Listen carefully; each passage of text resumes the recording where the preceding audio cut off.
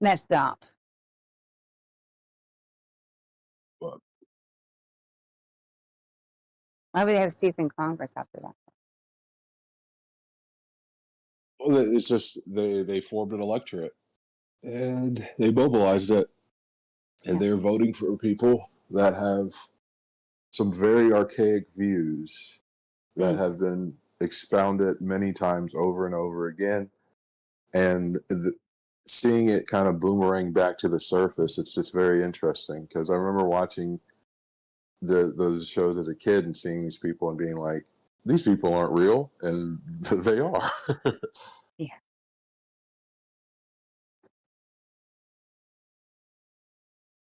We may not I like agree on your, you could call it the Jerry Springerization of American politics or something like that.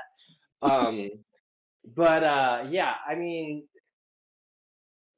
I don't know what to call it or why. Maybe someone has better. I just don't know. But it's like the thing that's attractive about Jerry Springer is that it appeals to like our base. Bible. No, our base, like what we are at a core, like without the intellect, maybe like just your raw emotions about things. And I think that that's kind of steeped into politics. Maybe that's what you were saying. I would say more the pageantry of it all, like on Jerry Springer, you had people out there just professing their views and sticking to it. You know what I mean? And you see the very similar type actions in Congress. Like just watch congressional hearings. It's a joke that these guys are the people who are creating laws for us across the board in every aisle. But at the same time, it's just it's the people on Jerry Springer are the people running our country right now. You have to realize that. Mm-hmm. Pretty much, yeah. Yeah, and the main issue, like that they're using to kind of like drive their politics is this immigration thing, which has a very big emotional like part to it for people. I don't know. I'm just like stuck on this. But the immigration thing, this is why I said it. One of the episodes I sent Omni, it was from like 1988, and literally this guy is saying, "We're being invaded. We're doing this." It's the exact same words. And when you go back and look at the to like fear, obviously. But what I'm saying, that's 1988, right? But you look at the stats, yeah. and we've had the same number of people coming over the border year over year, slight differentiations of like 10% maybe, all throughout that time. And then it's a giant problem. You know what I mean? It's this. It's like I said, either we were wrong not to listen to them then, or we're wrong to listen to them now. You know what I mean? Well, it has gotten worse. Like you see climate change driving like in Europe, like refugees and stuff like from Africa and stuff. And Russia exploiting that and using refugees as a weapon against countries that it's in competition with. Like so it has gotten worse. And the thing is, I don't disagree with the term worse. I think there's been more of it, and it's been more of it, and our system has not been good enough to manage it properly. One of the stats we were arguing here, it's like Obama deported like 3.3 million people, but most of them are at the border. That's because we had a better system. You know what I mean? The system that we need to put in, I don't know what it is, but it's not creating state-funded concentration camps to put these people in. That's not the answer. It's just such a slippery slope, and it's scary because it's like once they're done with these guys, who's next? They're going to have these facilities now. They're not going to not use them. You know what I mean? That's the government. It's just that's the scary thing to me. Just who's next? What right do we lose next? that's why I try to stay engaged.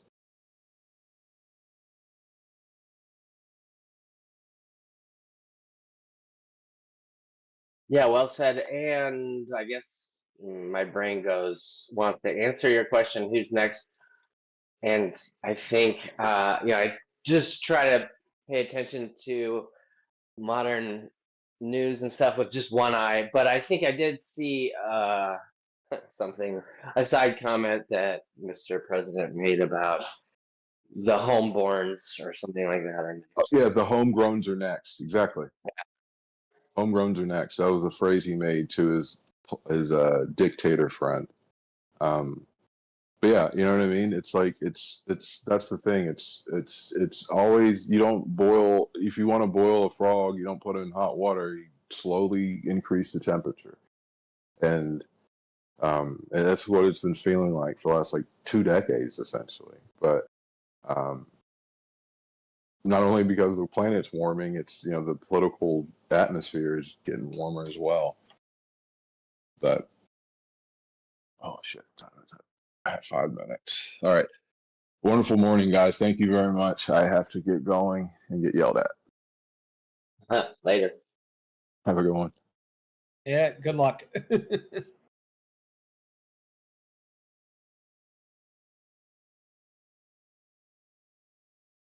Stace, should I unmute Dimmock?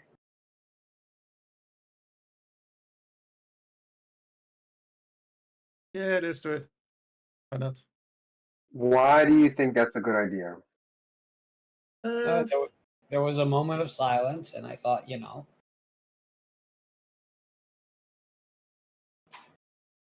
Well, what if we unleash the Dimmock? Oh, I thought I was it's not gonna- unmuted. it's not Listen, gonna go unmute well. the demo. Listen, I love demo. It could go good It's not gonna go or it well. could go sideways. Here we go. Has What's up, it demo? ever gone well? Yeah, Ha- it can. Has it? No, it never has gone well. I think so. But then again, I've been to every conversation and Demo's some good fun sometimes. He's hilarious. He is in a lab, in a bucket, and back in space and time.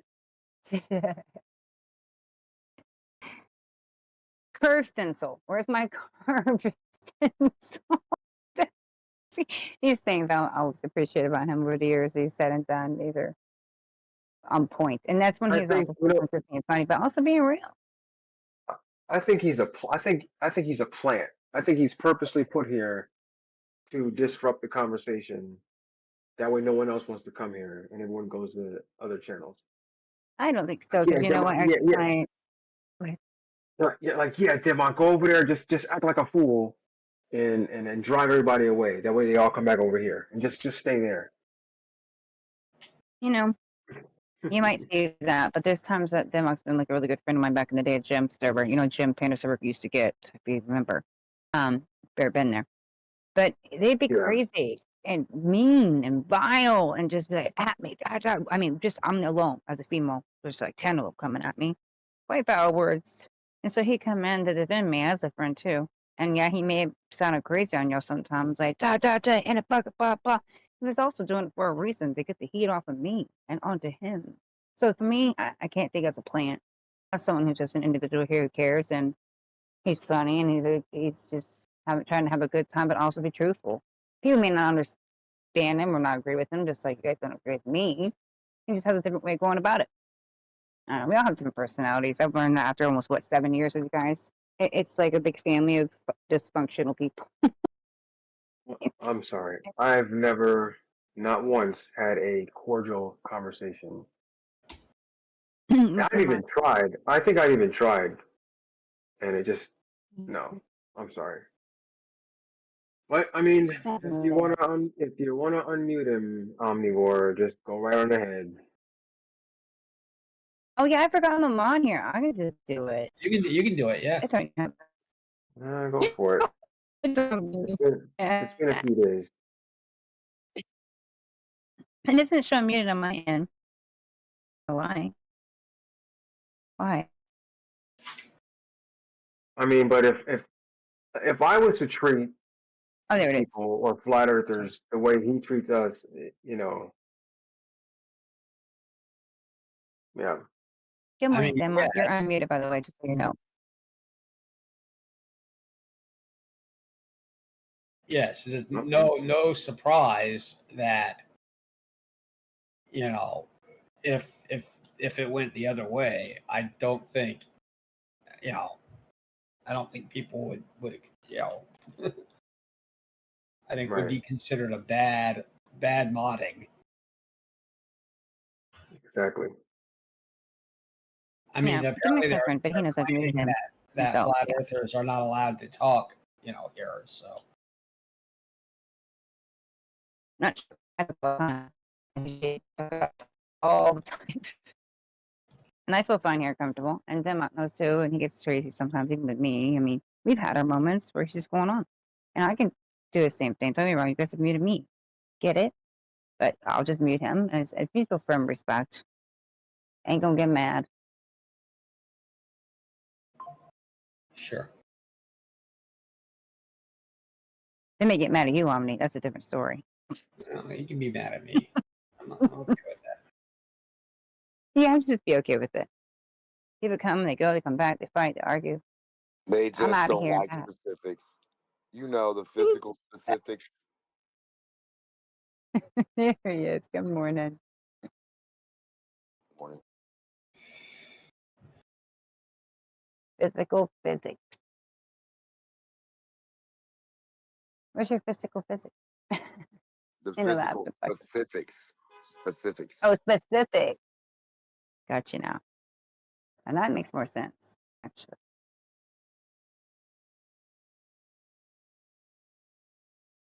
Like What when is they the measure physical stuff, it's specific? nothing. Yeah. Mm. And no matter what calculation they're off, it's always on. And no matter what error bar, the error bar is good enough for globe. Just no matter what. Yep.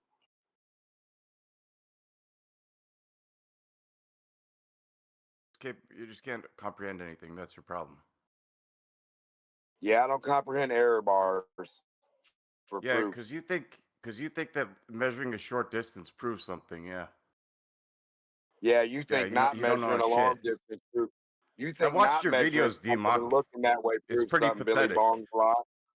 It's pretty Your pathetic. bong Your is no videos. different than your telescope. You don't even know how The to. telescope you're trying to prove something with. Stop looking out telescopes. You don't and even know how to hoping make a measure nail something. vertical to try. You're like, look at this nail. It's vertical. I don't even know how to that's do a it cool right, but story, it's Hope. vertical. You measure hopes. I measure physical stuff, weirdo. Yeah, does gas have mass? And this is why, no You offense, don't this is why even know Denmark does that, what do he you? does. No, Because when Stacey. people want to respond back, yeah, like kind of the way you are, they're going to respond back the way he's responding back. What? Because he's not able to comprehend anything? Well, if you told me I couldn't comprehend anything and I'm stupid, basically, and attack me in that manner, I might change my Well, do my you mood think up a gas little has bit. mass? You show me. Show us. Put it on a scale. Okay, so if you have a balloon and you weigh it, and No, then I you don't want blow a it up balloon. and then I you want weigh the it, mass of gas. there's a Stop difference. putting other stuff in this. I If you want don't the understand specific that, gas. you're a waste of Specifics time. here, buddy. Stay on topic. Gas. Right. We're not D-Mock, talking I got about one. balloons now, Dr. Seuss. Are we All right. ignorant? If you people are So too We're not if unable talking to I- about comprehend gas has balloons. mass, then you're a Don't waste That's of talk just time. about talking too, balloons. guys. Don't forget. wait, You don't wait. even know Don't about talk science about then. plastic. As far as gas and stuff, if I put helium in an envelope and put it and take it to the post office and it weighs negative, do they owe me money? I just need you to put the gas on the scale and shut up. Put the fucking put it gas in on the scale. something. Give me 50 pounds of hydrogen. I want 50 pounds of hydrogen, no container. You guys are too much. You guys are funny as fuck. Okay, But I'm Yeah, just the so container speaking that's truth. costs too much. so You wait, can so keep I'm that supposed to shit respond to container. that nonsense Stop wasting your nonsense thing money you on just said? metal containers. They would save you a lot. Okay, wait. Listen, it's comical, but in reality, if you're looking at it logically, it's really not nonsense what they're trying to put out to you. If you're listening. No, it is nonsense, but you try and They're pretend like saying it's not. gas has weight, but now they won't weigh it. Now it doesn't have weight. We did weigh They it. are I talking told you to nonsense. put it They're in double something and then you speakers. can weigh it.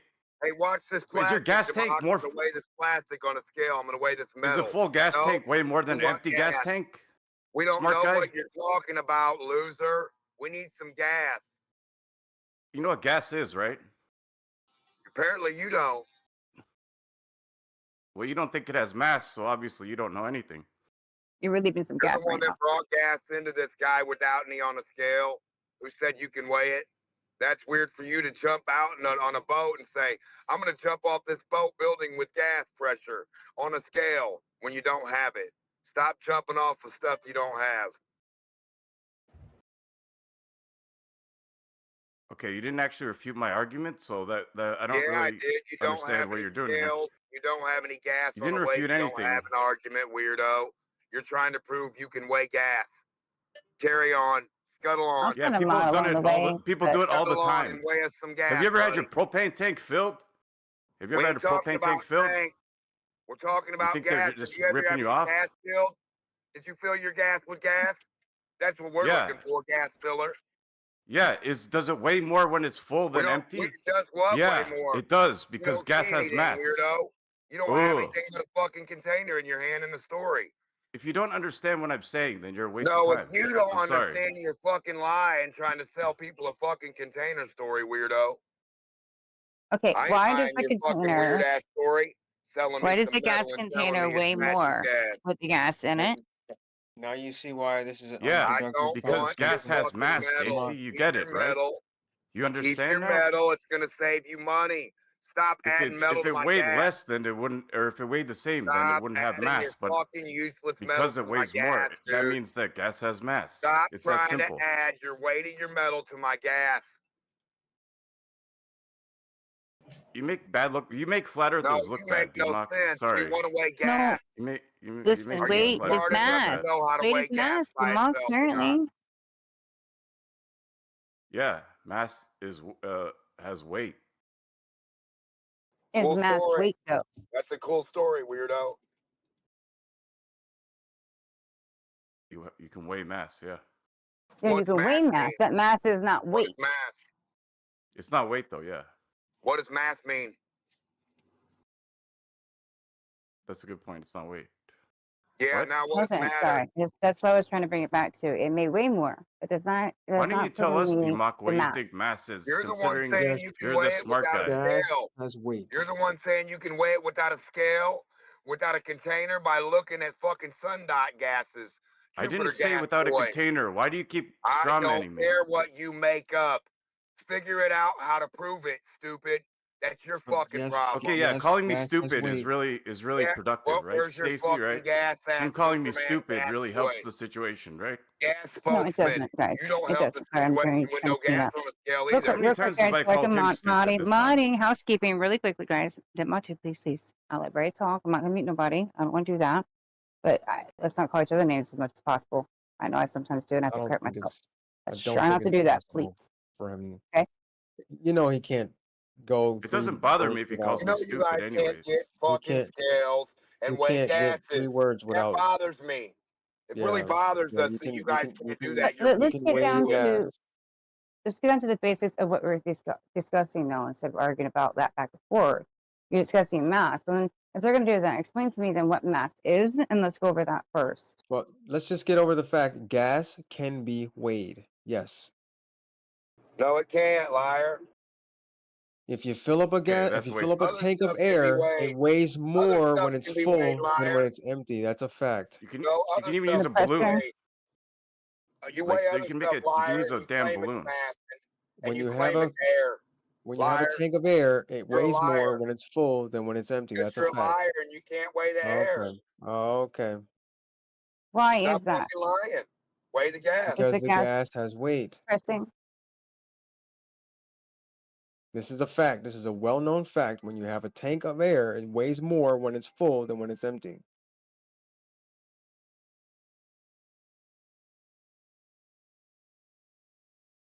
Have you weighed the gas yet for the classroom? Yes, many people have weighed the gas. Yes. We're not going to use plastic. We're not going to use Okay. metal.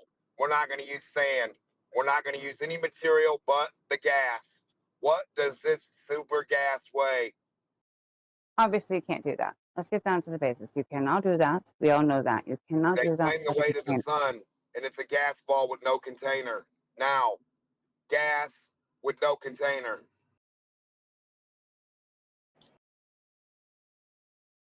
You forgot to say in a vacuum, like you always say, right?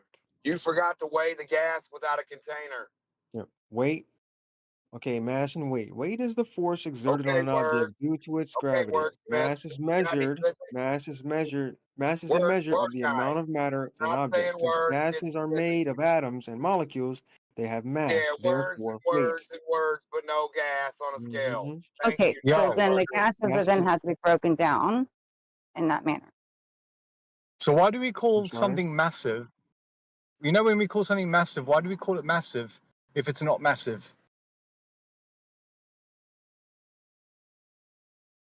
I don't know what you You do know, anything with when you don't have shit. I'm looking for the gas on the scale. We all failed third grade here. All your weeds failed third grade. Your we knows Okay. you can't do it. We knows you can't weigh gas without a container. Okay. Yeah, so what?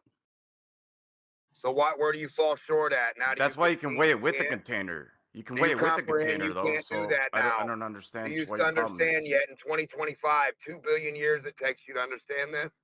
No weighing gas. Yeah, that's why certain gases will You are stay not near the weighing ground. gas. Stop just saying stupid words. Without the That's gas, why certain you gases will you stay are near the ground, nothing. like propane. Without the gas, you're It's heavy. nothing. Stop talking for gas, loser. Go get some.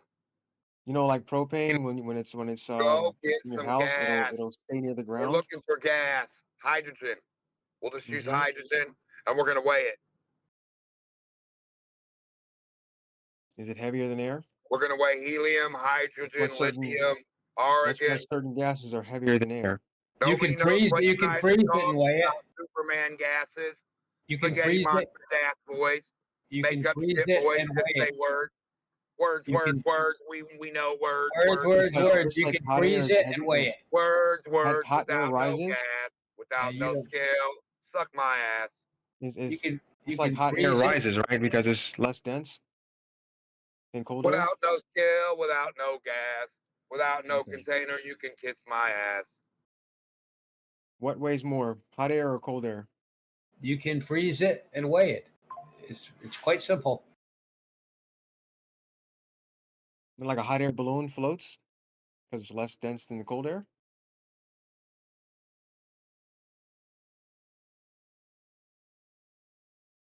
You'll never know because you don't know what air is. You don't know what gas Okay. is. You don't have none. You're a lost Spell air. son of a gun. You can't get Spell no air. gas without a container, you dumb fuck. Here Spell we are. air. Here Can we you are spell with air? no gas in your hands. What would you be speaking of? Show me some of it, weirdo. Spell the word air.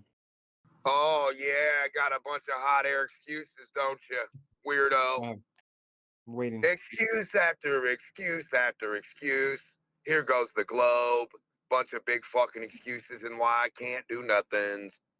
I could just do what I did with Jin. Why don't we Yeah, both I take a could test just and not see who do does better? nothing. Where's the If you can't beat me on a test, then gas? obviously We you're need not smarter gas, than me, weirdo. right? You If we don't even take a have test and we gas. both take the We same know you test, don't know what gas if I do is. better than you, We know you obviously I'm don't know smarter what than you, gas right? is. We know you don't So know why don't anything. why don't we do We the know test you then? don't know what gas is. We all know this. The Are whole you too world scared? knows. You're too scared to take a test, right? All That's what it flat Earth is. knows that you're too scared to waste some gas. You're too scared of authority to take a test and see if you're actually Yeah, wrong you're about too something. scared to not believe what gas Yeah, is. you're too Story scared to time. find out.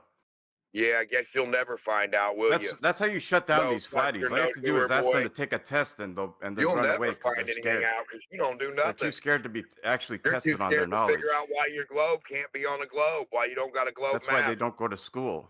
That's why you don't go to globe school because there isn't one. That's why you Yeah, don't do there's no ball such thing physics as because globe there aren't school. none. Yeah. No ball physics, no globe school, no ball science. This is where you fall short, ball guy. Is there a flat Earth school? Oh yeah, it's only Yeah, an that's a, well. If imagination by there's no Kyle ball Adams. school, what is there? No Yeah, ball there's a school, flat what Earth is school, there? right? There's no ball physics, what is there? What's the I don't next know. It could answer? be a If there's cube. no It could be globe a cube physics, or no a. ball physics. If Why do no you think the ball Earth physics is flat? exists It could be and you whatever can't shape. demonstrate any ball physics, what do we It doesn't have, have to be young flat. man? What are we left with, retard? There's I'm not no going to answer ball. your question There when is you call no me ball. What retarded. are we left with? There's no balls nowhere. You got no physical attributes, no reference. You don't know what balls do. You're too dumb for that. Trying to help you, trying to give you the You ball, don't but you know won't what let it be balls do. itself. Right. No, you don't trust I think you balls. just like to You hear think that yourself ball's talk. a liar. You I think think that Denmark ball's just likes lying to to hear you. himself speak. That's kind of why he Why is continues the to talk. ball lying to you Yeah. guys about being a It's unable ball? of having a About a ball, conversation about with all anybody ball, only that's ball every day. has 24/7, intelligence because only ball he stuff. just likes to Only say possible some on shit ball. and make people pissed No, that's off. all you guys say. Everything's Yeah, only I don't know possible you on just having a ball, but then conversation. you show us a flat map. Kind of stupid. It's for Balls are comic bad. relief. That's why we let him off the chain for a little bit. He comes in, gets himself muted, and he No, does it you all just over get again the mad next day. because you have no proof. You guys are the You do biggest this stuff in nothing real burgers life on to the face people, of the earth. or Not probably probably We don't. not. know Probably not. nothing burgers. Probably not.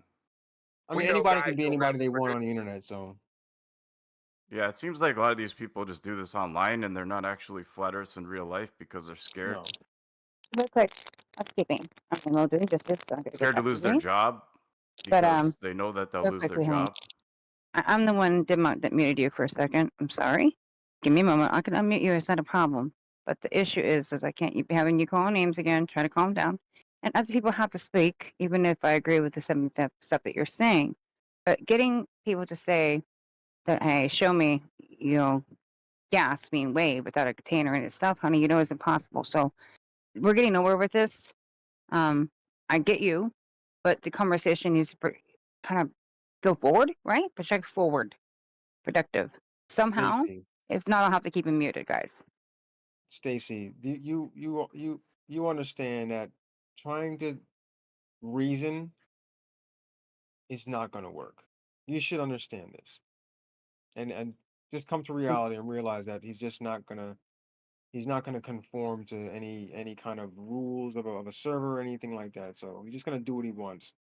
There's no point trying to reason with him because he does this for fun.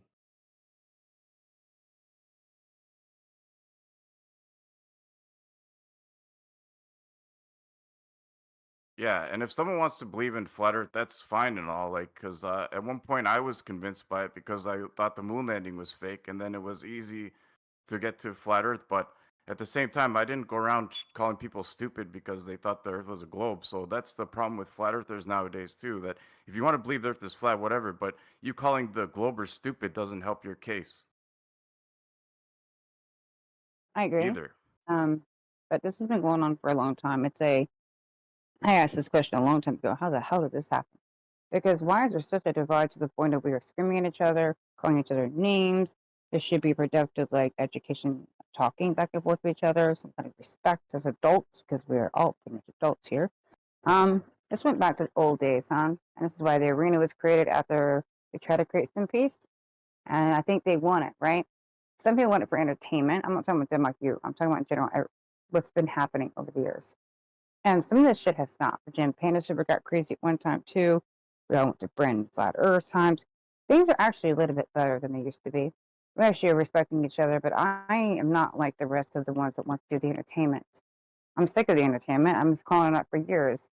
If you're going to be a truth, you're going to be a certain way. We should carry ourselves a certain way as well. And I put my hands up. I don't always do the same. We're human beings, but it's a fact to know when you should be trying. That's all I'm saying. And I appreciate it. But also, when you're saying these words, remember that you also, when you talk to people, and not people you have, but even if you push them up, that's how we present ourselves, even if Denmark is not. So if you're going to start with him, but calling him out and almost calling him stupid, he's going to do the same thing to you. This is just how the world works, guys. And the only way to change the world is with you. And I'm talking the same thing for myself. I ain't just preaching to you, telling myself the same shit. Well, that was the only way I was able to stop being a flat earther was I had to decide for myself. I didn't want other people telling me anything, so I decided that I didn't want to be a flat earther anymore because I had to deny all these things that were well-known science, like gas has mass. Like that's one thing that you guys have to deny, or you have to run, and you also have to make up stories about how the sun moves and the moon moves, and there's so many other things that you guys have to make up, and you don't know anything about it, and you pretend like you know stuff. And the globe has actual answers for these things, even though it's not perfect. It still has answers for these problems. So the flat Earth has nothing. But I will they, say if you, one if good thing that came out of me being a part of this community is that I learned a lot about the globe model that I didn't know before. yeah.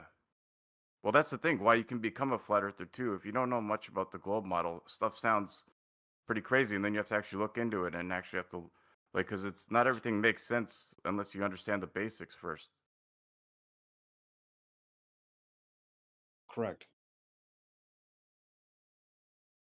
And there's so much I want to say, but I really am have to be productive and get some stuff done here. And there's a lot I have to do here right now. When you said the global scale of the answers, for me, that doesn't give me the right truth because it has a lot of, for me, a lot of maybes, a lot of assumptions, a lot of predictions, a lot of things along the way that could be truth. And science is always changing. And Pluto used to be a planet. I mean, come on, things will evolve. Well, But I've the also shape of the traveled, and Earth you're won't talking about being change. a flat earther, right? But me seeing this curvature and these other things in the role, like you're talking about these answers that focus on assumptions, I don't see that match my reality. Some people haven't traveled a lot. I have, and I still am, and I still do, who always will be. And the things that I witness is going to always go back to refraction. And I've looked into that refraction. And refraction, a lot of it is based on a lot of bullshit assumptions as well. And a lot of people even talk about that needs to be revisited. It's not maybe as accurate because we're talking about the same thing you're looking at with the 200 meters or whatever is going to be quantified over 54 damn miles, and that's going to be the same atmosphere. Incorrect.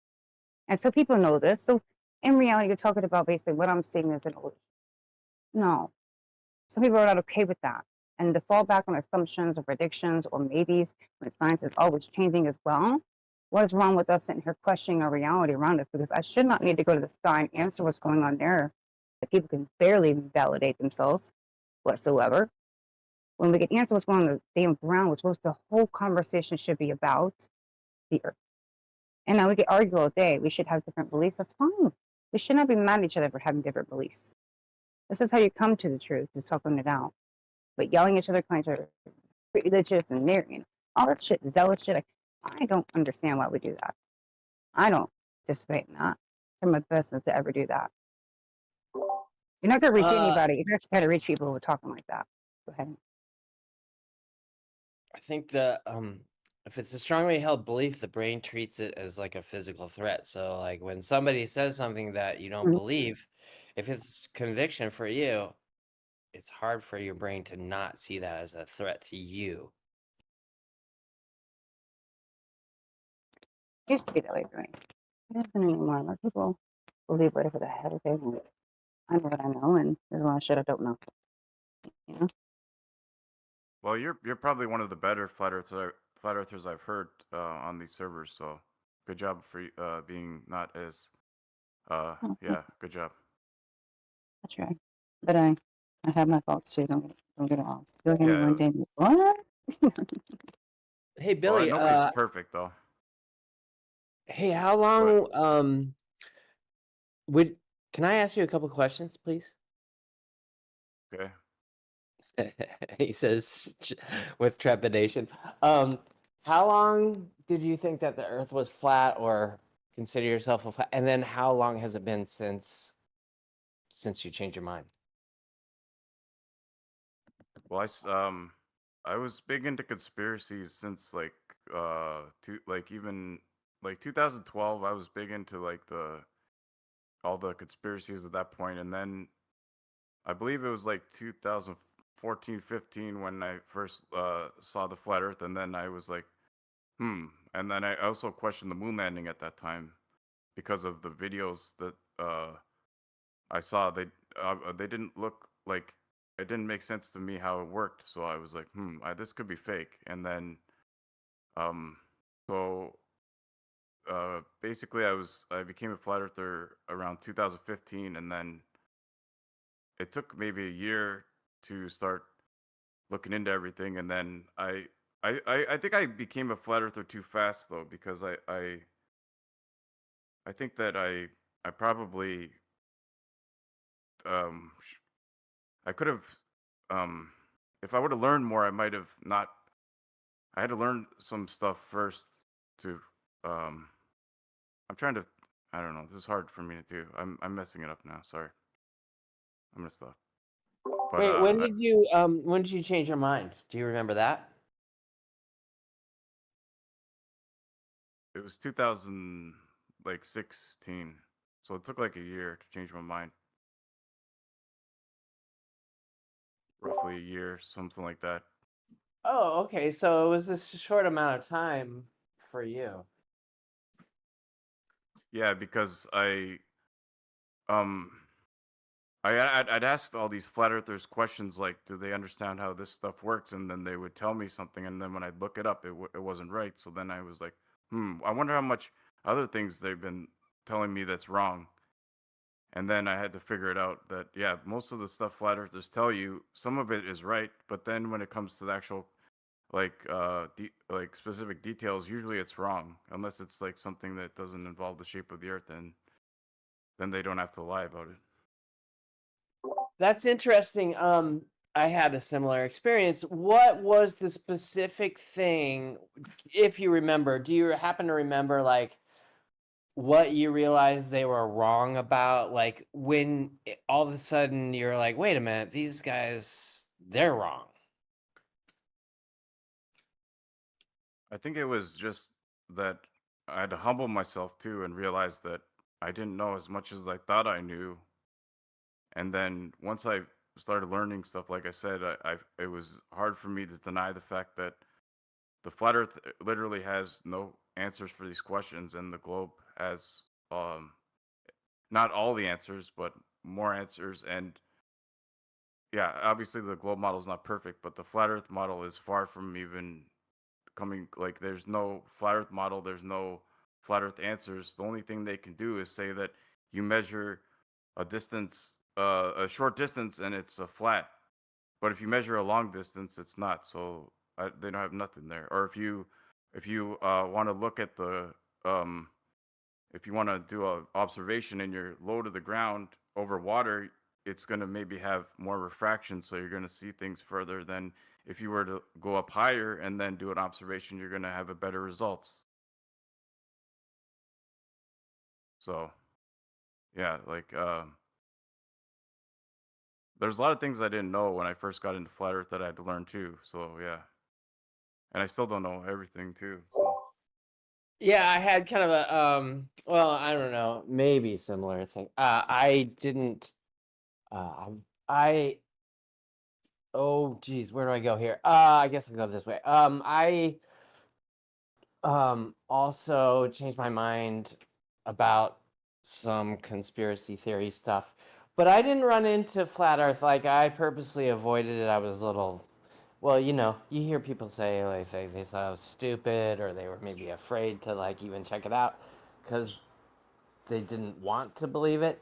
But anyway, I didn't run into it until a couple of years ago, well after I'd kind of changed my mind from believing in false conspiracy theories. And but I did actually, after I approaching with an open mind, I did start to question the shape of the earth myself and my own understanding, or how I know what I know, or what reasons do I have to believe, the whole 24/7 starting point of questioning whether you know why you think it is actually a globe. And most people don't, because we have like unquestioned beliefs that we don't really look into. But there was a point for me where I was like, wait a minute, is this really the case? Like, could this be a grand conspiracy? Like, I actually like went and like had a picture and asked a trusted friend, like, am I crazy, or like there's curvature here, right? And like I had this moment where I had to kind of question things honestly myself. Yeah.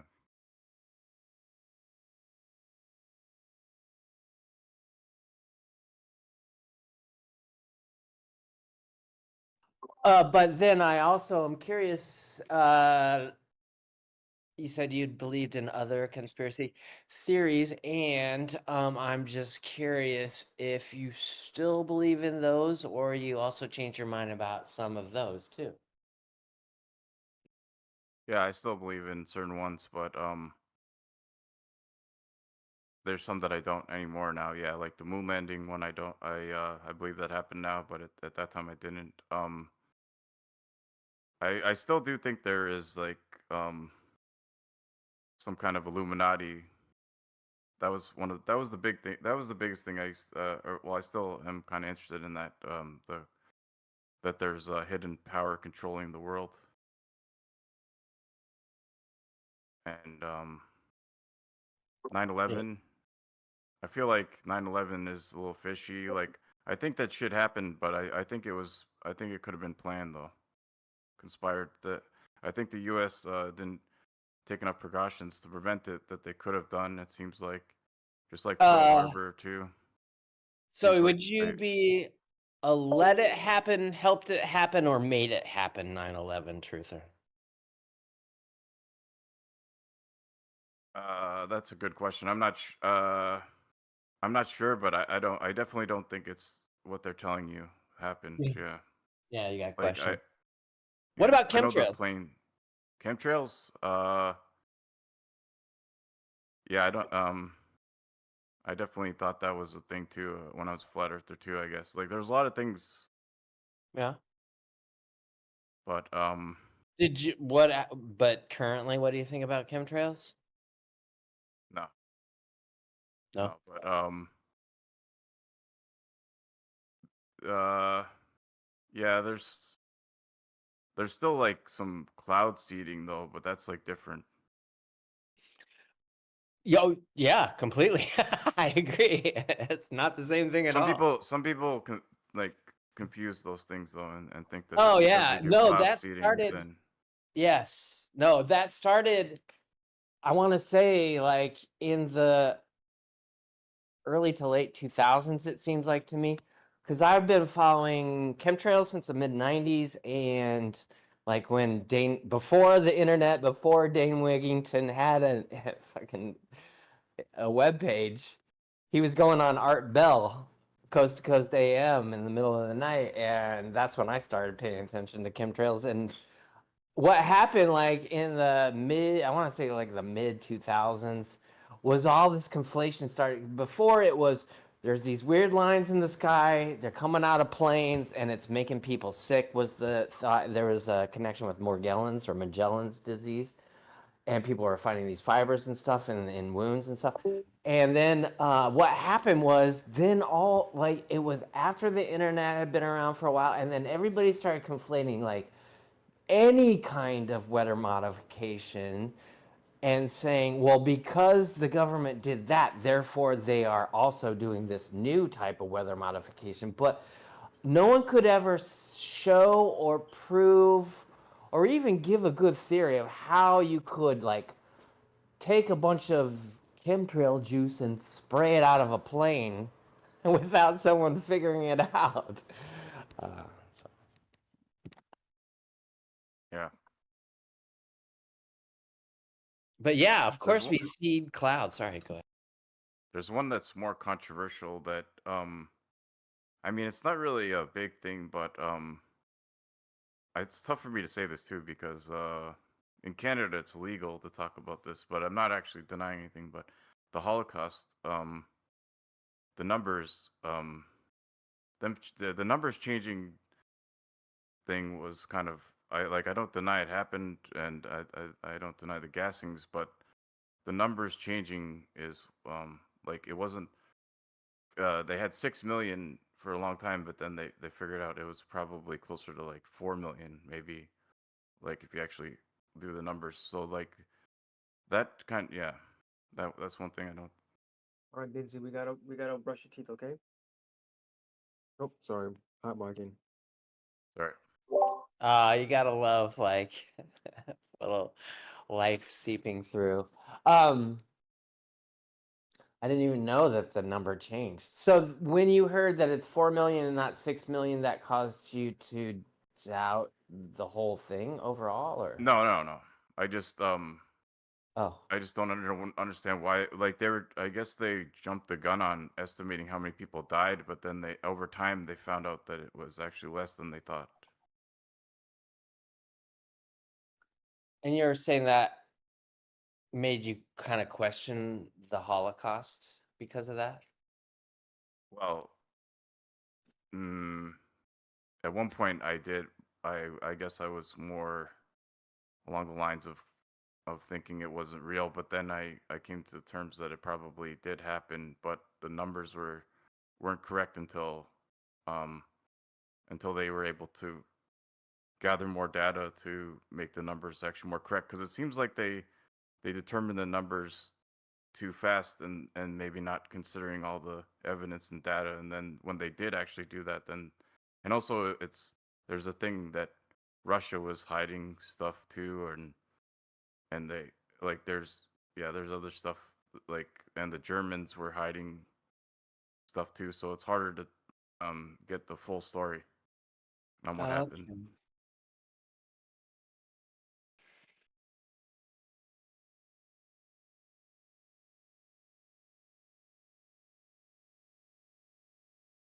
Did you, when you changed your mind about flat Earth, did that change the way you gather information? Like, did you stop going to websites you used to go to get maybe information like that? Or did you start going to like a new or different, more reliable place for information?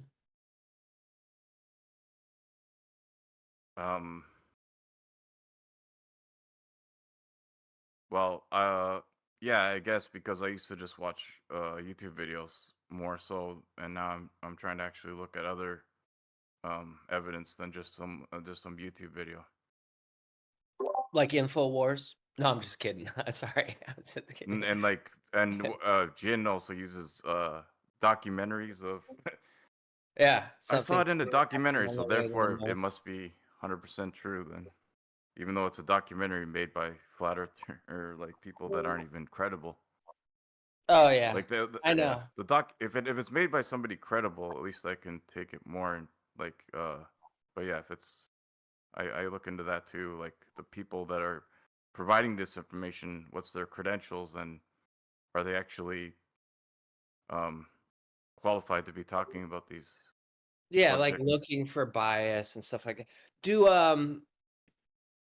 yeah, am maybe as a default slightly mistrustful of any video as a source for information, especially if it's not just like, just neutral. But if there's any type of like, which there almost always is, some kind of bias, uh, I'm usually very skeptical because I am wary that video can work on your, it can bypass your intellect and kind of work on your emotions. Like they have like music in the background that changes how you perceive things. And I don't know, I'm just kind of cautious and wary about video as a source of information.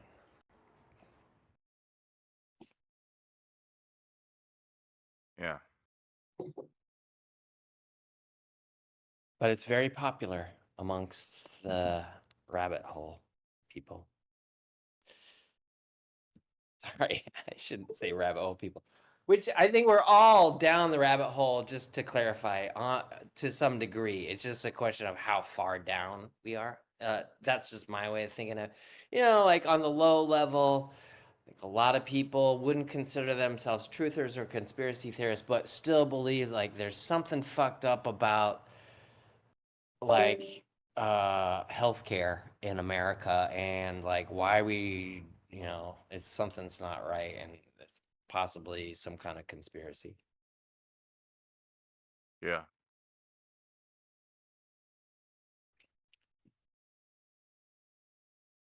All right, well, I gotta go. It's good talking to you guys. Yeah, I'll be thanks. back. Thank you. Thanks for talking too, though. I'll see you guys later then. Right on.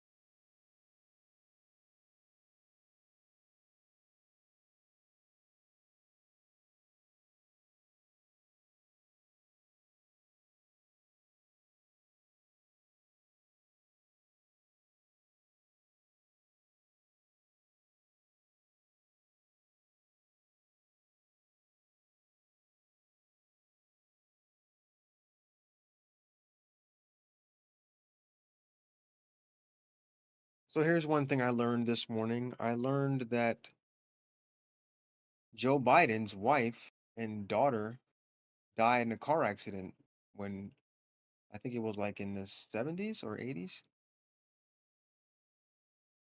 And then he had a son that passed away recently. So didn't know that. 3 people in his immediate family died. Pretty sad.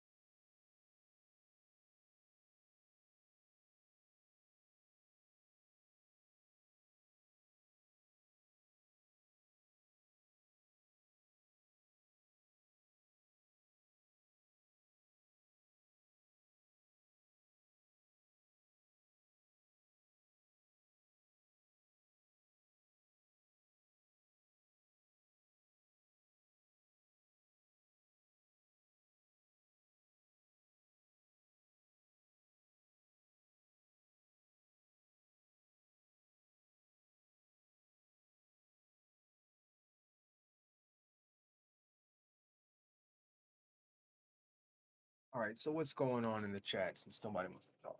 We got horizontal isn't sloped. Always, it's always fun to try and have a meaningless conversation with this gentleman.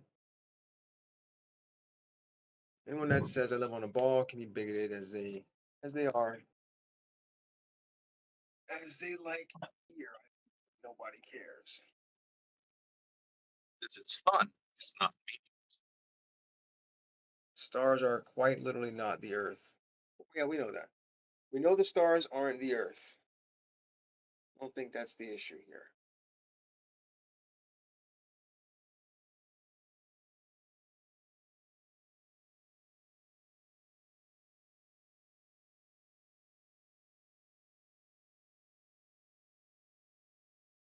Fine, but the movement of the stars can tell us where we live. It's quite easy. We live in a realm. We don't live on the ground, right? It's like we live in the whole everything that we see. Oh, you can't tell where you live by looking at the ceiling. Like that's dumb because you look at the ceiling, you're like, oh, I'm inside. I'm not outside. You learn so much by looking up. Exactly. And like I said, the movement of the stars is just enough. Yeah, sure.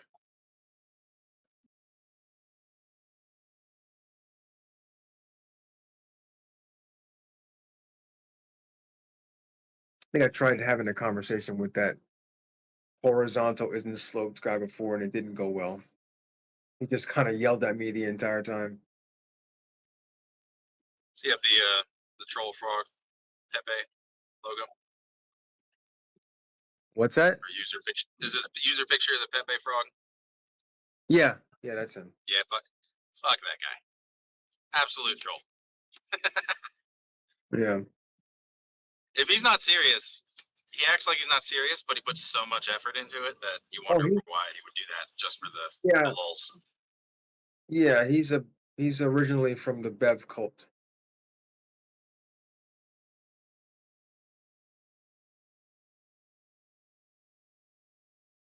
You know, level is horizontal and all that jazz.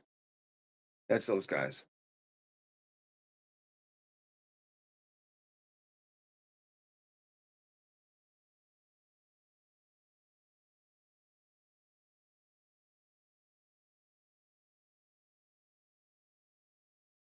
Do this.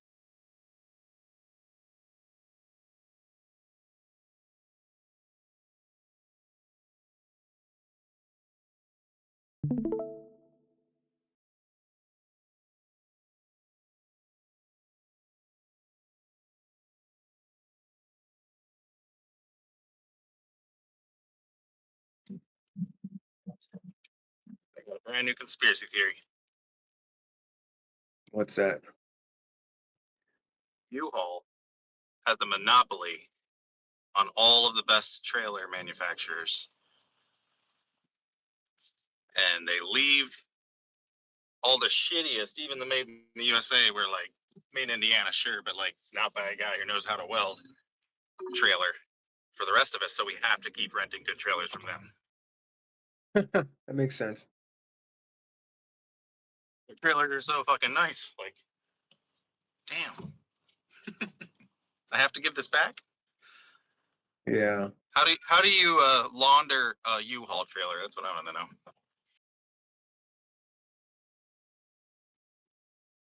to know. I mean, I guess you could keep it and then rent it out yourself, and then just keep paying them. I want to use it for myself and not pay for it forever. I did see someone on Reddit ask whether you could buy one of those, and those you can't. Like, unless you've got like a U-Haul that went out of business or something, and they auctioned it off. Apparently, one guy actually got one that way, but the cops kept pulling him over, being like, "Hey, why are you keeping that trailer? Let me see your rental paperwork." No, it's mine. Yeah, right, buddy. That's not yours.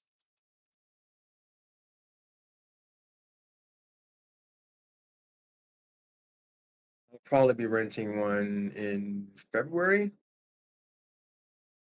to move one of my vehicles from Texas to Missouri. Sounds fun. Oh, look. Matthias is here. Always a pleasure.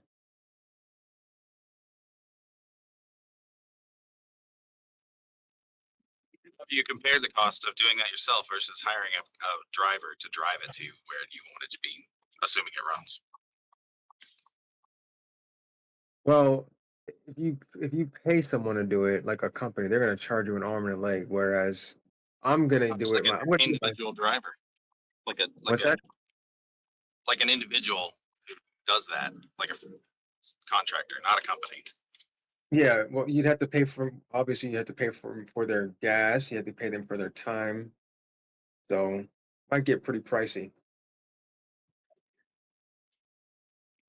I've met people who do that, but I've never like compared the costs of round trip for me versus and plus the hardware plus my own gas.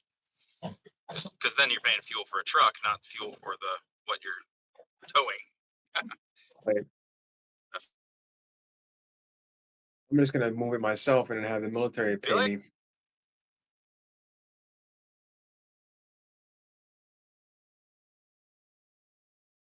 Because they assume that they say, okay, we'll pay you the amount that you would spend on another company.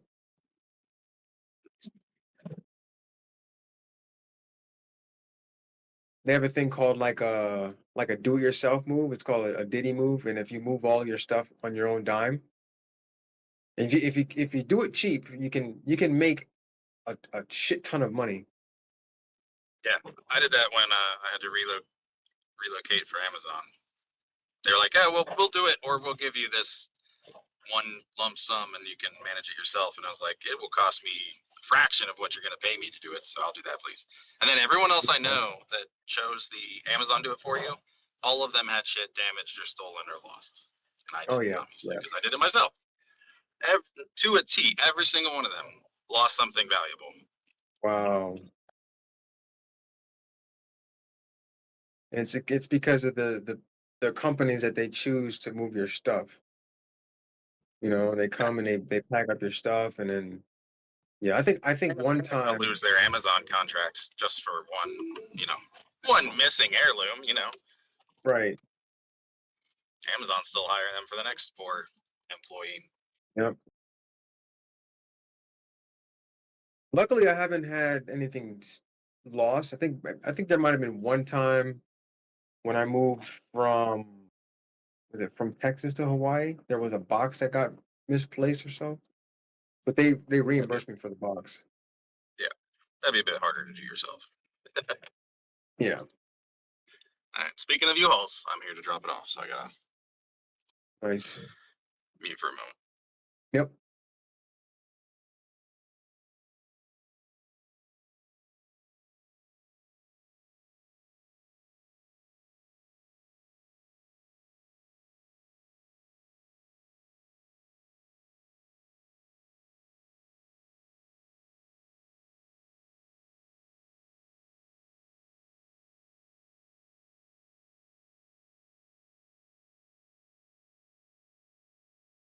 Like, do you come here and do the same thing every day? You just block people? Like,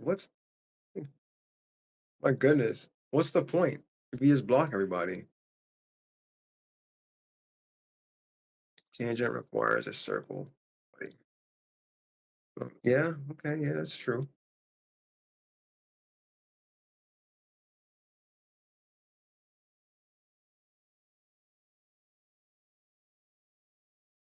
Yes, we know a tangent is a straight line. Yes, that's true.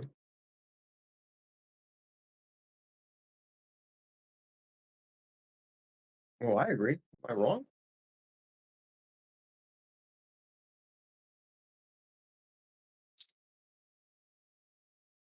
Stop.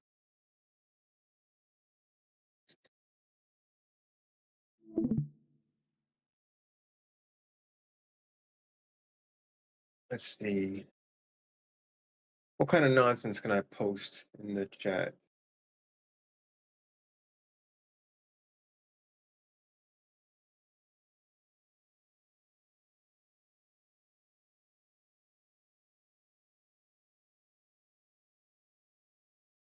Tangent of angle.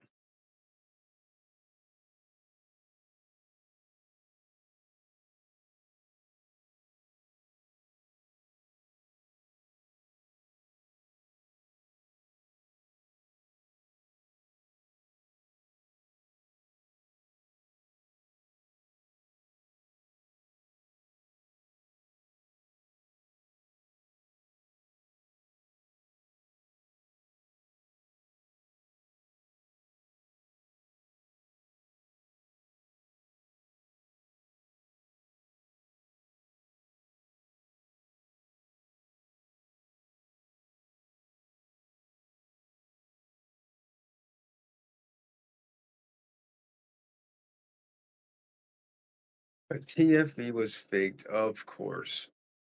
Sure, it was faked. And all the thousands of people that have already been there, they are all lying also.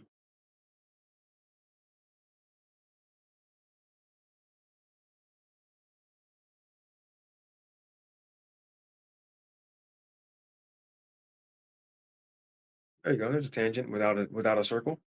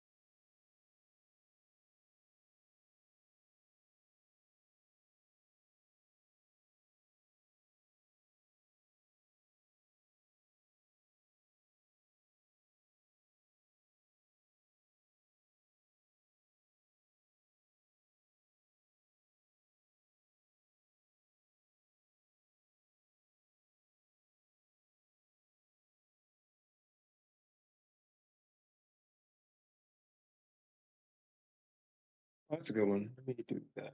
That's a great one.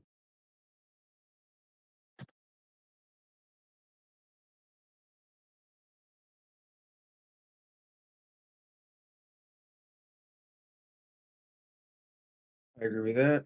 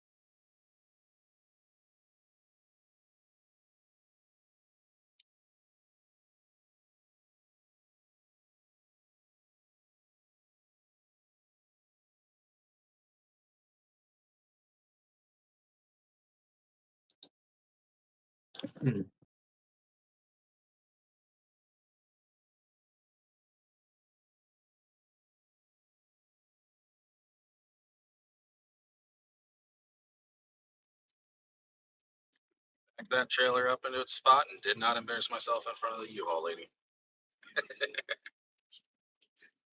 Nice. I just, I just need a. Surely there's like a place you could just practice that shit. Because I don't do it often enough to like need to be super good at it. But You talking about backing up a trailer? yeah, Oh yeah. Yeah, it takes a little bit of a skill. But what's weird is that like sometimes when we're trying to back up trailers, like someone's trying to ground guide you while doing it. And I'm always like, yeah, just yeah, don't ground because I can't. Because it's kind of like you're doing it opposite when it's turning. yeah. So if I have a ground guide, you're just gonna confuse me. I'm just like, look, just stand over there and make sure I don't hit nothing. and I'll Yeah. back it up. Yeah. Throw your hands up if I need to stop right fucking now, but don't try and tell me which way to turn. Right.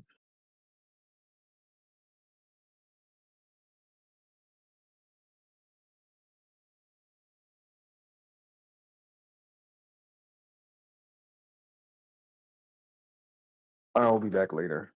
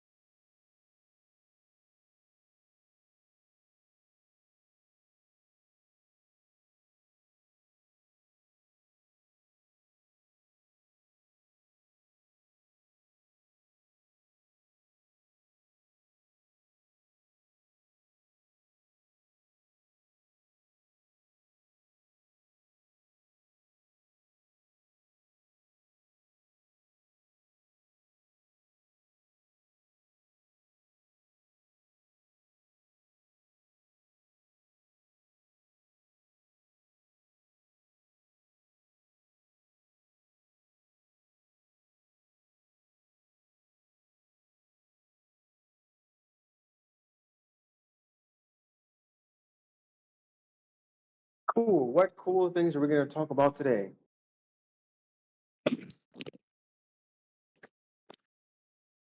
Are we wrong about geometry or wrong about physics? What are we wrong about today?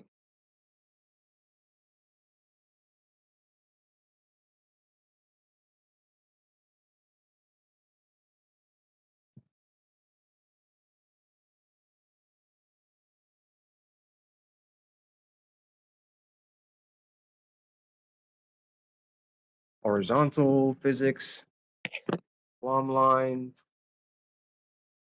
zenith angles, perpendicular.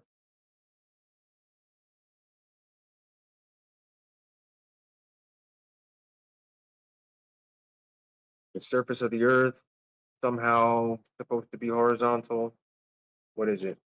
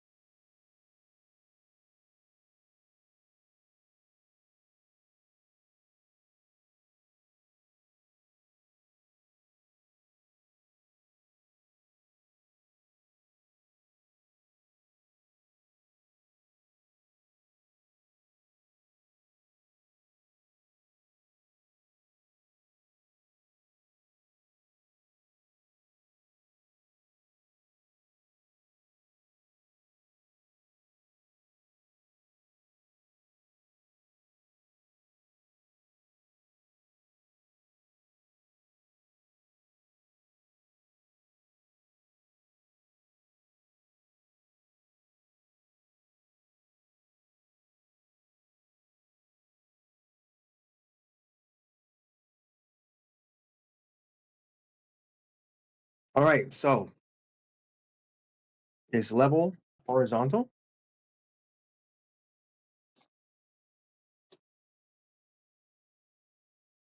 Is it perpendicular to plumb?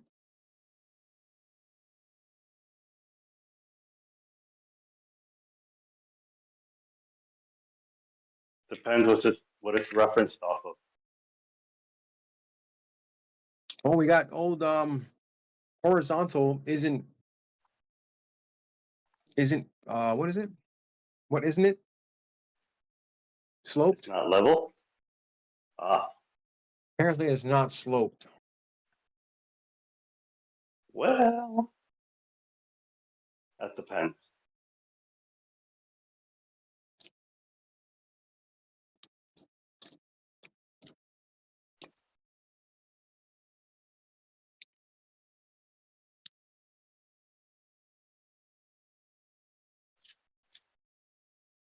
Come on. You can open up your mic and tell us how we're wrong. It's okay.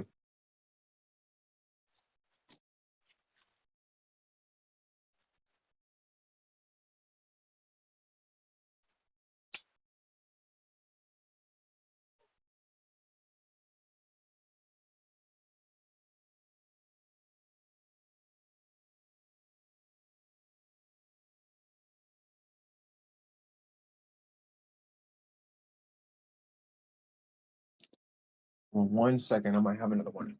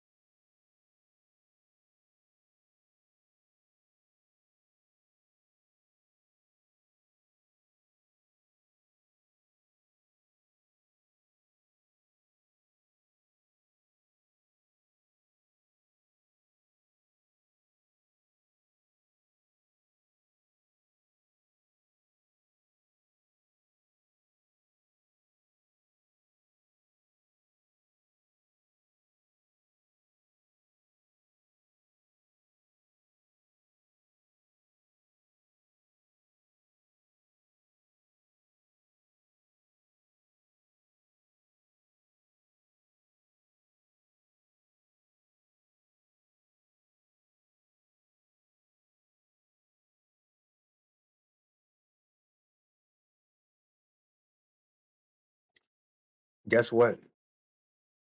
Horizontal is sloped.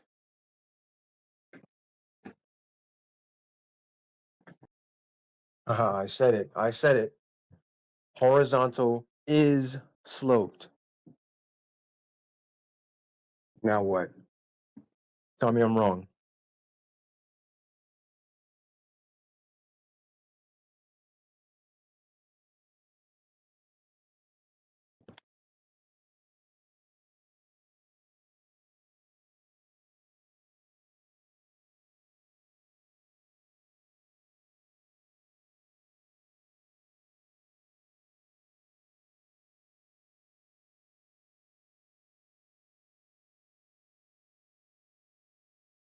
I must not be listening. Still wants to type in the chat. It's fine. It's cool.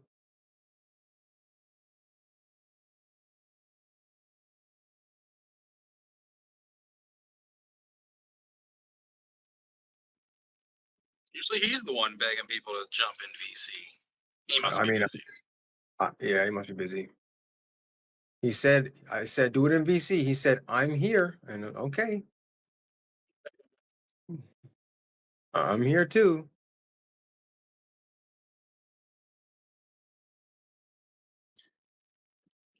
Probably said, "Shit, SC's not in here to help me mod me." So I have this this is cool. I have this this little test here that I downloaded a few years ago. So number one is the true shape of the Earth is best described as A, perfect sphere, B, perfect ellipse, C, slightly oblate sphere, D, highly eccentric sphere. I feel like you could just guess, and there's only one obvious choice.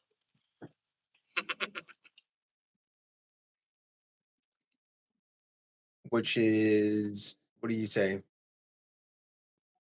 It was C, slightly. The only one was slightly and not perfect. Or Correct. Correct. The next one has a table you can't see, so I'll skip that one.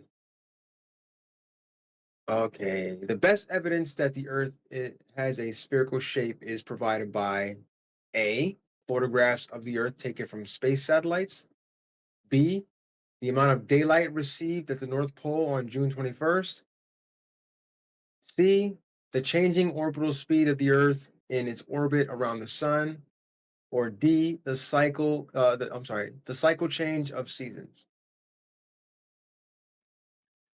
that's subjective. Where's E? All of the above, because those all work. I would say A, photographs Right. of the Earth taken from space satellites. That's why they have to like actually just be space's figures Correct. before they can even attempt to be flat earthers. If you're like space is real, satellites work, but Earth is flat, like that person Right. doesn't exist. All right, number 4. Measurements taken from space show the Earth to be A, greatest in diameter at the equator, B, greatest in diameter at the poles, C, a perfect sphere, D, pear-shaped. Huh. Measurements taken from space show Earth to be. I mean, Newton predicted it a long fucking time ago. So whatever the wider at the equator one is. Yeah, the greatest diameter at the equator. Okay. Number 5. The North Star, Polaris, can be used for navigation in Earth's northern hemisphere because A, Polaris is located directly over the Tropic of Cancer. B, Polaris is the brightest and most easily located star. C, the altitude of Polaris is equal to the observer's latitude. Or D, the position of Polaris changes with the seasons. It's that darn linear relationship between distance from the North Pole and elevation of Polaris. Just that must be perspective. Correct. C. All right, number 6. Latitude of the latitude of a point. Latitude of a point in the northern hemisphere may be determined by measuring A, the apparent diameter of Polaris, B, the altitude of Polaris, C, distance to the sun, or D, apparent diameter of the sun. Altitude is a weird choice there. Well, no, it is altitude. It's just angular altitude, Yeah, angular elevation. no, is B. All right, so from you, okay, this one, let me see. Okay, yeah, from Utica, New York, Polaris is observed at an altitude of approximately A, 43 degrees, B, 47 degrees, C, 75 degrees, or D, 90 degrees. I think for this one, it had to be either A or B, which are Yeah, kind of close. exactly. Which is which, but I which one it think be? it's A, 43. Yeah, whatever its latitude is.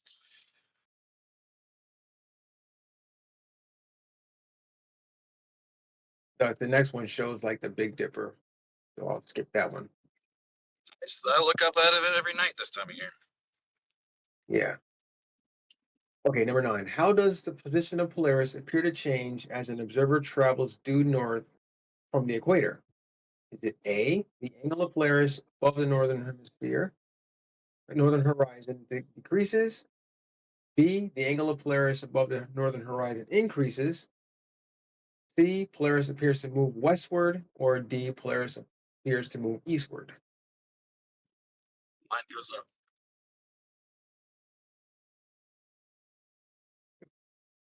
Yes, you are correct. All right, number 10. At which latitude will Polaris be overhead? I bet some people want to say 0, don't they? Yep. But So it's not. A is 0. B is 23.5 degrees north. C is 90 degrees south, and D is 90 degrees north. So it would definitely be A. Oh, he left the chat. He left the VC. What happened? You have a while He, ago. he didn't want to answer the questions. All right, hold on 1 second. Somebody's calling me.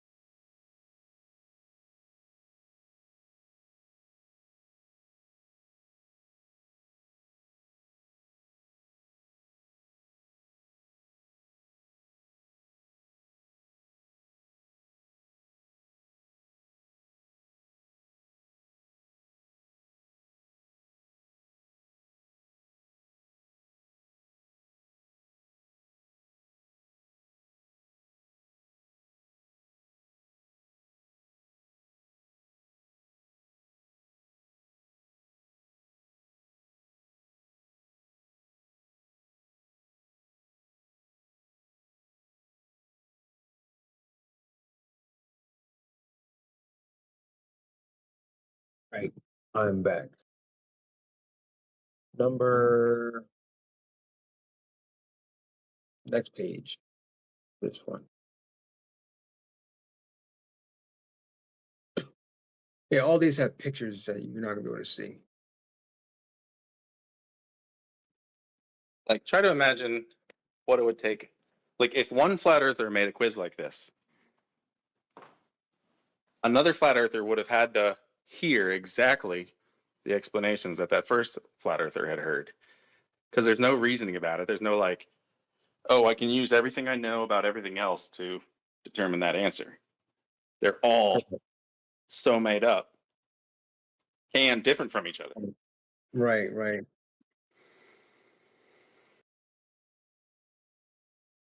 Mm, most of these are just about latitudes.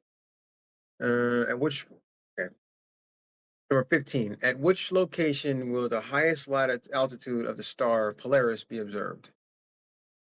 A, the equator.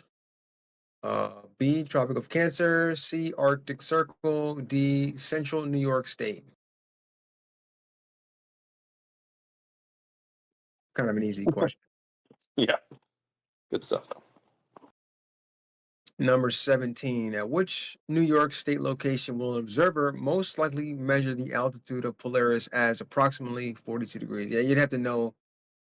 You'd have to know the latitude of these four cities: Jamestown, Oswego, Plattsburgh, and New York City. Three Um, three New York State cities I've never heard of, yeah, and the other one, and I don't know any of their latitudes.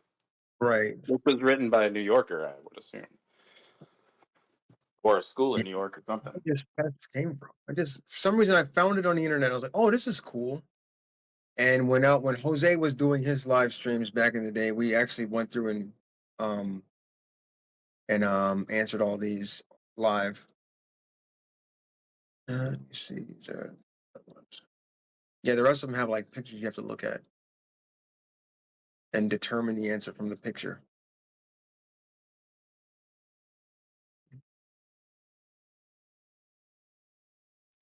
Thirst love cartoons, but maybe that wouldn't give them an edge in those. Mm-hmm.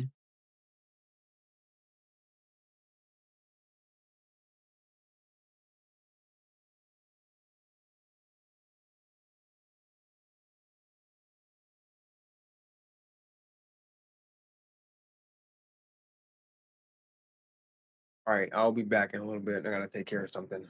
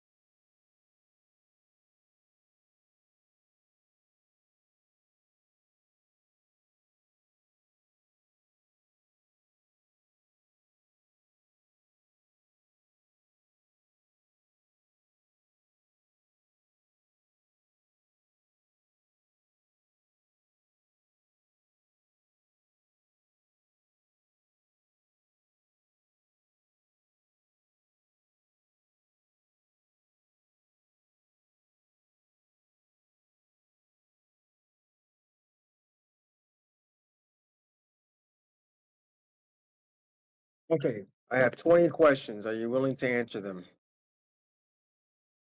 They're multiple choice.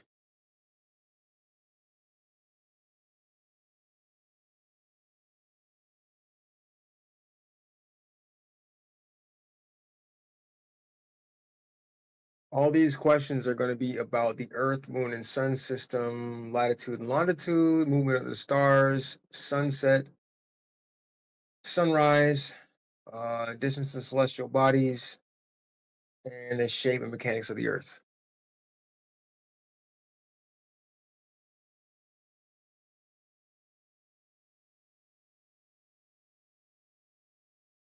No, we're in the VC, man. We're not. I'm not in the chat.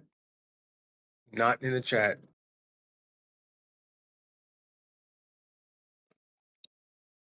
Actually, flat earthers could make a quiz like this, but D would have to be I don't know or we can't know, and that would be the actual answer for every question that on. Right. Yeah. Correct. So I'm trying to get horror because I just made another quiz with 20 questions. Hold on 1 second. Create a quiz night would be cool.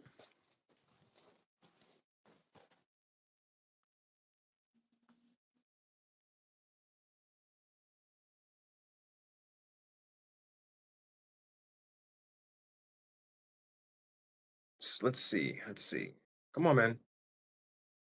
I'm not about to answer your nonsense questions in the text chat. What do you imagine is the exact oxymoronic slope of horizon if, according to you, the oxymoronic slope of the horizon is non-zero? Really? What kind of question is that?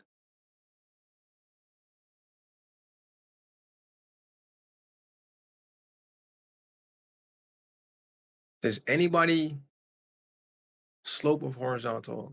Like, what do you?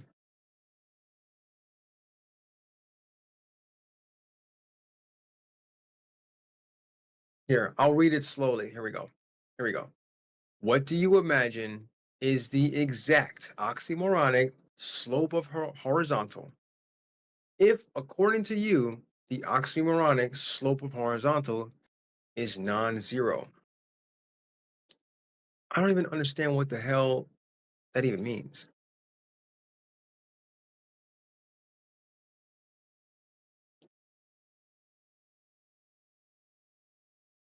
Just come in and I have 20 questions for you, man. Let's do this. Let's not ask stupid, ridiculous questions. Let's see how much you know about the globe model.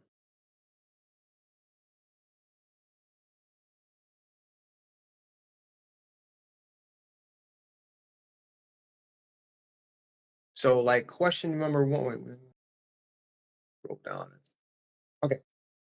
What caused number one would be what? Oh, he ran away. Oh, come on, man.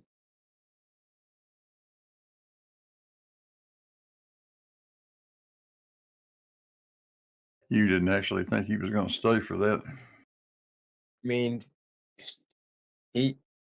I said jump into VC. He said I'm here, and I said okay. Mm-hmm. He didn't even open his mic to say anything. Yeah, I was looking forward to that too.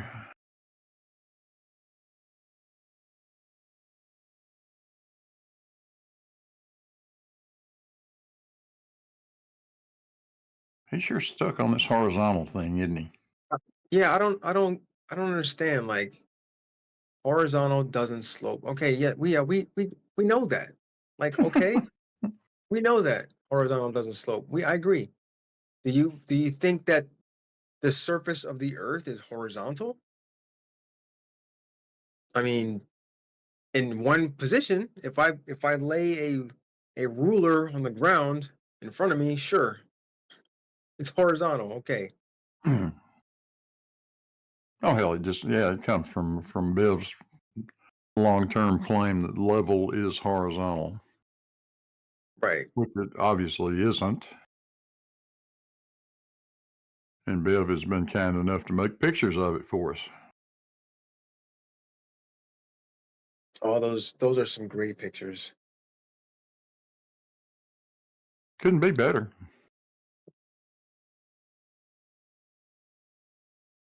He's got his auto level set up right at or about sea level, more or less. Hitting the top of a damn 100-foot high building 13 miles away. The base of which is right about sea level. Like, how many times do you have to tell someone, yes, horizontal doesn't slope. We get it. But the surface of the earth drops below that horizontal. That's right. Level departs from horizontal. Listening We've to missed what you're listening to your requirement to your desire to get 20, is it 20 questions answered? Yeah. It struck me it might be quite useful actually, because what you could, if you could get hold of like 20 globies and 20 flatties, for want of better terminologies, yeah, and you sat them down and you got them to, without referring to each other or collaboration on the answers, just get them to individually answer those questions, yeah. I'll wager that even though they say they know the model better than we do, if all of those questions were suffixed with the term within the globe Earth paradigm, comma, yeah, I'd argue that the 20 globies would have far more consistent answers than the 20 flatties would. Right. I think we did this before on Jose's a long time ago. Do you remember that, Blue? Yeah, we did. Because I'm constantly told by people that they know the globe model better than I do. Right. And it's yet to be demonstrated.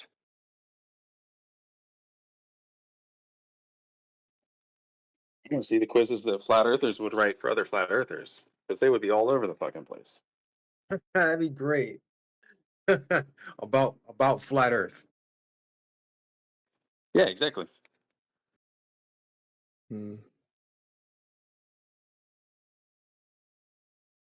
fact, I'm willing to argue that if you got like 20 people who wouldn't normally come here that have been through a physics education, and you gave them those 20 questions, they'd probably get some of them wrong, but I think they get them consistently wrong. So if there was questions like about the seasons, there is an alarming number of people who think the seasons are about the elliptical orbit rather than the tilt. Right. Yeah. Because in their mind they evoke all the the meme images of the extremely elliptical orbit. Yeah, because they think that the Earth just moves farther away from the sun, and that's why it gets colder. Yeah, they think that's that right in a lot of people's minds, particularly those who haven't studied science but seen textbooks. There is a profound difference geometrically there. Right. I have heard someone say that before too, and I was like, "Do you really think that that's how it is in the globe model?" Yeah, there was someone who did someone on YouTube went around the college campus asking just one or two questions just like that, multiple choice. Why do we have seasons?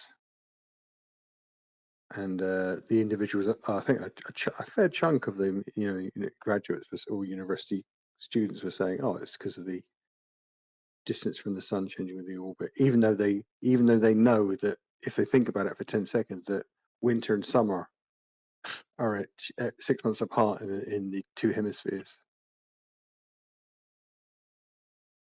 Let me see. Do I have any questions about the seasons? I should have added that.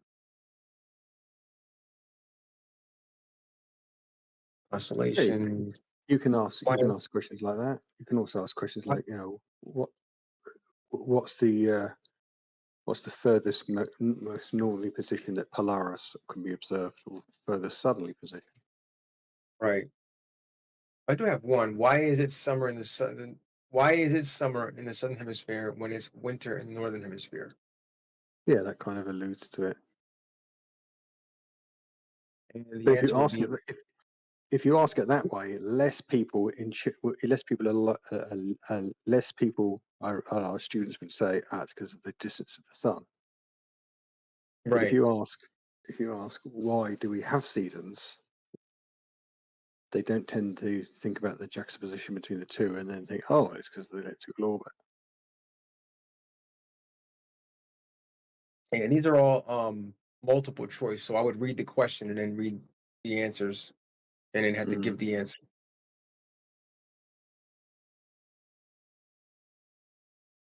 Isn't there like an like a text bot where it does like a quiz and people just do the quiz all together? I remember someone doing that on a live stream. We all had to like join in and do the quiz together, and at the end it showed like the who used to do that? It was one of these guys from Australia who used to do that. Yeah, but he would have a quiz night.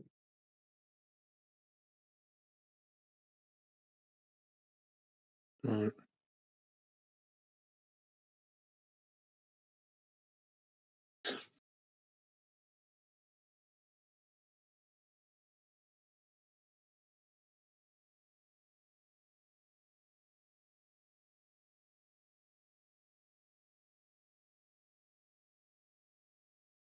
All right, I'm gonna just go ahead and read these. All right, so if anybody can hear me in the text chat, you can join in, and I'm gonna read these questions. And if you got the answer, just type the answer in the chat, and I'll see if I can. You can check your answers at the end. So, question number one. Matter of fact, I'm gonna do this. I'll copy this and paste it. Question number one. What causes the moon phases? Is it A, the moon emits its own light? Is it B, Earth's shadow always falls on the moon? Is it C, the moon's position relative to the Earth and sun? Or is it D, clouds blocking parts of the moon? I'll paste it here. All right. Number two. What causes a solar eclipse? A, sun turns off. Is it B, the moon blocks the sun's light? C, Earth's shadow covers the moon? Or D, sun moves closer to the Earth?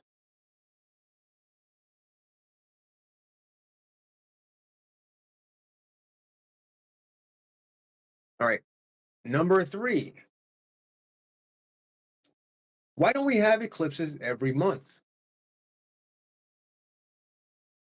Is it A, the moon's orbit is tilted? B, the sun doesn't always shine? C, the moon orbits backwards? Or D, Earth wobbles every week?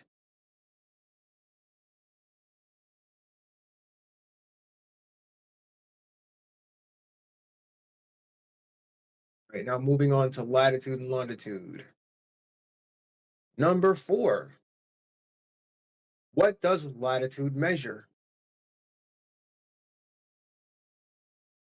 A, distance from the North Pole. B, height above sea level. C, distance east or west from Greenwich. Or D, distance north or south of the equator.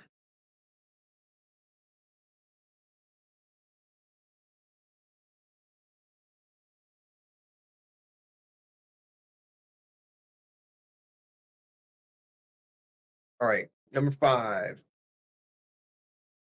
What does longitude measure? A, distance north or south, distance north of the equator. B, depth of the ocean. C, distance east or west of prime meridian. Or D, temperature changes. That's kind of a no-brainer.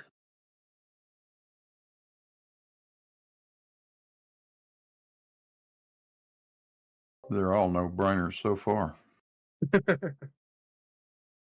All right, so number six. If Polaris is at 45 degrees above the horizon, what is your approximate latitude? Is it A, 0 degrees? Is it B, 45 degrees north? Is it C, 90 degrees south? Or is it E, 60 degrees east?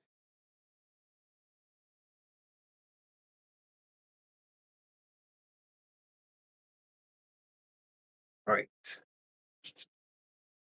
Number 7, stars and Polaris. Why does Polaris appear fixed in the sky? A, it doesn't move. B, it's at the center of the galaxy. C, it's aligned closely at Earth's rotational axis. Or D, it's much closer than other stars.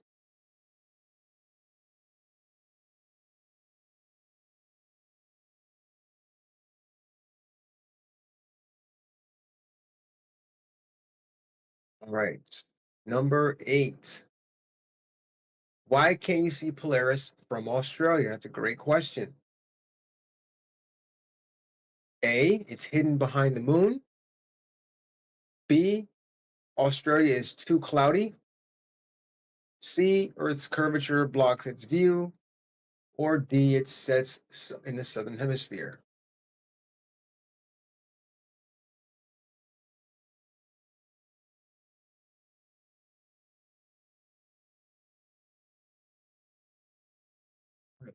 Number 9. Why do stars appear to move in circles around Polaris? Let me read that again. Why do stars appear to move in circles around Polaris in time-lapse photos? Is it A, Polaris spins fast? B, Earth rotates on its axis? C, stars orbit Earth? Or D, the camera moves? I think I know what flat earthers would answer on that one. They would probably say C. All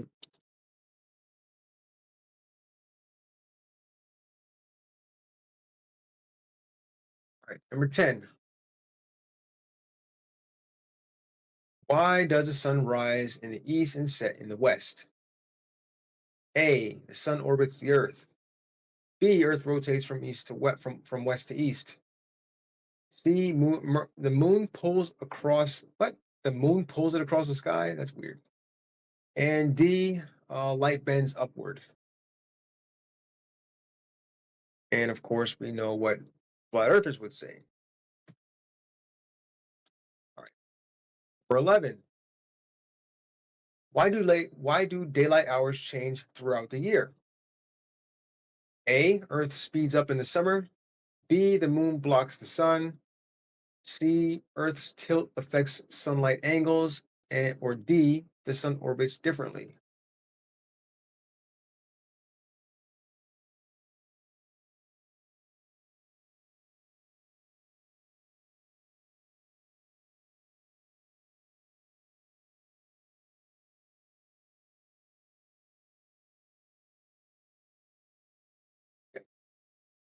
All right, number 12. Why is the sun higher in the sky during the summer? A, the sun grows taller. B, Earth gets closer to the sun. C, Earth's tilted axis points your hemisphere towards the sun. Or D, atmospheric refraction increases.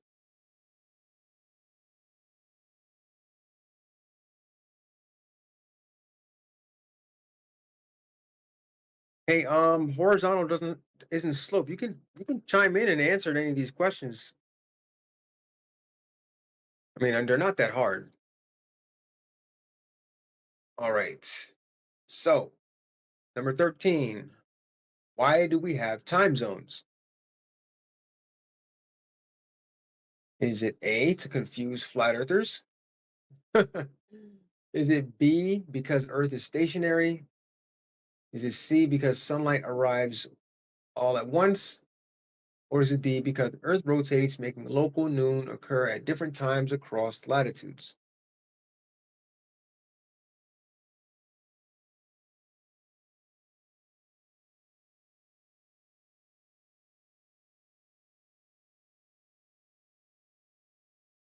Moving on to celestial bodies. What is the average distance to the moon? This should be an easy one. It's all in kilometers for those of across the pond. All right, what is the average distance to the moon? Is it A, 3,800 kilometers? Is it B, 384,400 kilometers? Is it C, 38 million kilometers? Is it D, 150 million kilometers? That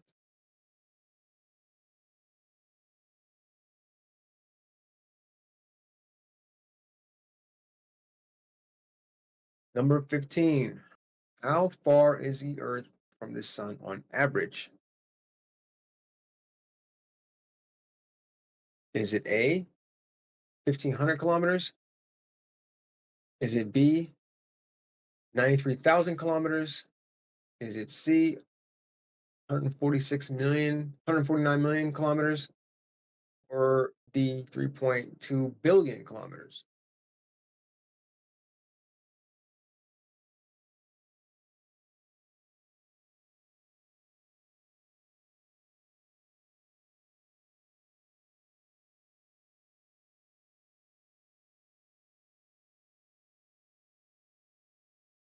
All right.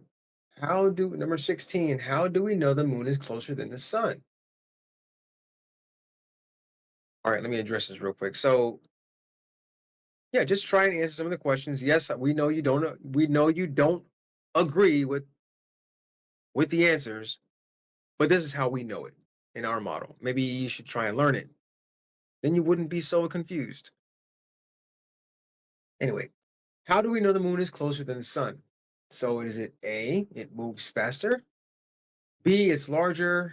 C, it appears bigger at night? Or D, it can block the sun during eclipses?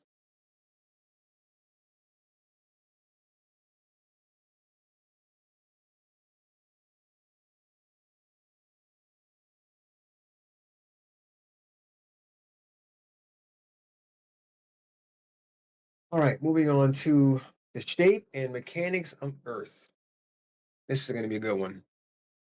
All right, so number 17. Why do ships disappear bottom first over the horizon? That's a great question. Is it A, light refraction? Is it B, the ocean is bumpy? Is it C, the Earth is curved? Or is it D, the ship is sinking?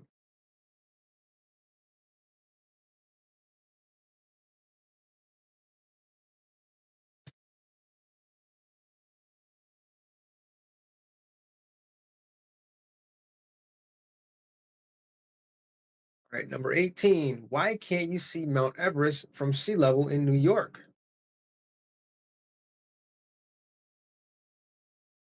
Is it A, it's not tall enough?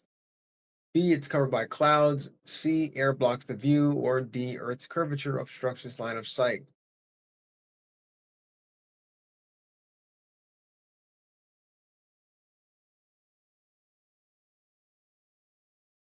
Sorry, you are incorrect. That is not one of the answers. Perspective is not one of the answers. So that is incorrect. Okay. Why number 19? Why are constellations different in the northern and southern hemisphere? Is it A, stars teleport? B, space is fake? C, Earth, the curved Earth faces different directions in space, or D, the sky rotates independently.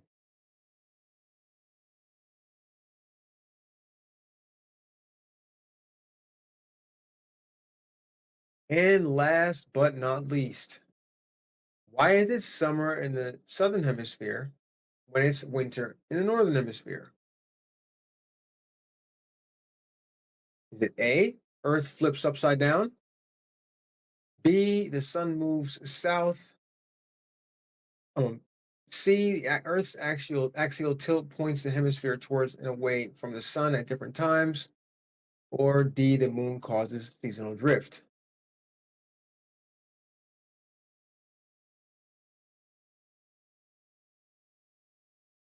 All right.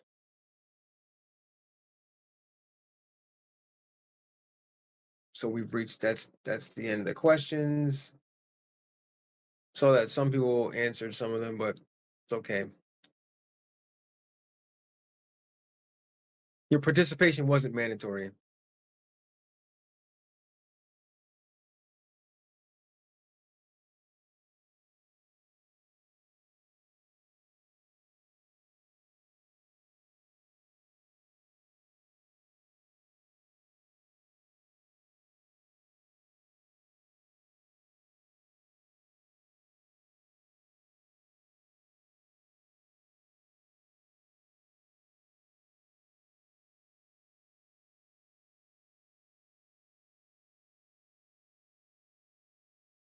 All right, I'll be back later.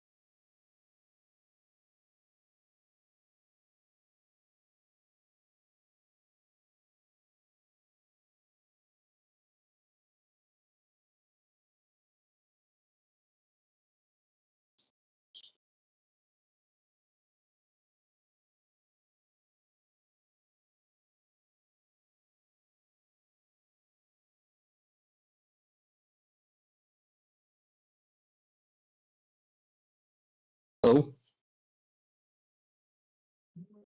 Bacon. Yo. FC Montreal. Well, I think I joined in a good time. Oh yeah.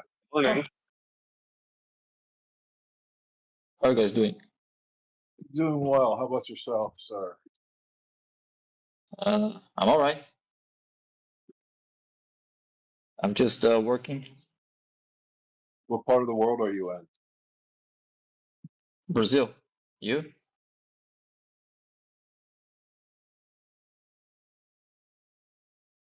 Uh, where are you in?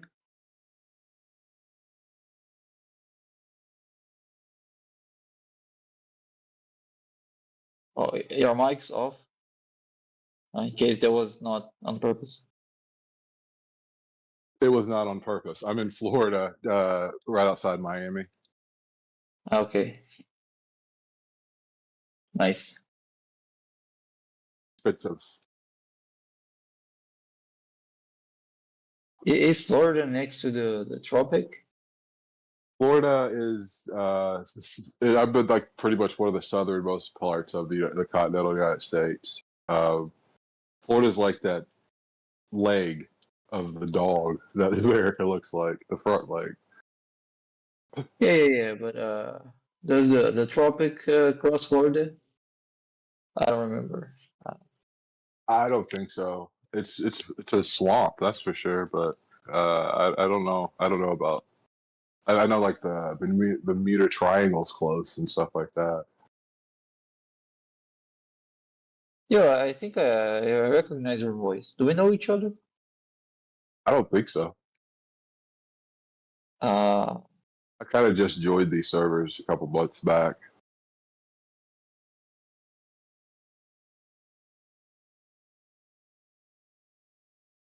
Oh yeah, Florida just misses the tropic. Tropic is slightly more south than Florida.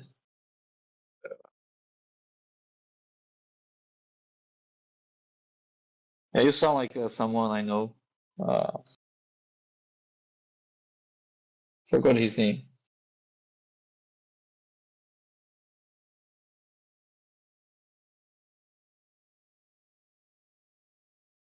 Yeah, I went to World Cup in Brazil. I think that was like 2018.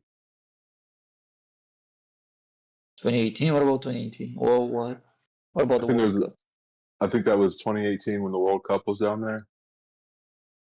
I'm not sure that was the year, but yeah, we got Yeah. a World Cup here not so long ago.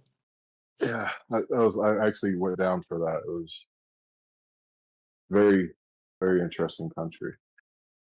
Went to Oh, see you came here? yeah, I saw the Rainbow River. We like went. Yeah, it was really beautiful. We saw a bunch of the Amazon after after the FIFA event. Right. Oh, you went to the. Oh, you probably went to Manaus then, which is in the Amazon forest. We saw Remember the big. this? We're in the city where the statue is with the arms. The Krista. Rio? Yeah. Yep. Yeah. Rio. It's called the Cristo Redentor. Yep. We were there. It's like the Christ of Redemption or something like that. It's really cool. It's like it was really cool. Cool looking statue. Yeah, I've never seen it myself. You've never seen it? No.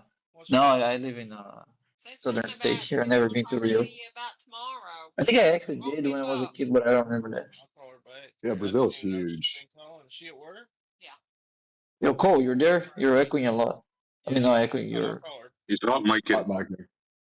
Yeah.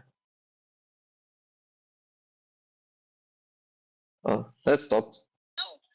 Yo, what about UST? How you doing? Can you hear me? Doing good, bro. Yeah, we hear you. I think he doesn't know that it's. Let me put him in the hot mic room.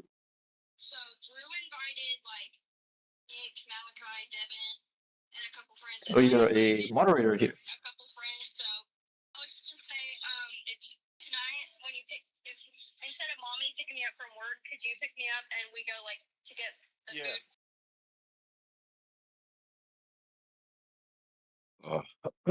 Yeah, what's up, Yeah. Bacon? How you been? I've been alright. Just working. Haven't seen you I've been around. away from these debates. Yeah. I've been away from Discord in general. Smart move. Yeah, Dude, I I love miss it a wasting. little bit. I love coming here and talking to people. It shows you how lonely I'm in life, I guess. Yeah, well, I like coming here when there's a topic of interest. When people are talking about something I find interesting. What do you find interesting? Uh, I usually like stuff related to physics, uh, sometimes math, and sometimes both. Physics. What's the word in Brazil concerning the wars and stuff? You guys are part of the BRICS. What's it really like down there?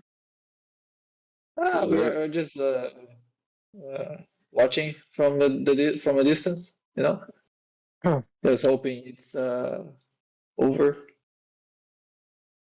Brazil is actually in a good position in BRICS. They have the most stable currency, and they may become the reserve outside of the digital yuan.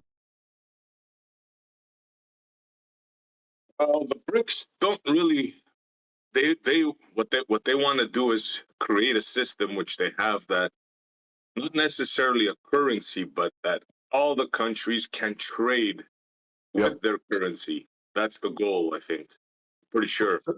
So, like, if you look into the digital yuan, basically, they're doing that, and they're using blockchain.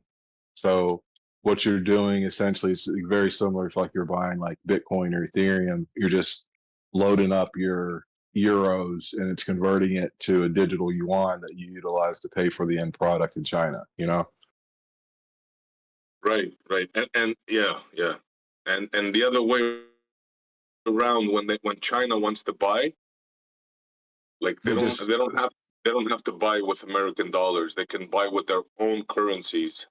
So when China buys on the ledger, basically they take say China wants to buy some French wine and France wants to buy some Chinese products. What China will do then is then take the deposit of the euro and then utilize it to settle the debt in France. Sorry, guys. Was I hot micing a while ago? Yeah, a lot. Yeah. Yeah, I apologize. No worries. It's all good. We just got your last 3 numbers of your credit card. Don't worry. All right. And your mother's maiden name. That's all we're waiting for. But yeah, BRICS is a problem. I mean, if you look at the U.S. dollars depreciated 10% this year. I mean, that's insane. That just shows a flight of capital out of the United States. You know. Yeah, nobody wants the bonds anymore. Yeah, people don't realize how bad this is getting. Well, if you don't buy our bonds, you get our bombs. So, I mean, Yeah, the thing is, you ran out of bonds. You don't have any more bonds left. we're getting close. That's we're talking about, you know, like a 2-war theater. You know, we're getting close to where, because a Chinese conflict would be peer to peer, to where we'd lose easily 20% of our equipment, easily, probably more. We couldn't even stand up to Russia in the Atlantic at that point without NATO help. You know. Yeah, well, according to Colonel McGregor, he was a highly decorated commander. He says the states has 8 to 12 days of offensive and defensive missiles, and that's it. Oh, yeah. Deployed. Yes.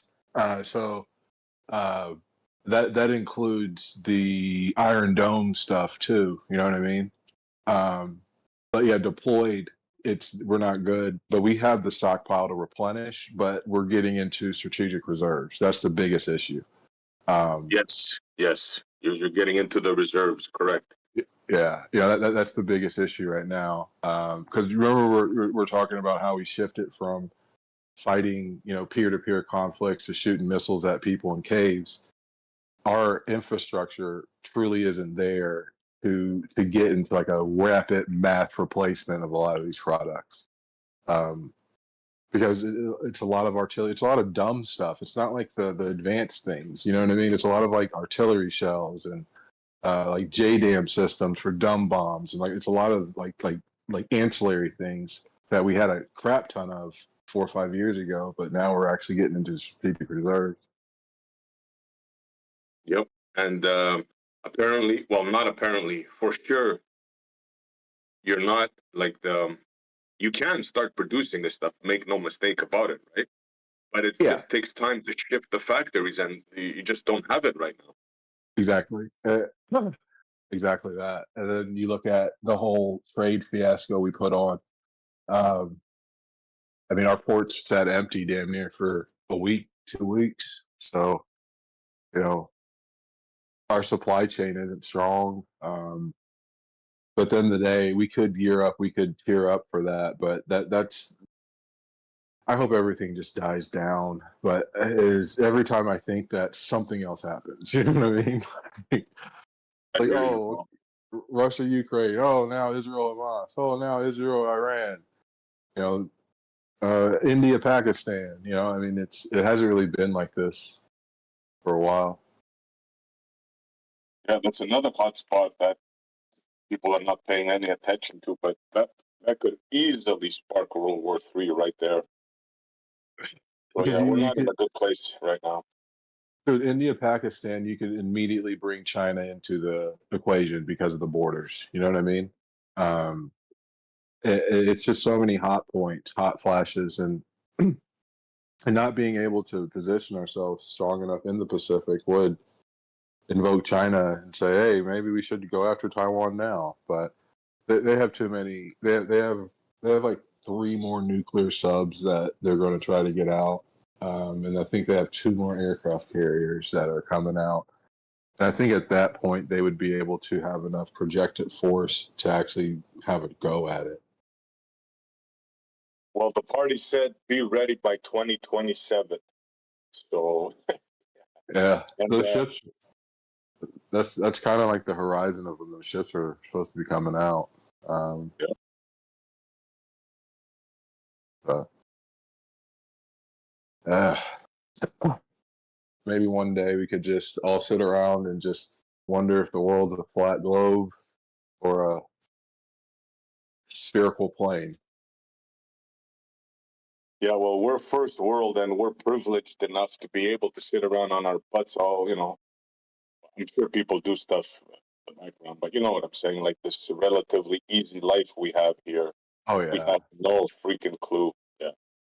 I've always said to people, like everybody complains, I'm like, we literally live in the best time ever to be alive. We truly do. For real. Yeah. I mean, it's we can have things can always get better. You know what I mean? But at the same time, if you can just see that, I think you could get a better grasp of the world. Yeah. Somebody was asking me yesterday, what do you think the best time, like the best period of time on Earth was? And I told him, you're living in it right now. You're living in it right now. The only problem is our politicians are corrupt to the core. But as far as the system goes, I mean, got garbage picking up, recycling, you got hot water at your fingertips, water running all day. All our amenities. You can order a freaking thing and it'll come the next day. I mean, we've Yeah, never had it better. but I've always seen it, especially like for me because I'm like a really big person. I think I'd like kind of like a Neolithic type age, and I could just do whatever the fuck I want. Um, I think that would be interesting for me, but I would say for society as a whole, you can't argue that this isn't the best time. You can have as many complaints as you want, um, but I just, oh man, it's just weird. It's like I'm 42, and it's been it's just been it's been a thing over the last 7 8 years that I thought the world was kind of past. You know what I mean? Yeah. I thought we were past peer-to-peer conflicts. I thought we were past, trying to just take land and stuff like, I thought that was where we were at. But I mean, basically, we're the same people at the turn of the century with better weapons.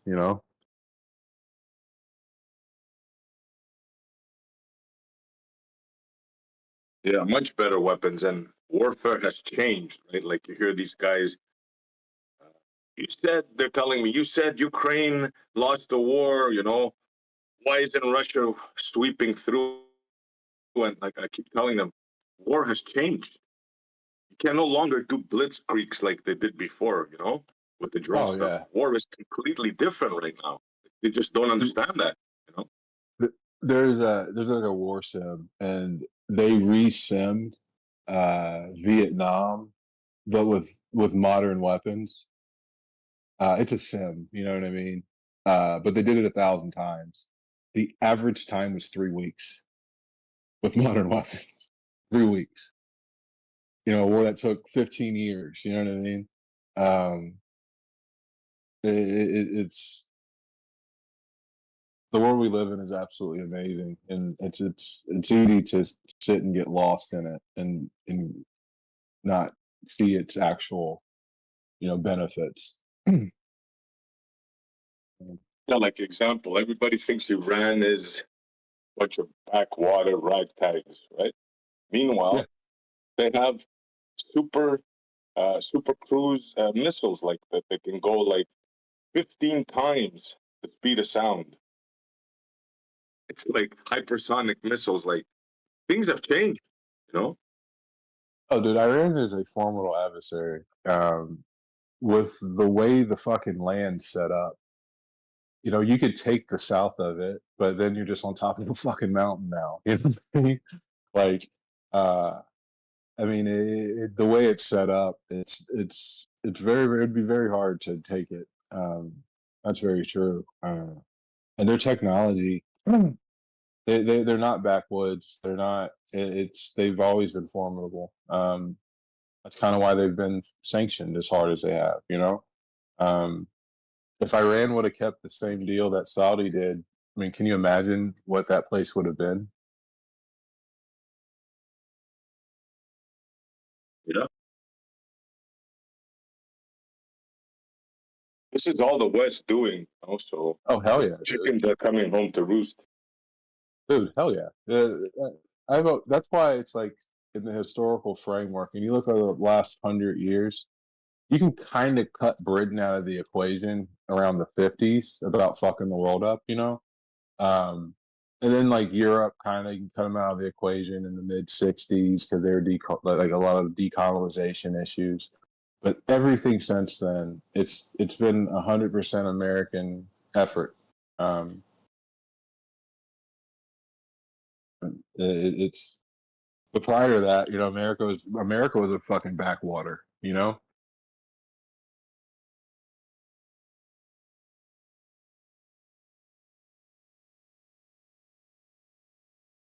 Yeah, things are gonna get really, really messy if we don't change stuff up. Like, ask any financial guy. Maybe Horizontal here can talk on the subject. He's in the game, but no one's buying our bonds, and it's getting ugly, bro. It's getting ugly. Like you said, we lost like what 10% of the dollar's value in Yeah, last in the 6 months or last something. Yeah. Yeah. The the scary thing is so when you look at the stock market now, it's kind of recovered from the tariff thing, but it really hasn't. Um, the stock market is driven by corporate buybacks. supply and demand will go up. That's why there's such a issue for earnings. But with the fact that when there was that massive sell off and no one has bought the bonds and the dollar continues to trend down, that's not good. And that's the thing, you go to the U.S. for stability, and that's not what we're projecting right now. Like the opposite. Yeah. And that's the thing, when this trade agreement was, just think about it, dude. Like back in when they originally did Bretton Woods, we as Americans said, yeah, anytime you hand us one of our fund coupons, we'll give you like X amount of gold. I forgot how much it was, but it was set. And then Nixon was like, you know what, we're not giving you any gold. And the world was like, sure, fine. You know what I mean? They still accepted it as legal tender to trade, buy oil, do everything. That system is what's being uprooted. And the winner is BRICS. If I would say we lost 10% of our dollar value, I would say BRICS at least got that dollar. I would say it probably went to trade through the BRICS countries, through their system. Yeah. I mean, it's how do you recapture that? With the U.S. having shows of force like we did in Iran, that's like selfishly, that's a good thing to show the world. Look at what the fuck we can do, but at the same time, flexing your muscles to like that's not how we had to do it prior to this current administration. Yeah, it's going to be almost impossible to get that back because the shall we say the reputation points, the trust points of America are almost zero. Like nobody trusts America anymore, especially under this president. He changes his mind on an hourly basis. So that's bad for the markets because the markets want stability, right? That's their main thing. Yeah, dude, you could be the most you don't even have to be a fucking country, but if you show stability, people will utilize your markets. I mean, that's where you seek that, because like if you had money invested in Iran or Cuba, right? When that government just toppled, you lost everything. You didn't get any of the dollar amounts back. So like every time someone makes an investment, the main thing they look for is stability, and we're not showing that. Not very well. The problem is that there isn't much of an alternative out there.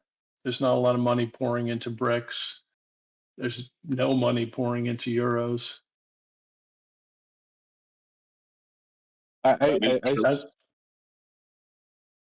The thing is, it's holding the world captive. We're the best show in town, so now pay our bully tax, essentially. I don't think the world's in the position to have to pay the bully tax anymore. If they don't want access to, a large market to sell their goods, then yeah, they don't have to pay that tax. But it's hard. I mean, yeah, it's you can opt out, but you can't be big and opt out. If you're small, you can opt out, but if you're big, no chance. You don't think EU, Middle East, and China trading oil in their own currency wouldn't just crush us? Say that again? The EU, the Middle East, and China trading oil in their own currencies. I mean, if everybody got together against us, then yeah, that's So that's powerful. We did that though. We literally set the stage and opened the room up on all these World Economic Forums and shit. That's what they're talking about now. They're talking about it. The problem is they'd have to all get together, and they'd almost have to form a cartel. That's the only way it's going to work. And the problem is that very few of them can agree. I think one, Iran has no choice. They have to do whatever China says. I think Russia has no choice. They have to do whatever China says. Um, I think you have a European Union that would love to just put two middle fingers up to the United States, and I could totally see them pricing in their currency. I could see these things aren't insane to think about anymore.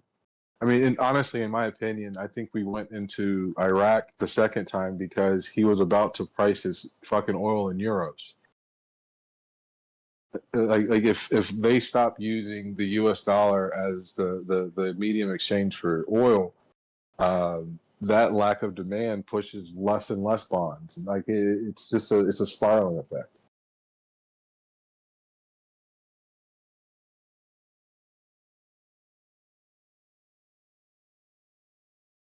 You guys hear about the demand of countries wanting their gold back? Fuck them. They'll never get it. Tell them to come get it. Come get your gold. Come bring some ships and pick it up and take it back yourself. They'll never do it. No one. They say that like every 5 years.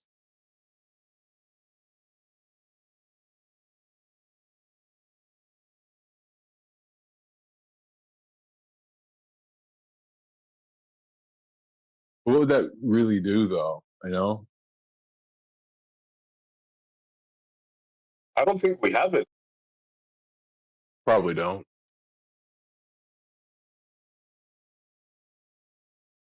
I don't think like Fort Knox is empty and all that other shit. But I mean, we have an account, like our accounting system is from the '70s still.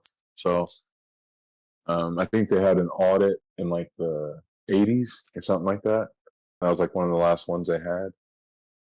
It's been a while. Wasn't Trump supposed to go in and do the audit? I don't think they let him in. He was also supposed to release the Epstein tapes. Yeah. And cut taxes. And stop wars in 24 hours. The crazy thing is, the majority of everything he campaigned on, he actually tried to do. You could actually grade him that. He talked about tariffs, he did them. He talked about immigration, he's doing it. He handled it in a very poor fashion, but you can't say he surprised you.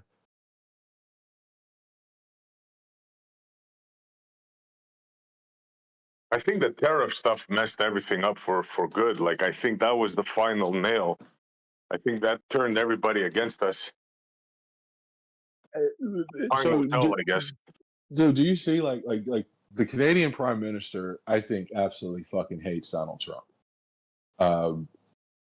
Like I don't think he likes even standing next to him. Yeah. You know what I mean? It's the tariffs were the most poorly executed thing in the history of our country. The Bay of Pigs was better organized than the tariffs. I mean, it's just it's so it's. And you're right, dude. I don't know how we get it back. Unless we just start bombing a a way. shit ton of I mean, done pissed off the whole world, really, with this one. So I would say we pissed off the whole world with Iraq too, right? Oh yeah, and Israel now, especially Israel. I know, but like you remember back like 9/11, horrible, you know, like let's attack, and like we attacked like Iraq, who had nothing to do with it. And you know, like it came out that like the reasons why we went in were a lot of bullshit. We violated international law. We did a lot of shit. We pissed the world off, and I would say from when Obama was elected up until Trump, they called that like the apologetics of America. Basically, they thought that we were going around the world and apologizing. I feel almost like we're putting ourselves in the same position to have to do that again. Yeah, but I don't know if people are gonna accept it now. Like, Like, look at the strategy of Trump, right? We'll bomb Iran in the morning, and then in the afternoon we'll say, hey, let's make peace now. It's all good. I mean, zero brains, zero critical thinking. Like, I don't know what's going on. And like, oh, this is the best part. It's this. Oh, we want to make sure that they don't have any of their nuclear stuff. Let's talk about this like openly on the news for like weeks at a time. Like legitimately, if Trump had to take down Osama bin Laden, we never would have got him because he would have put it on Truth Social, or Hessick would have. You know what I mean? Like they're literally trying to fight a war on social media. yeah. And if you listen to the retired generals that are free to speak, and all these retired CIA agents and teachers, Jeffrey Sachs, and you listen to all these guys, they'll tell you like it's like a rudderless ship. It's like a ship with no direction. There's no plan. There's like it's crazy. Like what's the There's a plan? plan. If I was to tell you what's the The plan plan. of the American for Iran, what would you say? So I would say for this administration, the plan is to make as much personal profit for itself as it can. Yeah. I would say that's the plan. Unfortunately, they layer a lot of other bullshit on top of it to try to sell it. But I mean, when you look at the dude taking a $400 million jet from a country that fucking hates us. I mean, the dude is legitimately a Russian fucking puppet. Like, that's the best way I could describe his actions. Everything he did and is doing benefits Russia. He's halted our shipment of weapons to Ukraine. There's 57,000 Russian in a buildup outside of an area that if Ukraine had these weapons, there's no way Russia would even attempt to even do a push in, but now they're not going to get them. I wonder what's going to happen. Yeah, that's another that's another misconception, right? Like I'm not saying I know for sure, but according to all the military experts that I listen to when I hear the progress of the war, like it's just a matter of time. Like no matter what weapons you give them, right? They just have a shortage of manpower, right? They're bleeding them dry. It's like Oh, dude, it's a war eventually of attrition. yeah, exactly. Yeah. Yeah, it's totally a war of attrition. And that's where Russia will eventually be able to force a capitulation. But the question is, it's how long can the Russian economy survive? It's now stripping oligarchs of cash to be able to get more troops. The best thing that could happen for Russia is they push in all these 51,000 soldiers and they all die, so they don't have to pay their pensions and their salaries. That's kind of where they're at. And like you have ancient like armies that were built pretty much that way. The Carthaginians were built like that, and you see why they didn't end up winning, because their armies would disband when they stopped getting paid. And that's kind of where Russia is going to be if this consists for another year.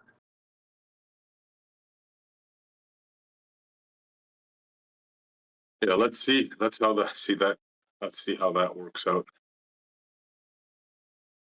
But yeah, the long game of it, it's if Russia continues to play the war of attrition, they will win. That's the sad thing right now, is that they have a doctrine. But Ukraine is getting strike capabilities that they did not have prior, and it is going to cause a bigger strain on logistics, which is already Russia's worst thing that they ever tried to do. For the efforts. Yeah, look, make no mistake about it. Ukraine is one of the top militaries right now, right? In terms of experience, in terms of the new drone warfare. Oh yeah, Russia and Ukraine are tops in that. Like, make no mistake about it. The problem is that they're running out of men, they're running out of resources, and they're running out of backing. Like you said, from the West. The West is tired of giving them money, and they know the people they already know that are in the know. They know that Ukraine really has no chance of winning against Russia. I think So Europe. Yeah, I think Europe will continue to give aid because it's a direct European advantage for this conflict to not spread. You know, um, so I think Europe will consist. Like I said, with us, we have a president that's probably in the back pocket of the president of Russia, um, and I don't think that you could, if you're Ukraine, you shouldn't rely on us. You know, what you get from us is gravy, you know.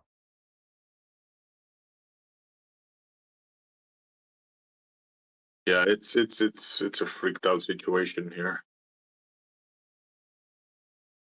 Because you One have two question. sides. You have some people that think Ukraine can possibly win, and then there's the reality side which says no chance. Dude, there's multiple outcomes because, you know, a war, you know, this is the thing. They could get to capitulation, they could get to settling borders, Russia could keep gains, all that stuff. But over time, the administration and the damage that's happened to the Russian infrastructure and system, Ukraine alone isn't going to repair it. Um, it can't stop, um, and it won't. I give it that. I totally Russia will not stop this war, um, but over time, there's no way for them to administer this region. Uh, they don't have the level of insurgencies. Like you already see it one way when it was quote unquote Ukraine. You're going to have the exact same thing the opposite way during your administration. I think they say for every like 6 civilians, you need like like one soldier or something like that. I mean, it's a task after the fact to administer, and I think that's why they once they didn't get Kiev, it was an unwinnable long-term strategic goal.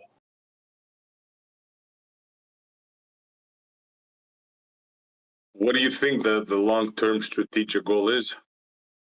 In the beginning, it was to dismantle the government and then place a Russian friendly government in. Now, I think they definitely are going to want to keep their quote unquote gains, which would be those two oblasts, the Donbass and the other one that they did the vote for, and then also administer Crimea. They're going to want to take a part of that river so they can't get it dammed anymore, so they can get their water down there. But their original aim was to decapitate the Ukrainian government and then place a more friendly regime. Yeah, they call them Nazis, right? I don't think you can truly call them Nazis, dude. I don't. I think that's more of a way to try to gain sympathy and use propaganda for an aggressive action. Ukraine is a sovereign country. They have trade treaties with Russia. They have, I mean, it's, Russia started this war.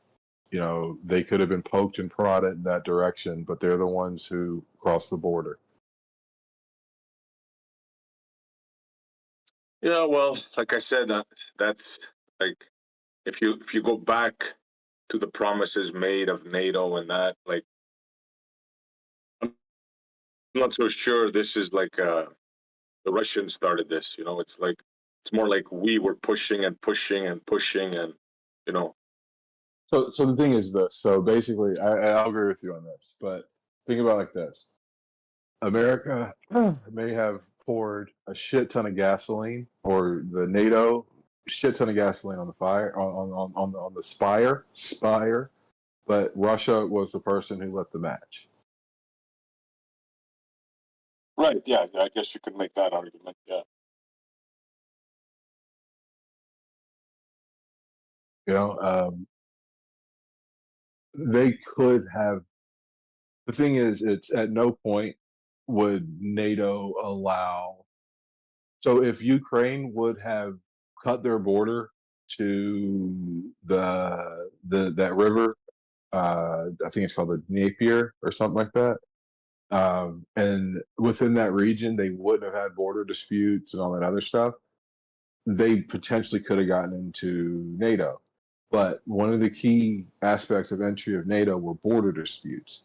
And Crimea, all that region, at no point were they ever going to be placed in NATO. They can apply all they want. They would not have ever. Turkey would never have voted them in. I mean, they were not getting in NATO. Georgia was another country that had no chance of getting in NATO. You know, at the end of the day, like I said, the gasoline being poured, but you know, Putin used this as a provocation to try to get something, and he failed to get it, and he's going to fail in the long run, unfortunately.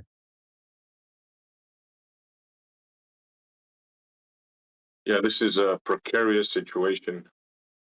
I hope it works out, man. I just don't see any good ending of this. I just don't see it.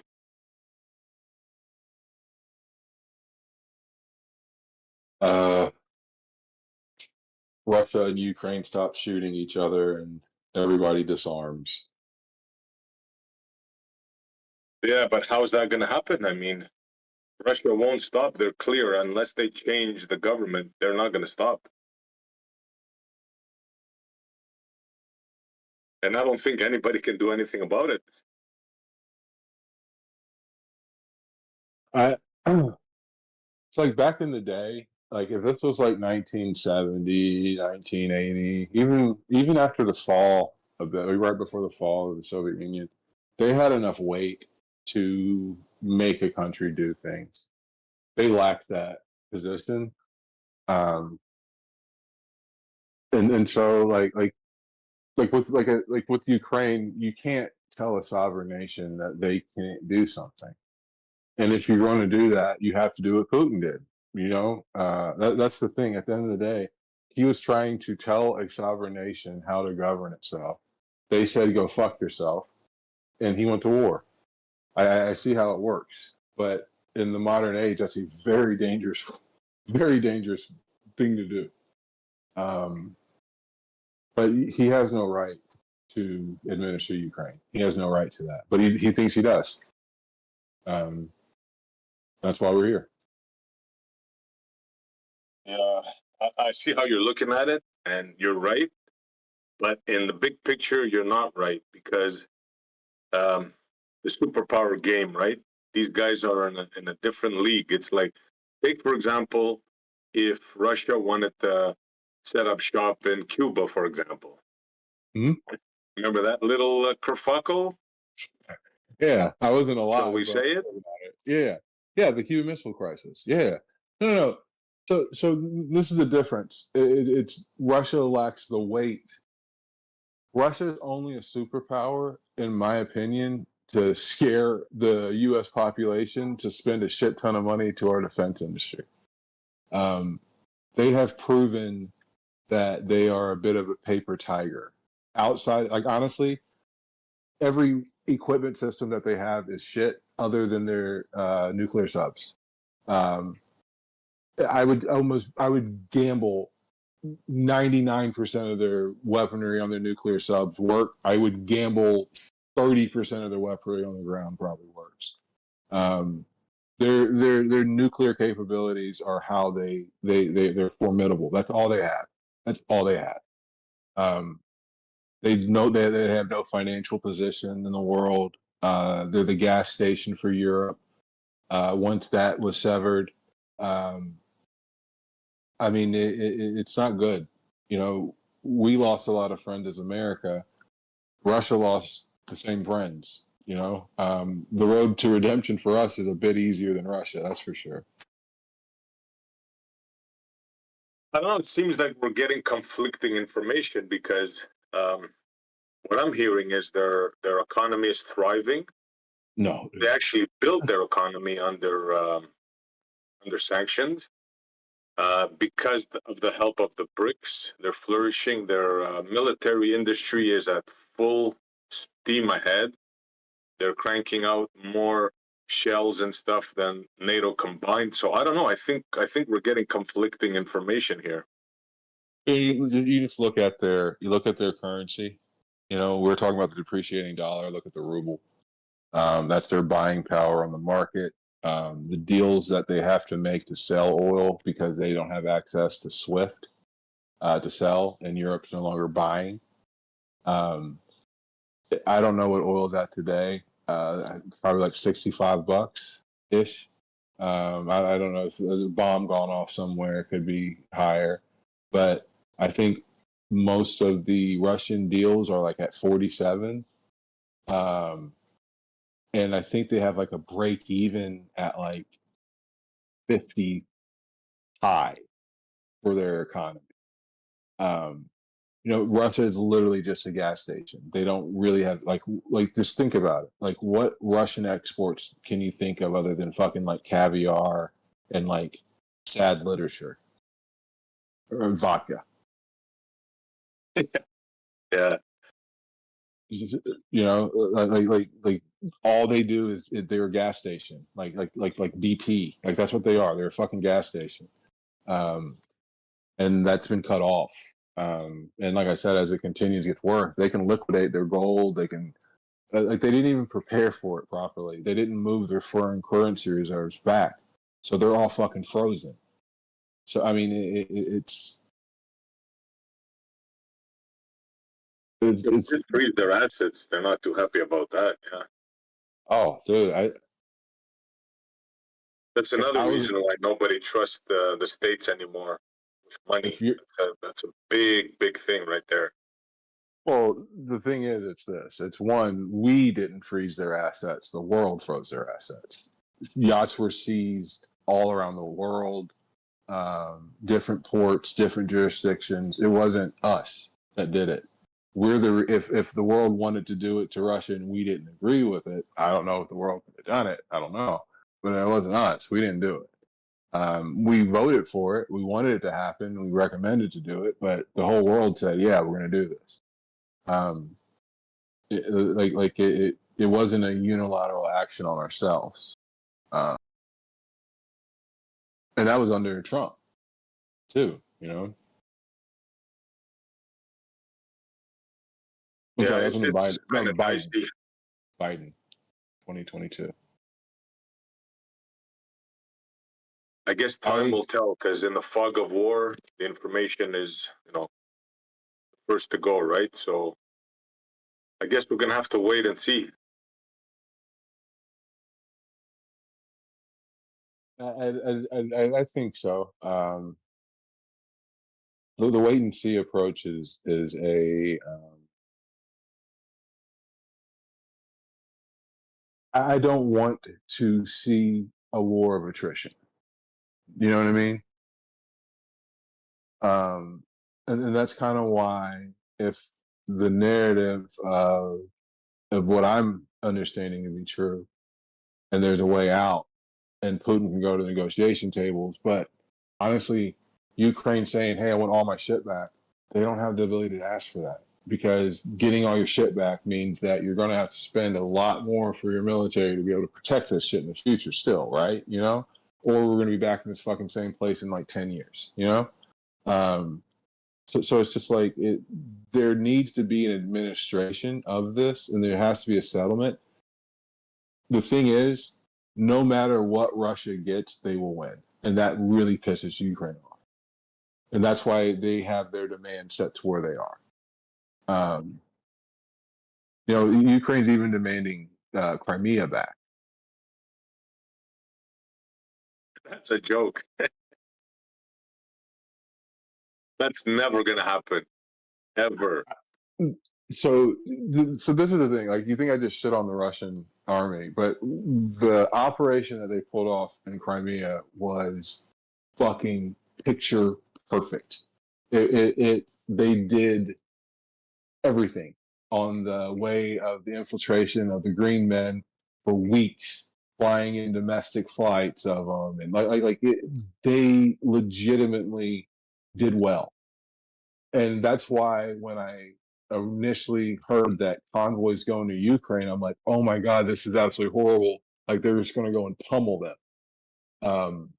This performance was not expected from the Russian army. That's for sure. Well, yeah, all the military men will say that, the experts will say that they were ill prepared, to be sure, in the beginning. They were expecting a quick thing, and they got their asses handed to them, basically, in the beginning. The But problem after that, is, they realized, they regrouped, and I remember we were talking one time, and I asked the question that if you guys had military academies. I wasn't like trying to be facetious. I was asking because, like one of the major issues that's happened for Russia is that the majority of Ukrainian commanders went to school with like the Russian commanders and shit, because they have like they had before the war, and like I would say well into the mid 2000s, joint military academies. So one of these guys basically tried to like pull a trick that is like Soviet doctrine. If you were to have the same trick done against people who weren't trained understanding Soviet doctrine, you might pull it off. And they have. They pulled it off in Afghanistan, and they pulled it off in Bolivia. Fuck, they even pulled it off in Crimea. So I mean, but when you're playing against people that know your playbook, you're at a disadvantage. You know what I mean? yeah, for sure, I get that. Thing is, though, that war has totally changed. All those playbooks are no good anymore. They literally rewrote the battle, like strategy, tactics, and all that. So military doctrine with the adding, drones, unmanned vehicles, and things like that. What you're doing is you're basically creating an initial vanguard, a strike force of autonomous shit that, unless you have a strike force of autonomous shit, there is a change of your underlying military doctrine. The problem with the majority of this autonomous shit is it's one-time use. You know what I mean? So you can't sit around and like depend on it to be your primary method unless you have an asymmetric advantage in there. You know what I mean? Like all these drones, I know that they're cheap and stuff, but like all those parts and all like that's very hard to source. And in like larger and major scale conflicts, it'll be harder and harder to get these things. So it does change, especially the initial aspects of it, but the majority of military doctrine is going to be what we have established since World War II. It's to try to gain air superiority, deplete the physical infrastructure of the country, and then land invasion. Right. The overall thing remains the same, but the tactics are completely different. As far like, I'm no military expert. I'm relying on what I hear, right, from the experts. But the thing is like by the time that American troops get there, dude, like do you know like the number of like this strike that we did in Iran, But by the time the troops get there, if we have air superiority, it doesn't matter how many drones these motherfuckers have. They don't have anything. I'm not so sure. Who doesn't have anything? The people that just got depleted and bombed and carpet bombed for the last 3-5 months. Like we can literally just do what we did in Vietnam. Fly high planes and drop dumb bombs over the fucking country if we have air superiority. I mean, it's just like we can just carpet bomb.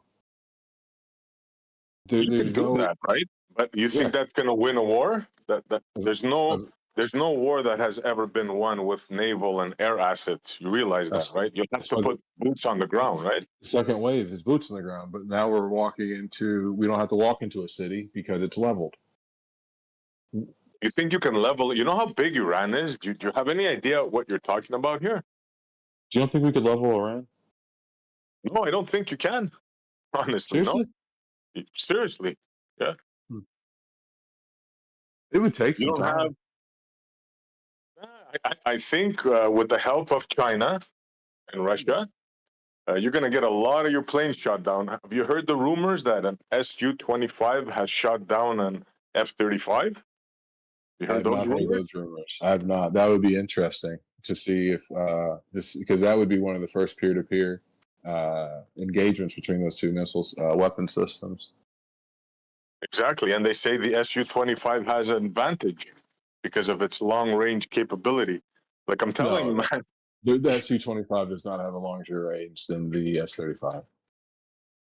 That's what I heard. Like I said, these are the rumors that an Su-35 shot down at least one F-35. It's possible, dude. In World War II, like when the Russians and the Germans had jets, people shot down those jets with like prop planes. It's possible to shoot anything down. It's depending on like the thing is there's going to be like dog fights and all that other shit. Like that shit's that's not what's going to happen anymore. You like you said, these long range missile systems that target you, they shoot, and they get the hell out of there. Like the F-35 system, it outranges the SU by over 200 nautical, I think.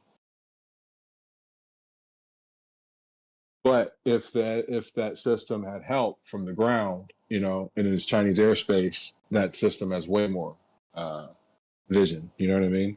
But peer to peer, the S-35 will see the SU well before the SU sees the S-35.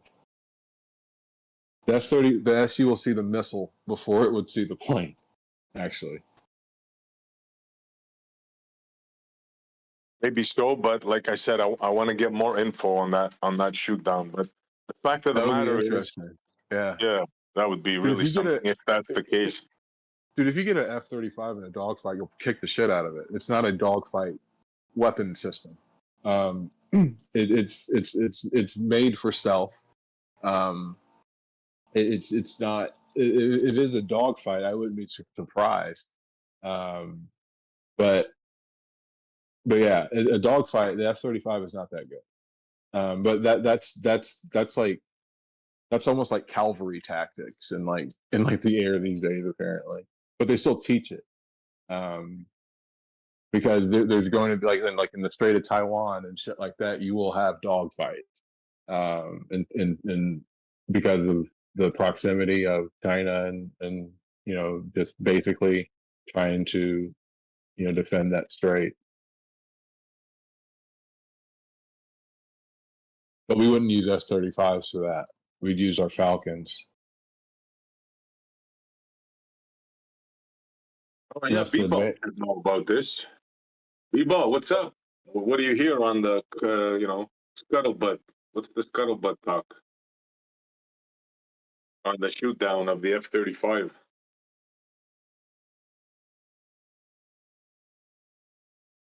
Maybe he can't talk. It'd be very interesting. But apparently they have video of it, of the hit. I mean, the S-35, a 35 can get shot down with a missile system. The 400 is capable of getting them, but not very far. I think it's like 100 miles. They got to be out so they can see them now. It's funny. It's like with the B-2, the one we used in Iran. Do you realize that Iran had a missile system on site that didn't even target the planes, though? They had two on site, and they didn't even target the planes. That's insane.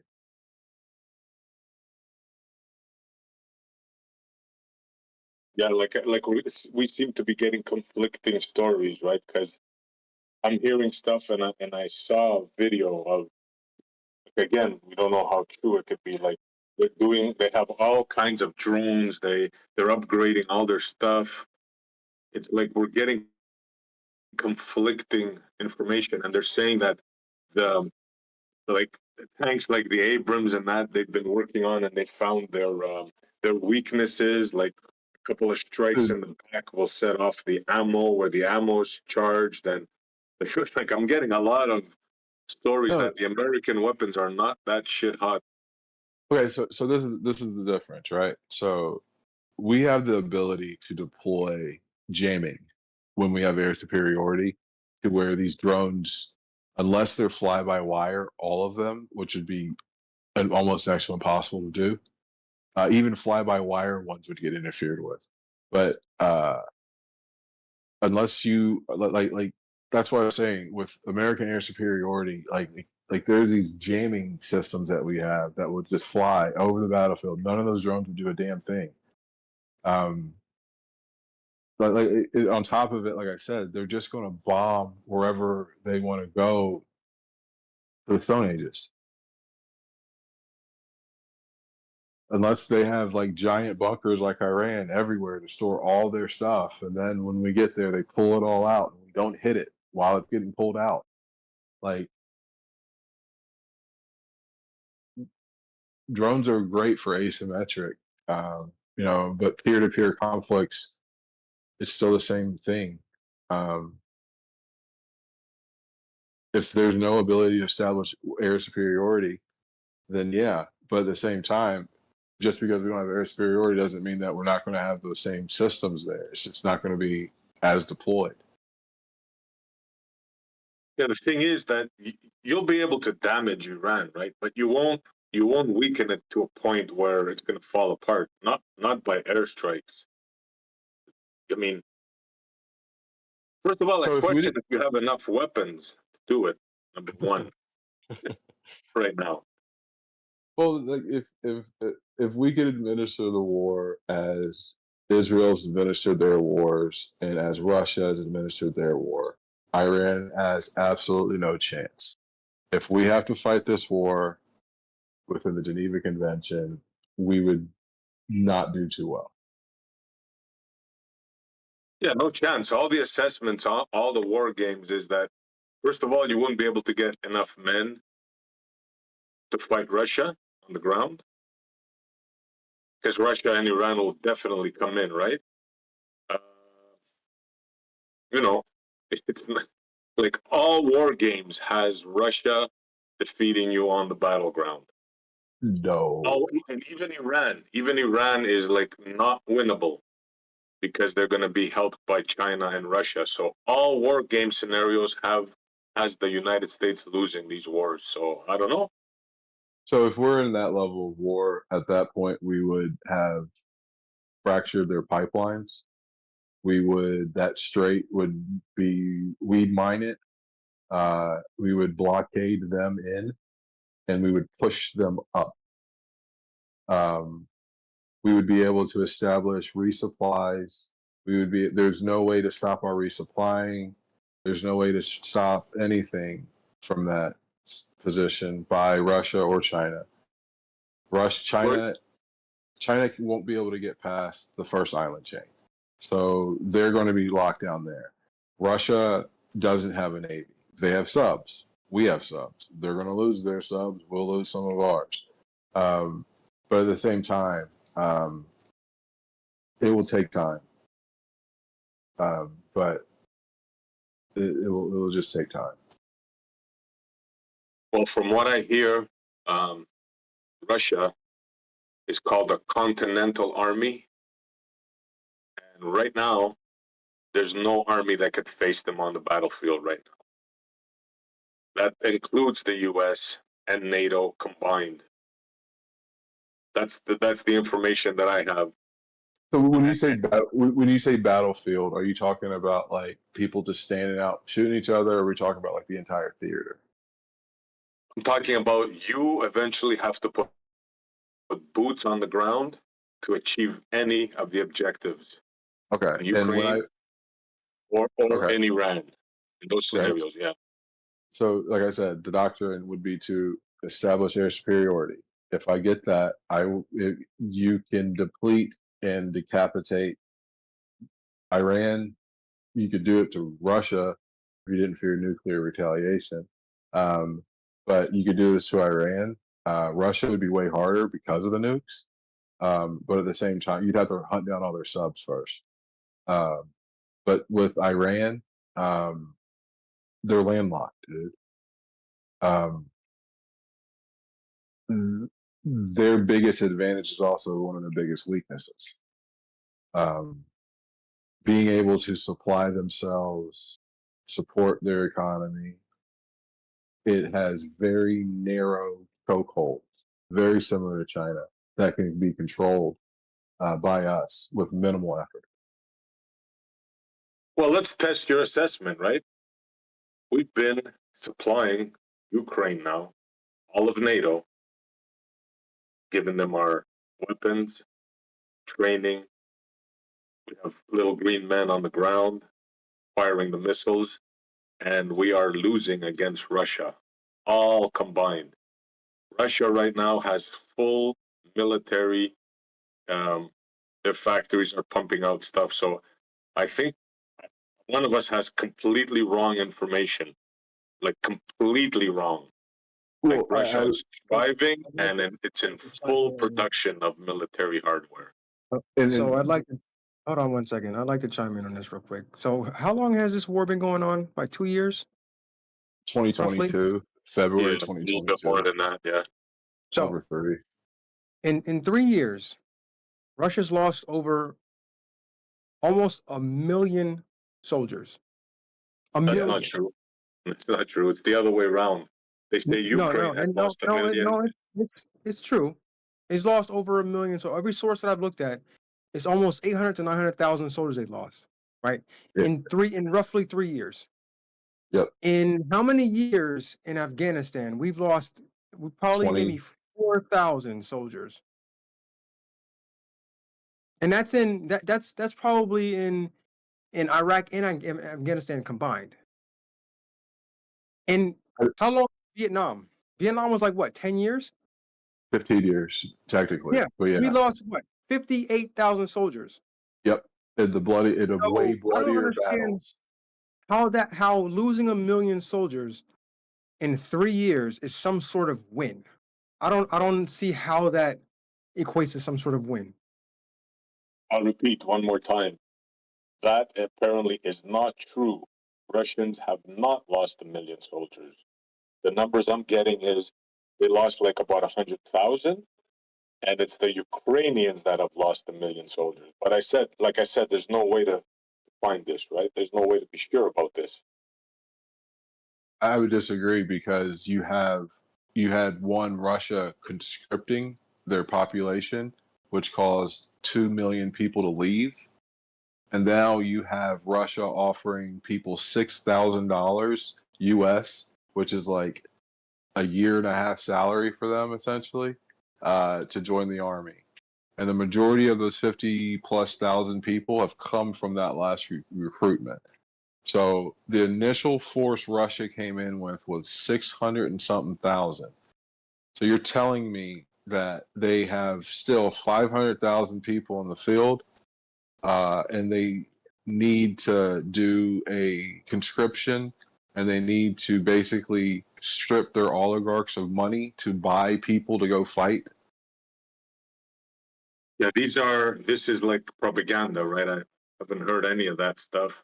I hear the complete opposite. As a matter of fact, in the past few months, there've been record Russians like joining the army. And the complete opposite is happening in Ukraine. All their young men are dead, and they're literally pulling people off in bars, and they're just putting them in the front line. So the complete opposite of what you just said. No. You are correct. Young men in Russia were joining the army, and they were joining the army under the conscription that they attempted, and then under the $6,000 that they offered. Yes. Not conscription, volunteering is what I heard. Yeah. No. Well, like I said, we have conflicting information here. way off, like completely different information. Okay, so let's go to the start of the war. Like I said, what do you think the size of the Russian invasion force was? The Russian invasion force, if I remember correctly, was, I don't actually remember. I don't want to give out a number, but it wasn't sufficient. They were using all their old tanks. And I know you're going to say that you heard they used their best stuff, right? So, like I said, we can be going back and forth all day long here. It's the fog of war. They did use their best stuff. You see what I mean? You see what I mean? Yeah. You remember when we were talking about their attempt to take the airfield? They utilized their version of SEALs Team 6 to do so. And they utilized very good choppers, very good equipment, very advanced. They didn't send in the Hind from Afghanistan. They sent in their new stuff. The initial waves of the war, those tanks with the T on it, those were the Z on it. Those are the ones that they pushed in. And when you look at equipment losses, dude, like of that equipment, you like they were literally taking the top of T-51s and using them for emplacements and things like that. You know, the majority of the things that they're putting out now, they're basically pulling out of mothballs. They have a lot of shit because they're the Soviet Union. They built a lot of shit, but it's old and it's rusted and it hasn't been maintained properly. And that's what's set in the front line. They're gaining, like, if they continue this war, it will take like 250 years for them to reach Kiev at this rate. That's not a win. Yeah, like I said, we got completely different stories here, right? So, yeah, I don't even know if it's worth continuing the conversation because it's just we got two different propagandas, right? So, yeah, I'm hearing the complete opposite of what you're saying. They have completely built their industry. Yeah, they did get caught off guard. They thought it was going to be simple. It wasn't. They used their old stuff. Now they rebuild. They're on war footing. Their economy's up. People are for the war. People are joining in droves. They think of it like the patriotic war. So, like, we are completely have two different stories here. So let's have the same story real quick. What happened to their flagship's vessel that they had in the Black Sea? What happened to that? Ukraine sunk it. What happened? Yeah. You know, it sunk to the bottom of the ocean. That's what happened to it. What happened to 12% of the Russian nuclear capability planes? Ukraine blew them up. That's another misconception. Just a couple of them were damaged, apparently. You see, like, it's all propaganda. It's all propaganda. Dude, there are literally like there's I can send I if I had my thumbs and I had the ability to send it, they have the fucking satellite photos, and you can count the fucking black spots. Those are the ones that are gone. And then on top of it, there's probably another 15 that were severely damaged. You know right now that they're surrounded, Sumi, and they're advancing day by day. You realize that, right? 57,000 troops are trying to push in right now, and America is not giving Ukraine the weaponry. And the longer it takes to get the weaponry, the more likely the chance that they would be able to push in. Yes, there's 57,000 troops surrounding that area currently. And Do you the know problem what troops is, those are? Do you know what troops those are? Those are the people they paid $6,000 to show up and fight. Negative. Those are the Chechens, my friend. Those are the most feared battle. My God. And listen. Your special forces make sure that when they're facing the Chechens, they keep a bullet for themselves. Because if they get captured, in other words, all the special forces in America are scared shitless of these people. I think you're going to be in for a big surprise, brother. I hope I'm wrong, but I think you're going to be in for a big surprise. I personally would probably be scared shitless. I would love of for these you to people. tell that But to I the don't face think of an Army Ranger. I Say that to the truly face do of an not. audience. No, I truly do not believe there is any level of our special forces that fears anything. Absolutely We not. have People, like go right now and ask one of your special forces I boys would. what they I would. think of the They would laugh. Chechens. They would probably laugh. no, they probably were like, oh, they're hard fighters. They probably will have respect for them. They probably would have respect for them. I don't think they would have any fucking fear. But respect, hell yes. But I don't think they'd have fear. They wouldn't sit around. They wouldn't. But no, dude, no.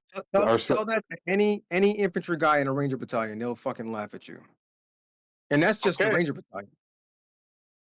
All right, some humble pie is fucking incoming, guys. I'm sorry to tell you, man. There's only one way. There's only one way to teach you guys, and it's gonna be it has to be done on the battlefield. You're gonna have to get slapped.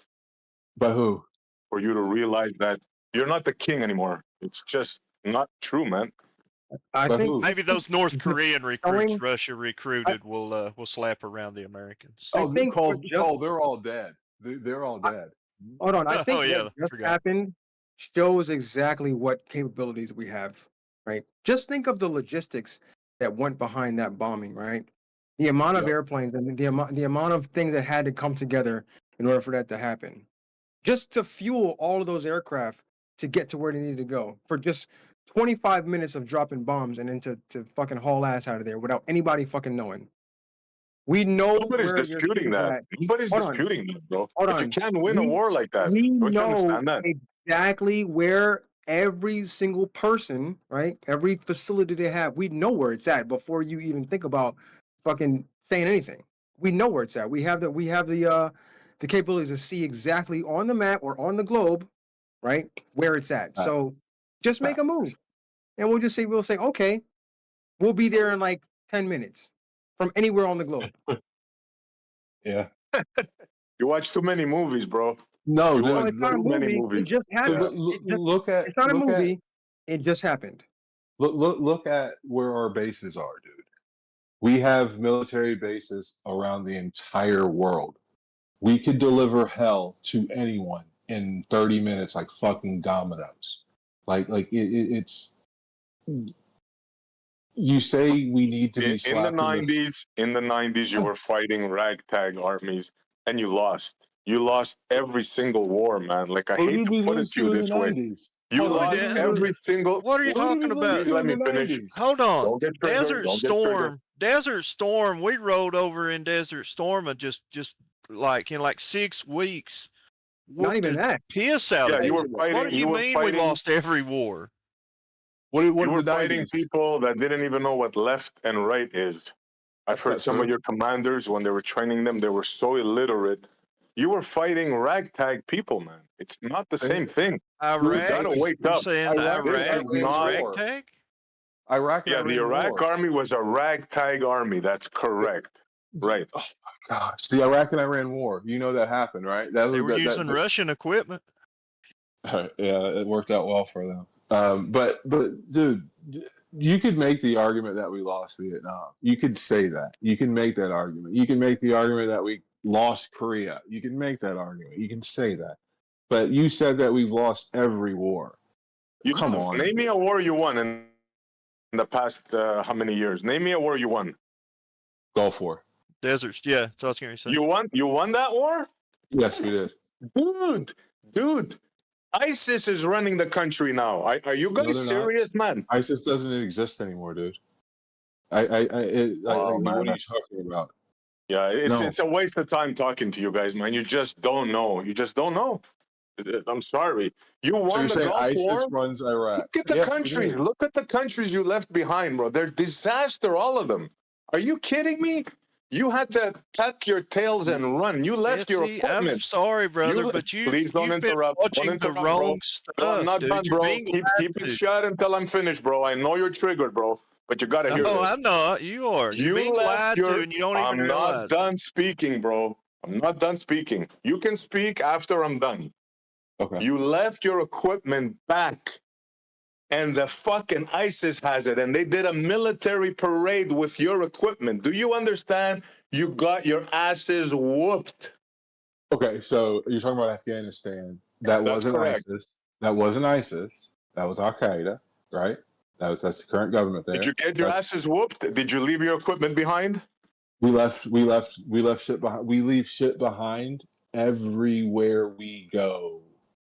So when like we don't take shit with us. We just build new shit. That's what we do. Come on, man. You're just coping right now, bro. You I'm got not your just asses coping. whooped, man. It's that How did we simple. get how did we get our asses whooped in so okay. Oh, okay. So I will agree that we did not achieve our diplomatic agenda of Afghanistan, which No, you was you lost militarily, you can lost I talk? Can I diplomatically, you talk? Can lost I everything. are you I'm sorry you're triggered. I'm sorry you're triggered. No, go So ahead, go ahead. so we lost diplomatically, 100%. We did not lose the war. Keep That's telling where I yourself think that. okay. How many dead people did America create compared to Afghanistan? You killed 1 million Iraqis. 1 million Iraqis for nothing. Every That was war you fought Iraqi. down there, you lost, you got shamed. The You know whole what? world knows about it. You're I'll even go fighting another for million. Israel. You got your asses whooped. You're getting your asses whooped now. The I will sooner you fight. realize that, the better it's going to be for Americans. I'll add another million in Afghanistan because I was talking about Afghanistan. He brought up Iraq, and I don't understand that. But I'll give. Because I'm Let's just showing go. you all the wars you lost and all the wars you keep losing. Okay, but we're talking about Afghanistan specifically right now, and I'll say maybe 1 million people, maybe don't know. With all the shit we did, probably don't know. But at the same time, let's just use that number. How did we get our asses whooped? Who's running the country now? The people that we did not want to run the country. So that's called losing, right? You We realize that, right? We lost. You lost your objective. You lost the war. You lost militarily. You lost financially. You got your asses whooped, and now a terrorist organization is running the country. So you The made one the that was there country prior. worse off than it was before. So okay. So yes. Remember when I said that we had a diplomatic loss? Remember that? I said that. I agree with that. I'm asking you, how did we get our asses whooped?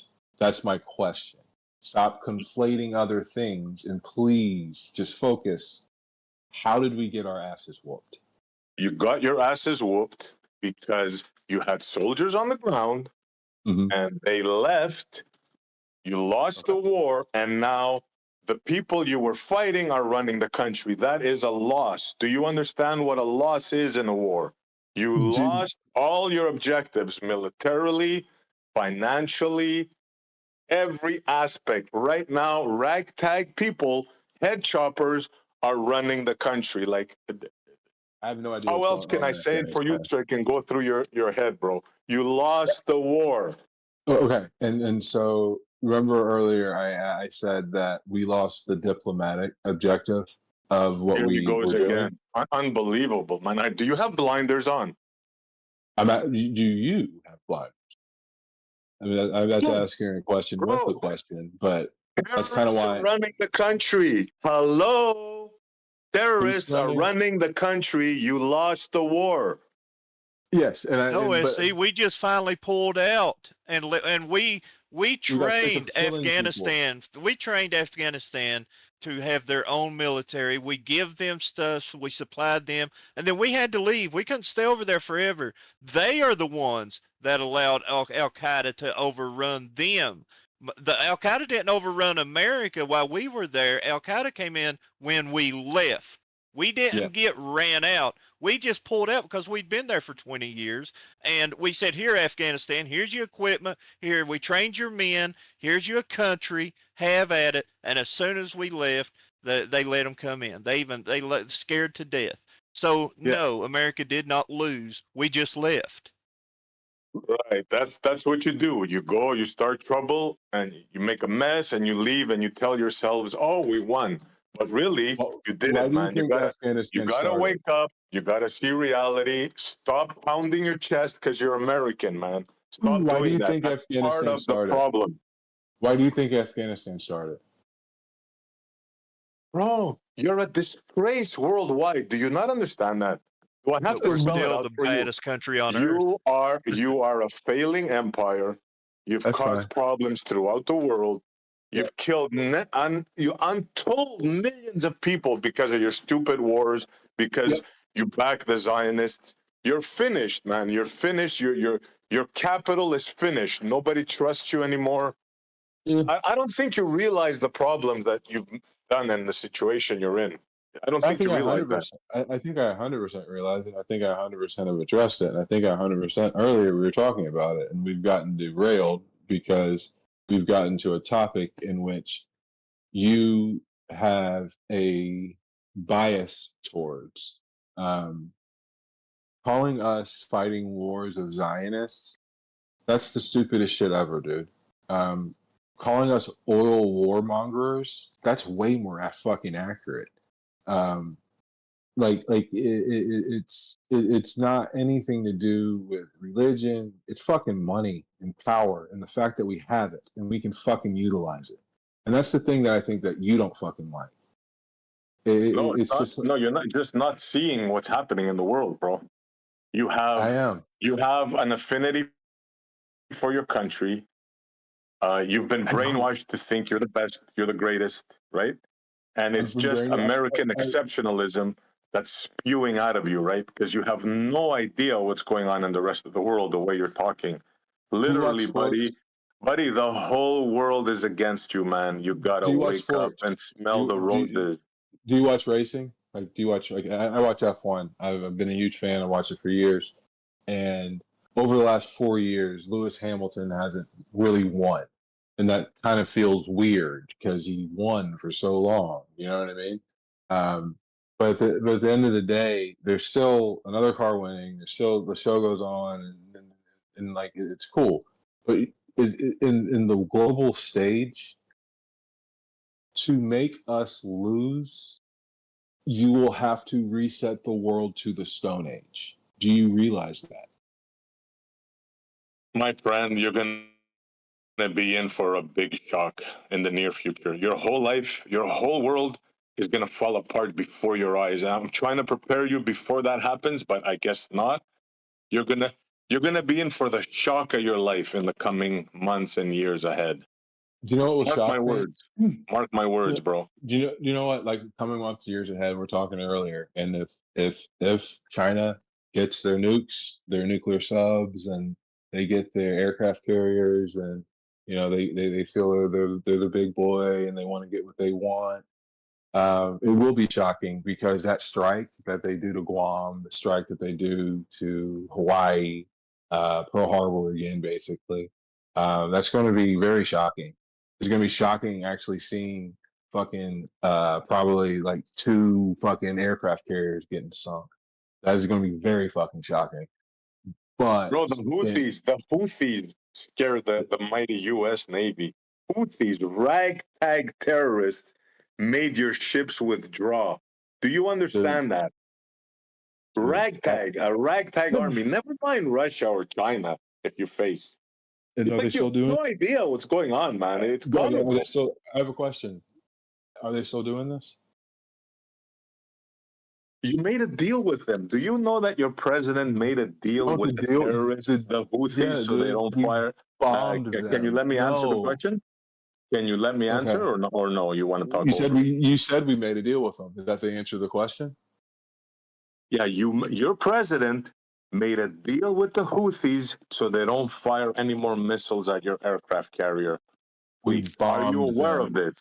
Are you No, aware of I'm not this? aware. I'm aware of us That's right. You're bombing them. not aware, like a lot of other stuff you're not aware of. Yep. Okay, we did not make a deal with the Houthis to have them not shoot with them. We fucking bombed them, and they stopped shooting because we blew up their shit. You're absolutely wrong. Anybody could Google it right now. Anybody listening to my voice, Google it right now. You Your could probably press you could made a probably go deal on with the Signal. Houthis so they can stop bombing you. They No, made so we stopped the bombing U.S. them. Navy buckle. Terrorists did that.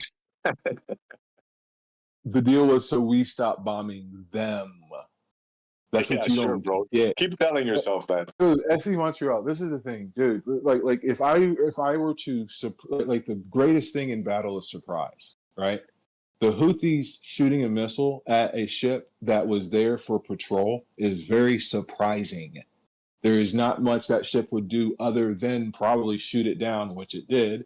The other two missiles that it didn't get there, and it did the evasive maneuvers and got the fuck out of there. And then what Your showed back Navy, up? What showed back up was the fucking fleet, and we bombed the shit out of them. And they said, please stop bombing us. Let's make a deal. So if you want to say that deal is for them to stop shooting missiles at us, that is not the fucking case. That was for us to stop fucking bombing them. sure, let me tell you the truth now.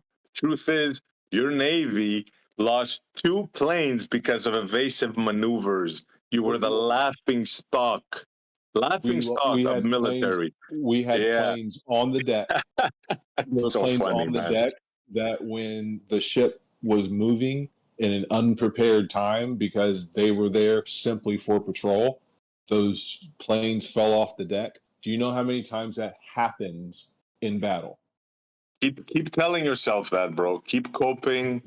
While The the fact rest of that the we world lost, knows what's happening, you keep telling yourself that. The fact of the matter is, a ragtag army of terrorists made the mighty U.S. Navy move their ships. Now, you keep telling yourself otherwise. Anybody could Google it. you can Google the fact that they shot missiles at a ship. That ship is still in our fleet. We lost 2 planes, and then we bombed the fuck out of them and made them stop shooting shit into the strait. You can Google that. That's what you can Google. Incorrect. You bombed the shit out of them. They laughed at you. They shot missiles back, and you whooped. You put your tail between They your did not shoot legs, missiles and back. you left. They did That not is shoot the missiles back fact, my because they didn't friend. have the capabilities to shoot missiles back after we bombed You them. can talk And through me and not get it, but anybody could Google it and find out that your prez made a deal with a terrorist organization because they made you shit your pants. That's a fact. so also, you can also go on Signal and probably join Pete Hetzig's talk about the actual strike that happened that fucking slapped the Houthis in the face. Because yes, you can read about the actual strike that happened because they had a Signal chat about it. So like there is evidence of all these things of the strike and the ancillary deal of please don't bomb us anymore. So that is what you can find on the internet. You cannot find the fact that a ragtag army made the U.S. Navy move their ship. I don't think you'd find that narrative widely across the internet. That is a fact. Listen to all the military experts, and as much as it hurts you, my friend, that is a fact. That happened. A ragtag Houthi army, which you were helping Saudi Arabia bomb for 10 years. 10 years. They're still there, and they're still causing a threat. You gotta stopped wake up selling to the weapons new to Saudi. reality, and you gotta stop interrupting me, bro. That's pretty Oh, I'm annoying. sorry. I apologize.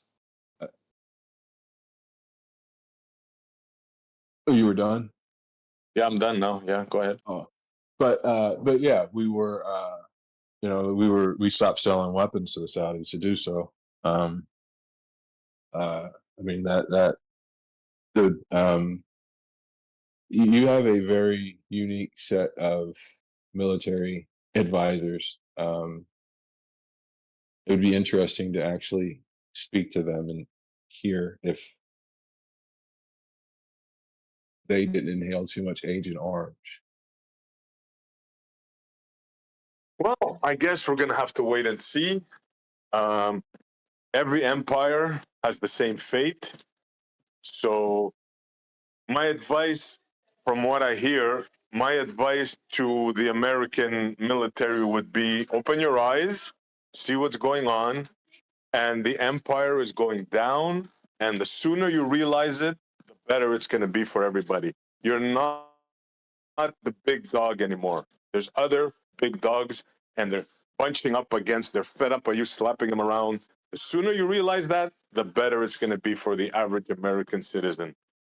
And that other big dog you're talking about is Russia, who has failed to overtake a country that spent $6 billion annually in their defense budget. Is that the big dog you're talking about? Yeah, those people. That guy? That guy called Russia. Yeah, the guy that NATO, all of NATO, has been backing for 3 years. That big dog, the big dog that all of NATO combined could not defeat. That one, that big dog is gonna slap you hard. And the other big dog is China. You're gonna get slapped hard. You know why? Because America is a bully, and the only way you can take down a bully is to slap it. So that's incoming. Mark my words, it's gonna happen. I think you could have the like I don't remember, but do you think the Earth is flat? Oh wow, is that your sign of defeat right there?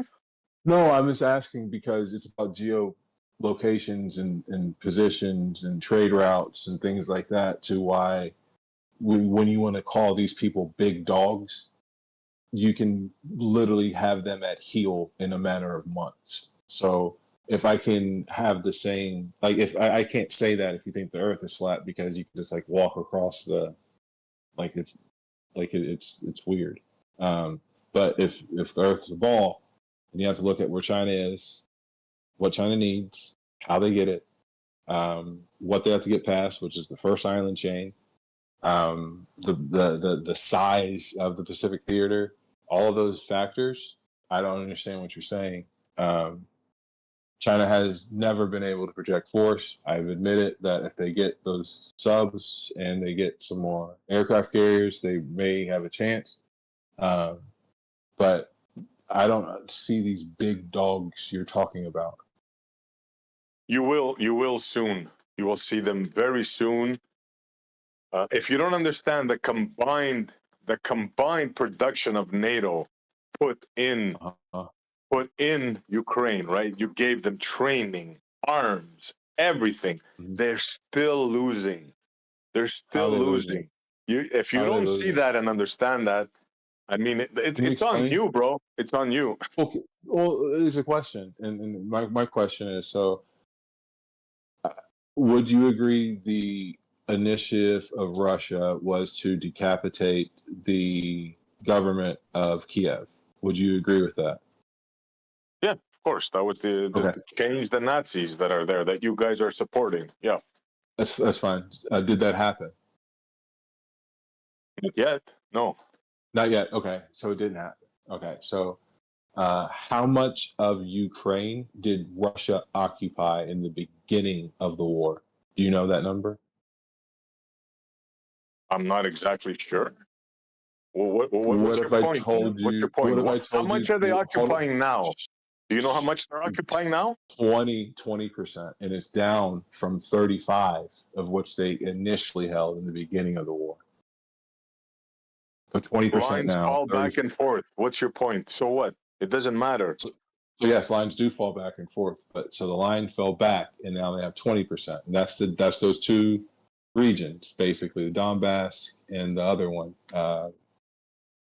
which they pretty much have. Donetsk, Luhansk, yeah, They Crimea, pretty much have. Yeah, they pretty much had those. You know, they have enough rail, and they pretty much had those.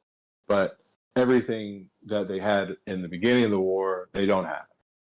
They have regions in which they can easily kind of administer and supply and control. And there is basically a World War I trench warfare that Russia is advancing at a rate that they will get to Kiev to achieve this objective, because you said not yet, in 250 fucking years. You're making me laugh, dude. You're so out of touch with reality. It's just unbelievable, man. Like, Maybe we should just stop talking about it, bro. You're in La La Land. You're in fantasy land, bro. Like honestly, you're just falling for propaganda.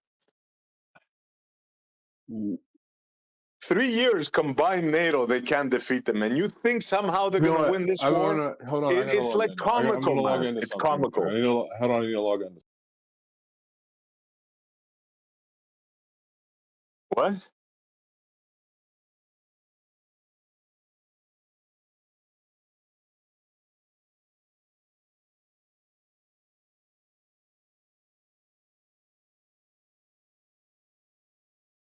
Did he stop talking? Mic check.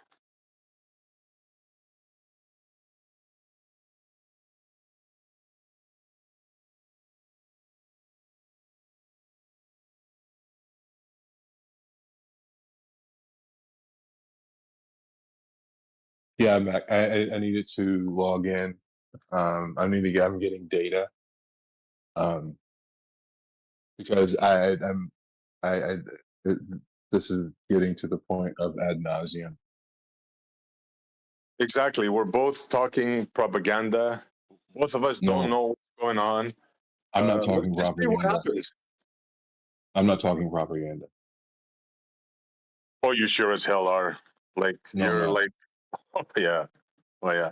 Compared to all the military experts I've heard, you have no idea what you're talking about warfare, about tactics, about weapon systems, nothing. It's just Western propaganda you're spewing. Yeah, hold on one second.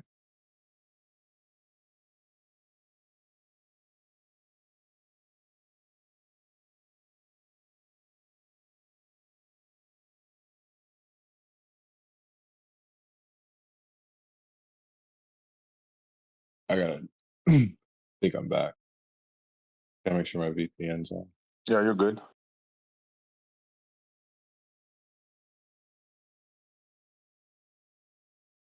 All right, so I can't get 25 numbers. Okay.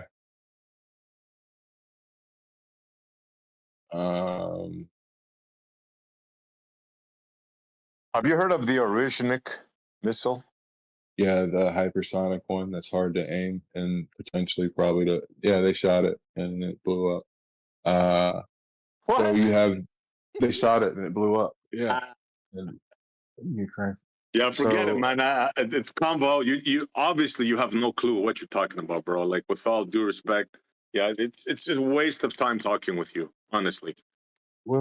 so did they not shoot the missile at Ukraine and it blew up? Like I said, you have no clue what you're talking about. No, they did not shoot the missile at Ukraine and blew up. They shot the missile at Ukraine and there's video of it striking. If you don't know that, then like I said, So there's it didn't no blow use up. talking with you. You're just full of Western propaganda, bro. That's it. Dude, I wasn't trying to. Dude, I didn't mean like it like blew up in transit or something, dude. It fucking blew up. It hit something and fucking blew up. Okay, is that fine with you? Whatever, man. Whatever. So, as of 24, this is a year old. Russia has lost 1,865 tanks. Is that propaganda?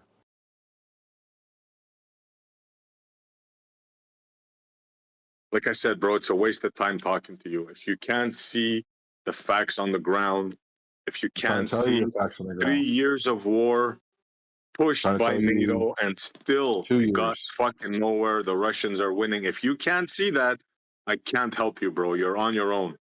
I'm trying to tell you 2 years. So, 1,149 armored fighting vehicles, 3,100 infantry fighting vehicles, 300 self-propelled artillery pieces, 250 aircraft and helicopters, 10 Navy vessels lost.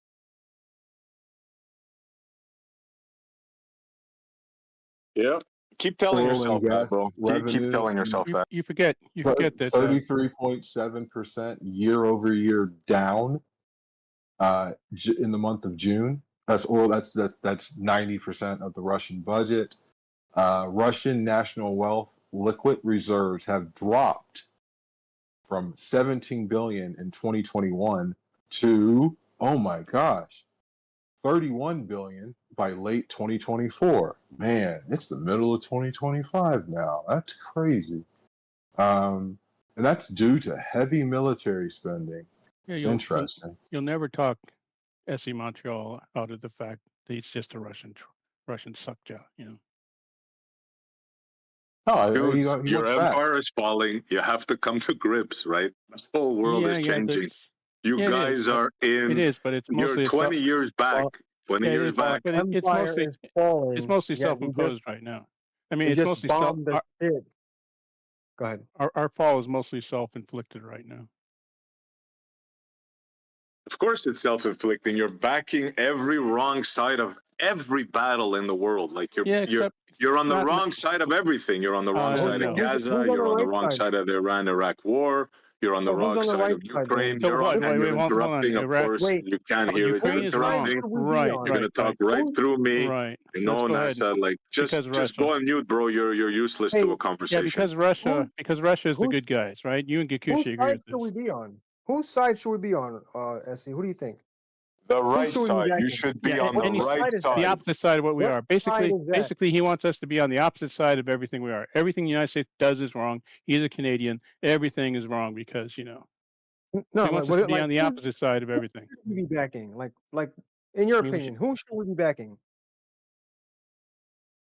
You should be backing the Gazans. You should be backing the Palestinians and not the people that are killing them. yeah, Your not the senators are going. democracy, right? See, you're going to interrupt me again, right? No, because you're Right? Or are you're you going to let me you're finish? worthless. You're a worthless piece of shit. You see, we have scumbags like this guy here. And if I wasn't in the convo, I'd boot his ass right now. So can Ahmad take care of this asshole, please? I mean, you're something. You basically are everything we People, do. you're Ahmad, right? You're going to let this guy go? Everything what are you going to do? Listen, just have the conversation. Just have the conversation, okay? So everything we do, the United States does is wrong, right? Yes, we should be on the other side of everything. We should be on the side of the Gazans against the democracy in Israel. We should be on the sides of the Russians, instead of the Ukrainians. The guys who invaded the Ukraine. And we've been trying to, we've been trying to contain the Russians for what, 80 years now, for rather successfully, I must say.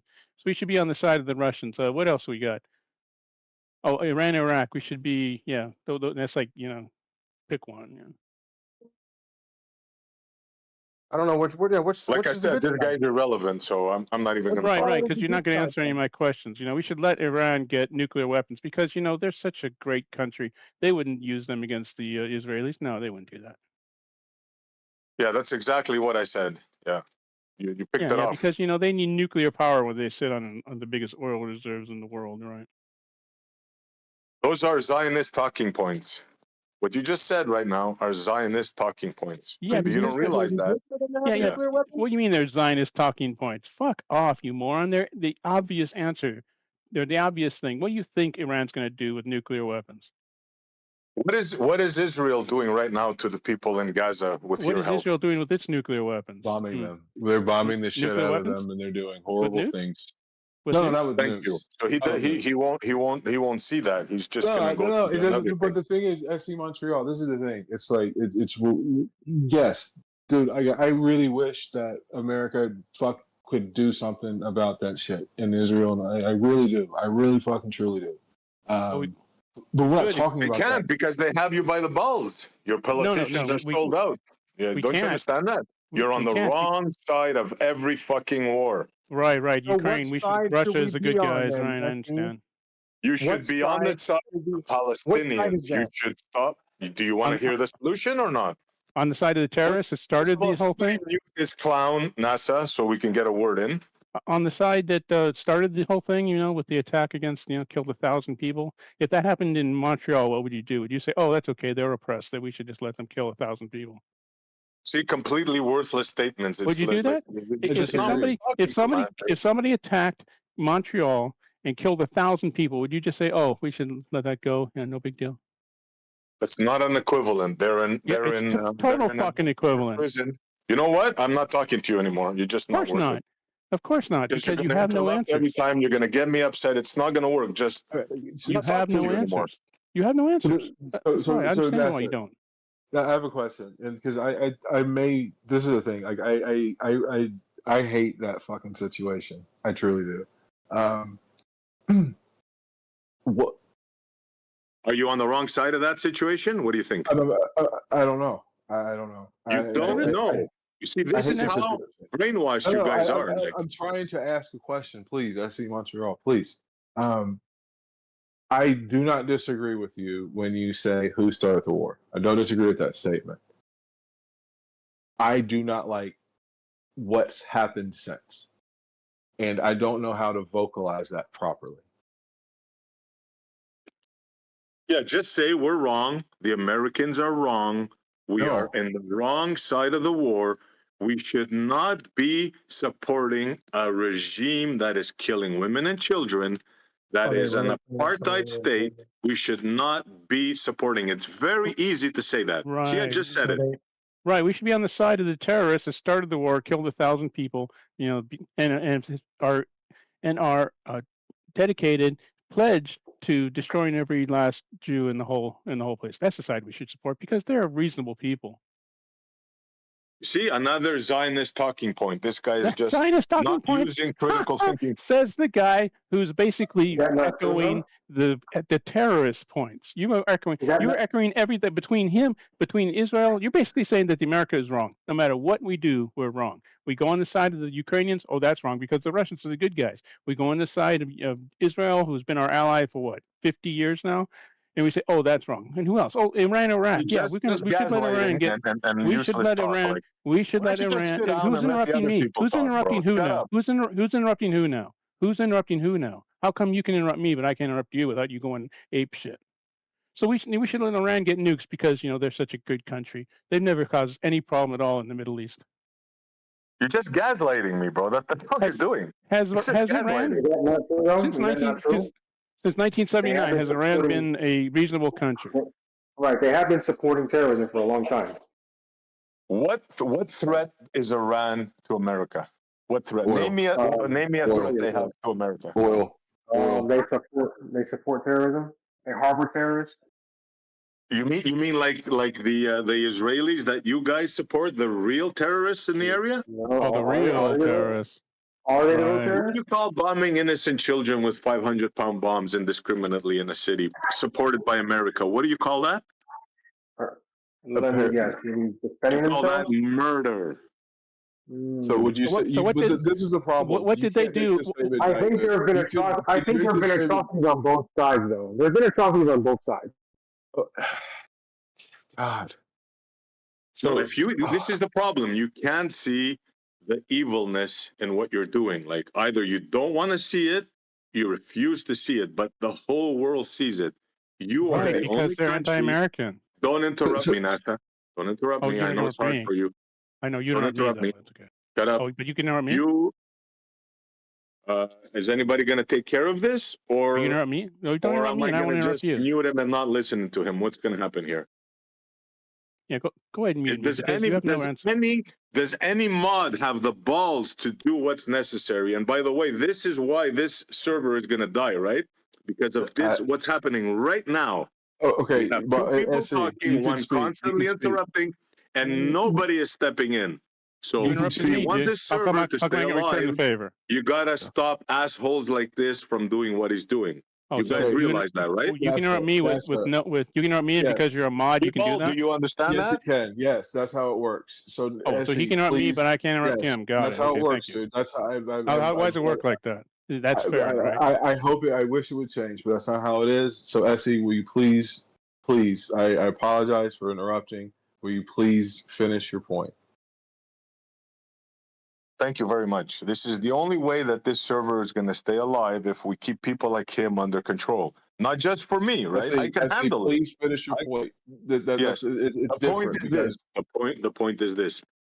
You are on the wrong side of the Gaza conflict. The whole world knows it. The ICC has condemned Netanyahu as a war criminal. The only country backing these war criminals, apartheid states, are the Americans. You're on the wrong side of this battle. That's all there is to it. There's no debating that at all. So Okay, I'm trying to cut it. Are you done? I'm so sorry if I cut it. Yeah, I'm done. I'm done. Go ahead. Okay. So this is the thing, dude.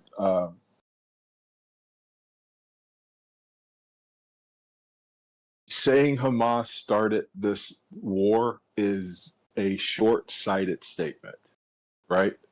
But They didn't. I said it's a very short-sighted statement. I just please let me move through this. But this conflict was initiated by Hamas. The response of Israel to want to disarm them and get their prisoners back, and that is, I don't understand how any nation state would not take that response to that action. I do not like what has happened.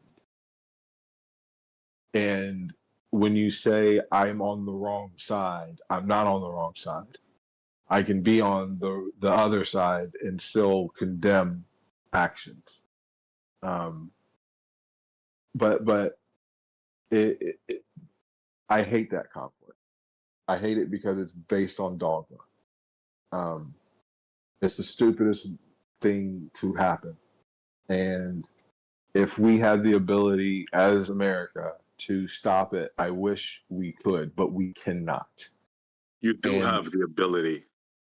I don't think we That's do, the dude. problem, bro. Israel makes their own weapons too, man. They make their own tanks. They make their own guns. They make their own shit. Like this It wasn't wouldn't a last fucking... a month without your help. Everybody knows that, bro. Don't try to whitewash this. This is the problem with Americans, right? You know you're wrong. You know absolutely you're wrong about this, but yet you don't want to admit it. That's a big problem, bro. Okay. That's a huge problem. I'm not wrong. Even You just you are don't want to admit anti-American. it. You don't care what side we're on. We need to be on the other side of everything. We need to be on the other side of this. We need to be on the other side of the Ukraine. We need to be on the other side of Iran, Iraq. What else we need to be on the other side of? Come on, Essie. Yeah, a completely wasted statement. Like That's I totally don't even know true. why Is we not allow this guy is to what I talk. just It's said? like Is what I just said false? useless. Yeah, absolutely useless. Have I mischaracterized what you have said over the past 15 minutes? Every word, every single Every word. word Yeah. that we should be so we shouldn't be on the other side of Ukraine. We shouldn't be on the other side of Iran, Iraq, and we shouldn't be on the other side of Israel. So Steel man my argument. Steel man. This is the last attempt I'm gonna have with you. Steel man my argument. I can't steal man your argument. I just did. We should be on You the, just see? the argument. Your argument is that America is on the wrong side of everything, and we should be on the other side of everything. That's what your No, I argument didn't is. say that. You're on the wrong didn't say side that? of these two wars. Listen carefully. I thought there was You're a on third the one. wrong side of the war with Palestine. Uh-huh. You're on the wrong side with the war with Iran, and you're on the wrong side of the war with Ukraine. Everybody knows it. The whole world knows it. We're on the wrong side of the Russia-Ukraine when Russia invaded Ukraine. Ukraine being a European country, contain the Russians. We've been trying to do that for 80 years successfully, and we should just now side on them against Ukraine because they invaded Ukraine first. No, the truth is it's a CIA operation. You guys started all this. Everybody knows started it, except certain people Everybody in knows America. that. Right. Yeah, the jig is up, bro. That's right. The jig is up. gig is up, huh? The gig is up. That is correct. That is correct. The whole world knows what's going So on. the CIA started a war, but the CIA started a war between Russia and Ukraine, and we went on inside Ukraine. Why did we do that? Because you want to take down Russia. That is the major thing here. You want to take down Russia and divvy up its resources. It's the biggest country in the world. It has the most resources in the world, and you've been hating on Russia forever. That's the reason. We could have done that in 1945, but split them up, and I'm almost done. And take over their resources.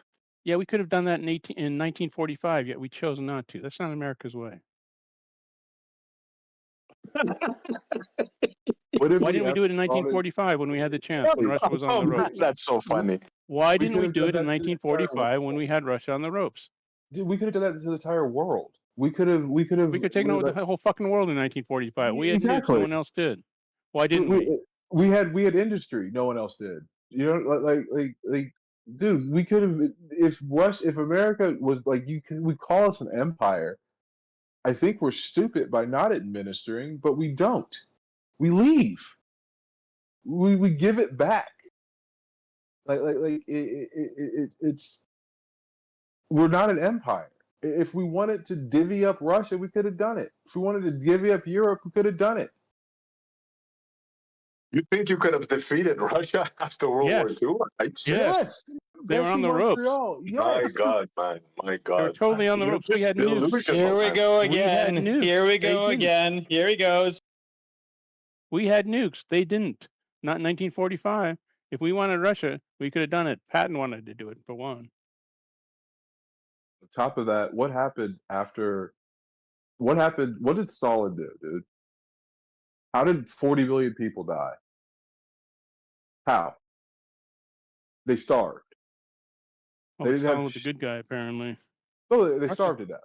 40 million people fucking starved to death because they were trying to industrialize. China did the same fucking thing. It's like the world. Russia coming out of the Industrial Revolution. Russia was still a third world fucking country. They were taking loans from France to try to industrialize and try all this shit. But they were still fucking serfs in the 1900s in Russia. There was it's Russia not like has that. defeated every empire on earth. Like I said, you guys are swimming in American exceptionalism. You're gonna get a big shark, big shark. Okay, so Russia defeated every empire, right? So do you know the Napoleonic Wars? Russia fought against Napoleon 3 times. It took him 3 times to beat him. 3 times. Like yes, Russia has won. Dude, oh my God, man. Dude, wake up, dude. Just wake up to reality, man. The world is when has not as it Russia used ever to be. conquered? Your empire is falling, crumbling around the world. You've made enemies with everybody. Your dollar is under attack. Your military, they're preparing to attack you. You gotta understand. Do you and, know? I say this with a broken heart. The empire is falling. Okay, that's fine. Do you know that Russia is the only European nation to lose to an Asian nation? Do you know that? Tell yourself whatever you want, man. They Tell lost to yourself whatever you Japan want. in a war. Russia lost to Japan in a war. Japan, yeah, we all know about it, bro. Yeah, we all know about it. Russia lost to Finland during the Winter Wars as well. Like the death to kill ratio between Finnish soldiers and Russian soldiers, the Finns killed them by like for every 1 Finnish soldier that died, 6 Russians died. It was like Very fucking similar to these numbers. embarrassment during the Russian Winter War. A fucking embarrassment. It's very similar to the Ukrainian numbers. Dude, even like the thing is, it's like Russia had fucking resolve, and honestly, I don't know if you could win without what they pumped into World War II. You can't dismiss what they did. Tremendous loss of life, tremendous loss of everything. But at the end of the day, like NASA said, dude, if we wanted to administer Russia, we could have administered Russia. If we wanted to administer the world at that point, we could administer the world. That's not what America does. Maybe we should change our fucking business model. I don't know. You're delusional, bro. You've started wars in every country. Latin America, you started wars over bananas. You're just delusional. You don't know your history. It's comical talking to you guys. Like, you want to talk about the Banana Republic It's Wars? a joke. Like you have no awareness at all of what your country has done and how much hate your country has amassed. Right? The whole world is against you. Do you understand that? The whole world. Why can you not talk while I'm talking, bro? Do you have a tick? You keep on saying the whole world's against you. What is your fucking problem, man? You keep on saying the whole world's against you. Why I think do you're you done talk after you say over it 3 somebody? times. Why? I think. Well, you know what? After you say the whole world's against you over. 3 times, I think you're done.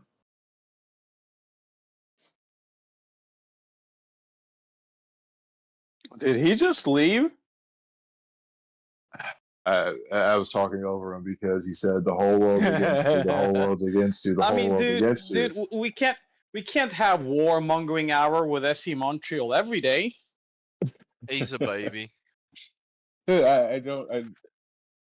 I mean, just because our country has maybe started a lot of wars does not mean that our country is not the baddest military on the planet. It's like he's getting that confused. Yeah, America has done a lot of stuff that I'm not proud of, but at the same time, our military is the greatest that any humankind has ever made of of any kind of military, and it's because we dump so much freaking money into it. Oh, the tech, dude. But yeah, the money. But dude, so he was talking about like the Banana Republic Wars in Central America and the coups that we did. You know, I mean, one of the first wars we did post Vietnam was Panama. You know what I mean? You look at what we were doing going after fucking Escobar. You could basically call that a war. I mean, it's just like, dude, America's not ever been the quote unquote good guy, but we're not the bad guy. I don't know how to explain that, you know? We're just the best option. I mean, calling the America the good guy or the bad guy is basically having an understanding of world politics to the level of like it's as if your knowledge of war basically comes from the game Call of Duty, which is pretty much what SC Montreal does. That's his entire understanding of how shit works. The way he described a lot of the bad stuff, a lot of the questionable stuff that we did in Latin America was supplying like basically terrorists with weapons and money and a ton of stuff only because they served our interest against the war against communism during the 60s, 70s, and 80s. And that like in as an afterthought, yeah, that was pretty bad. But then again, so did other nations as well. I mean, it's it's pretty cut and dry. We supply people that shouldn't have had these type of supplies, a lot of power and a lot of money and a lot of weapons. So basically, Europe tried this with Africa, right? And you saw how that ended up. You know, really bad things happened there. We did the same thing in South America on a different level, essentially. We got the same outcomes. We got the natural resources we wanted. We got the protections that we were seeking. But at the same time, the damage and the harm was lesser, you know? You can't deny that there were, you know, covert operations and, you know, coups and all like assassinations and shit all across that region. But it was administered way better than Europe did. You know what I mean? And like I said, like we're the best option. We live in the best times. But man, I don't think the people that fought both the Iraqi and the Taliban war would agree to that, because some of the options we did were just. We started a lot of shit on false premises. We started a lot of shit on bad info and bad intel. Dude, and we this want has oil. been a. Come again? We want oil.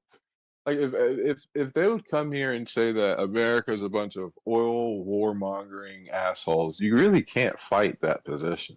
You really can't. Yeah, that's what I was saying. You know, America has done a lot of stuff that we're not proud of, but you know, the shit you're saying we're doing, we're on the Zionist yoke and all that other shit. That's not what's going on. You know what I no, mean? not at all. But I mean, honestly, when you look at the budget that the United States has for its military, it is more than like 95% of all the countries combined around the planet. Yeah. You know, if you take the whole planet's budget and basically add it all up, it's still less than what America spends. It's ridiculous what we spend. But it shows by when we do things like when Trump bombed Iran, we literally flew aircraft in there unseen, dropped several bombs, and flew all the way back landed, and nobody even knew they were there other than the bombs hitting. You know what I mean? Like we have that kind of capability. So to say that Russia could defeat America is just blatantly wrong. Don't listen to S.C. Montreal. He's just high off his own parts. But speaking of supplying countries, wrong countries and wrong groups with weapons and intel and shit, guess what we did with Iran during the 1980s? They were our Gave them, friends. yeah, we gave them intel against the Iraqs for the Iraqi war. Yeah. And we supplied the Iraqis during that war. No, the Iranis, not the Iraqis, the Iranis. No, We supplied the Iranis with weapons. No, we did both. We gave them a bunch of shit, but we funded both sides of that war. Yeah. Saddam Hussein was like George Bush's best fucking friend back in the day when he was in the CIA. There was a movie, as well with the Saudis, man. The Saudi family, the Saudi royal family, and Bush have very deep ties that go way back. Hell yeah! Whoa. I can't think of the name, but there was a movie made that starred Tom Hanks about in the 80s them sending like loads of guns and money and stuff to the Middle East for that war. That's the oh my gosh, that was real. That was for the that's actually the beginning of the Iran Contra. You know, it was a good movie too. What was the name of that movie? It was a dude's name. Yeah, it's his name, but I can't think of it. It starred Tom Hanks though. Yeah, it was really, I like that movie. But they were funding the Mujahideen and stuff. Gosh, what was the name of that movie? Has the girl in it with red hair. Yeah, I'll never think of it. And I can't look it up right now. I'm doing something else. But was it Hearts War? Was it Hearts War? No, it was a guy. It was his name. It was. Yeah, Hearts War was with the POW camp with Bruce Willis. Okay. Oh my god, what is the name of this movie? Okay, it's not Castaway. It's not big. It's not, I'm just going to throw something from this flash in my head. I see the cover of the movie. I've seen this movie like 4 times. It opens with him sitting in a fucking hot tub with strippers, and he goes to the airport. What is the name of this movie? Hold on. Hold on.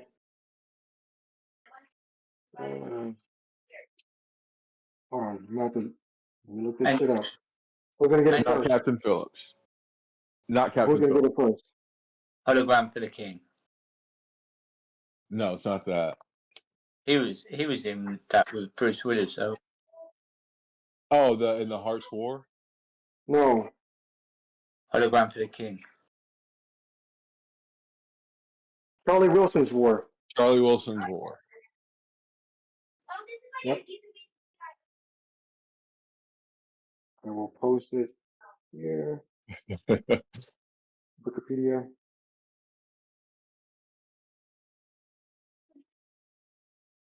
Yeah, we gave a bunch of Stinger missiles to the Afghanis so they could defeat the Russians. I think, didn't it? Yeah.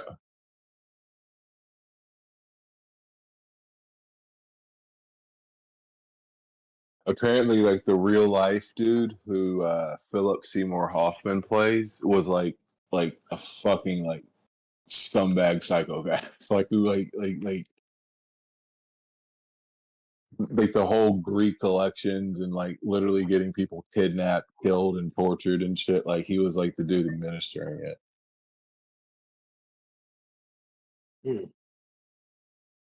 Yeah, I might have to watch that movie again.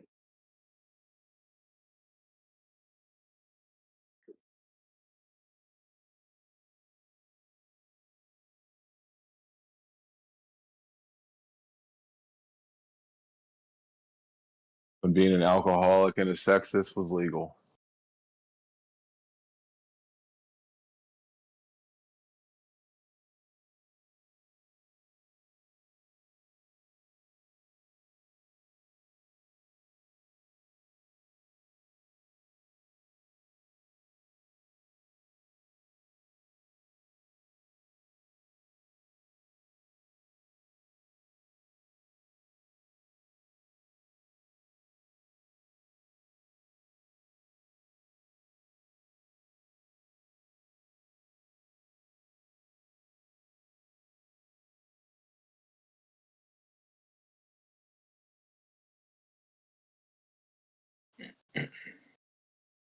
Well, we can't let the room not talk. Let's just say words.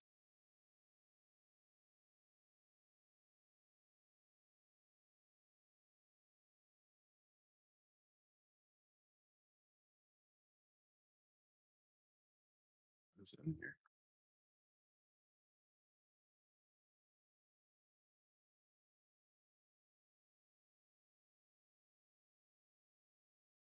I don't know if you said this, Earth is Life, but I think you said that I was a smarter version of No Tanks once.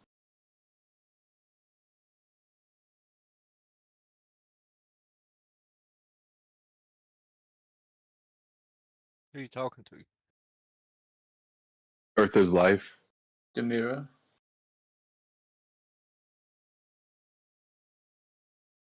Do you talk to the mirror, Slitsy? No. I'm just trying to say funny things. Slitsy, what's up, man? There he is. Yeah, listening to you. Losing another war. Like the Balkans? I don't know. No, the war with SC. Oh, I lost that? No, I don't know. I think he rage quit. I don't know. I don't understand. Right, me looking at it, I think they're both shit people. To be honest, that's why they were put together there. If you read the history, because no one else wanted these people. So I don't know. You know, no matter how they got there, you know, maybe they could just get along and not drag people into nuclear war. How many times have you seen people from Palestine go into Israel, strap themselves up with bombs, and just boom? So Yeah. you can't. Where do you draw the line to say, oh, they're in the right, they're in the? I think they're just shit people. I'm not saying everyone's shit, but you have got a predominant pile of shit in that country, as in that country. And it's like with all the wars, it's just the innocent people who get hurt. I agree with that part of it. You know, I would say that it's just, I don't like saying people are shit, but I would definitely agree that the government is shit. That's for sure. Yeah, but look, there's people there for whatever reason. They ain't got the people's interest in. You look at Ireland. Look at Ireland, and look at what happened in Ireland. You know, people were giving their lives up because they thinking they was fighting a cause, when really and truly, these motherfuckers were socialists, and they wanted the English out. So I thought that was. So I'm sorry for cutting in because I'm asking. I thought that was like more religious based than anything. It's not religious, is it? You got. I thought it was like Catholic versus Protestant. Well, you had what it is you got people who were loyal to the crown, so they were called Protestants, and they weren't Catholics. Then you had the Catholics who, wanted the English out of Ireland. But really and truly, it's just they wanted the English out of Ireland. That's the bottom line. It was secretarial, of course, but that's just another excuse. It's just a layer. But the people, look what they're doing to the country now. They're fucked the people. So you got all those people who fucking died thinking they was fighting for a cause. And then the same people, the political arm of, IRA, which is Sinn Féin, is now inviting all the immigrants in. And they're fucking the people. The same people who fucking gave their lives fighting for a cause. But they're socialists. They're just scumbags. Commies. Proper commies. What happened to the IRA? Didn't they reach like a treaty or something? Yeah, they signed something where But it's just fucking horseshit. It's just a pile of bollocks. Those people, they don't give a fuck. You know, look what's happening now. It's Sinn Féin, which is the political arm of the IRA, and now the people inviting all the immigrants in, destroying the country, which the people are giving their lives in trying to, free, or so they thought they were trying to free. It's just fucking bizarre. Yeah. Because these politicians, they don't sit down in the same restaurants as you and me. They don't, if you catch them in the street, wow, it's, they don't even walk in the same streets as me and you. Do you go back to the UK a lot? Yeah, sometimes. But it's a shithole. I left it about 11 years ago. I could see what was happening. Huh? I would say I was thinking the date. I probably spoke out loud. It's like 2013, 14. Yeah. No, later than that. Say, yeah, it's 2014, 20. What part of the UK were you from originally? From London. Oh, proper. Yeah, but to be honest, I'll be brutally honest with you. London's fucked. It's heartbreaking. Every time I go back, it's like heartbreaking. It's just London's finished. So I don't think it's ever going to be the same. It will never be what it was. That's for sure. Like the last time I was there, this dude took me on a tour, and he showed me like these like stones that like separated the city. You know what I'm talking about? Or was he just? Gate. Yeah, there was a gate, but like there was like these stones, and like you could like walk and like see them, and like on the one side was like London proper, and the other side there was like some other jurisdiction. They're the city gates. It's 1 square mile of London, of the capital. What is that? Yeah, like what? Do you remember what that's about? Because I was fucking drunk. Yeah, it's like I think it's like apparently the king has to ask permission to enter that. It's set. Oh. I think it's some kind of, I don't know, some order. It goes into all that fucking masonry shit. I have a question. Would you be for the UK voiding the treaty with China and re-administering Hong Kong? Yeah, I don't think China's got our interest. Not the people, Like, I think the people are good. The majority are good people, but the politicians, yeah, they're just. I don't know. What I'm saying is, so in the treaty that was signed, there was a handover. I think it was like 97 or 99 or something like that. Oh, what, for Japan? No, with Hong Kong. Oh yeah, sorry, yeah, Hong Kong. Yeah, they should have never gave that back. Do you think that so the UK could argue that China's violated that treaty and re-administer it? Would you be for that? I don't know. It just depends what the people from Hong Kong. If the people from but we're never going to do that. You just see what we've done. We just give control back almost, without giving it back, but we've given it back to Gibraltar to make things easier. To the Spanish. Yeah. Did they make you guys move your fort, or do you still have your fort though, right? Yeah, it's up in the mountains. Yeah. It's weird. Do you know what it is? It's like there's a checkpoint. So like when you leave Gibraltar, you come out. But if you're walking, you could park your car in Spain, leave your car in Spain, and just walk into Gibraltar. 2 minutes. But if you're driving, it's like a run. So it's it's like a maze. So you go down, around, down, around. It's like bunch like of when you're in the roads. airport and they filter you into the lane. It's like that. And then the police they're going to check your car because because the cigarettes are really cheap there. There's no tax.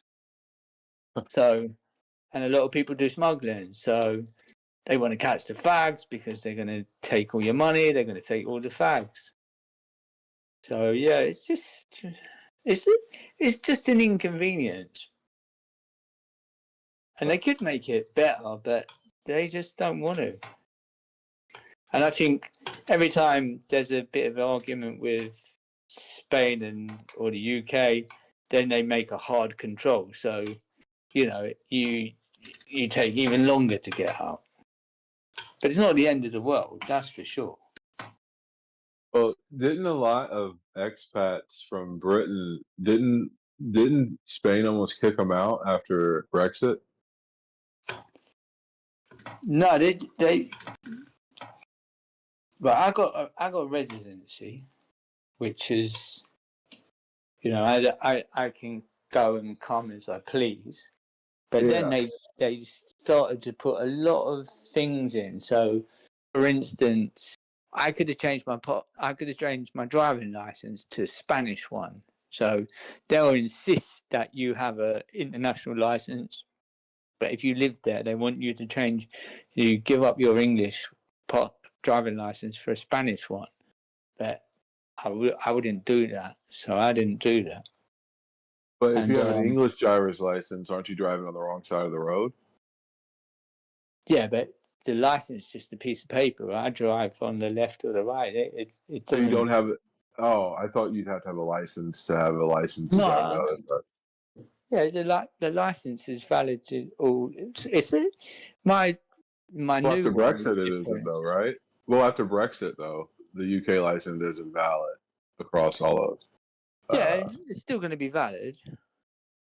But if you live in Spain, they will fine you for using your passport because you haven't changed it over. You can still change it over, but it was like a given. You didn't have to do anything. You could have just said, do you know what?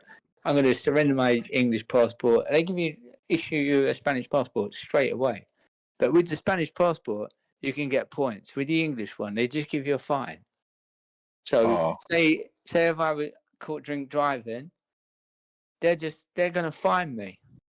They can't give me points, and I lose my license. All they can do is fine me. So they'll fine me.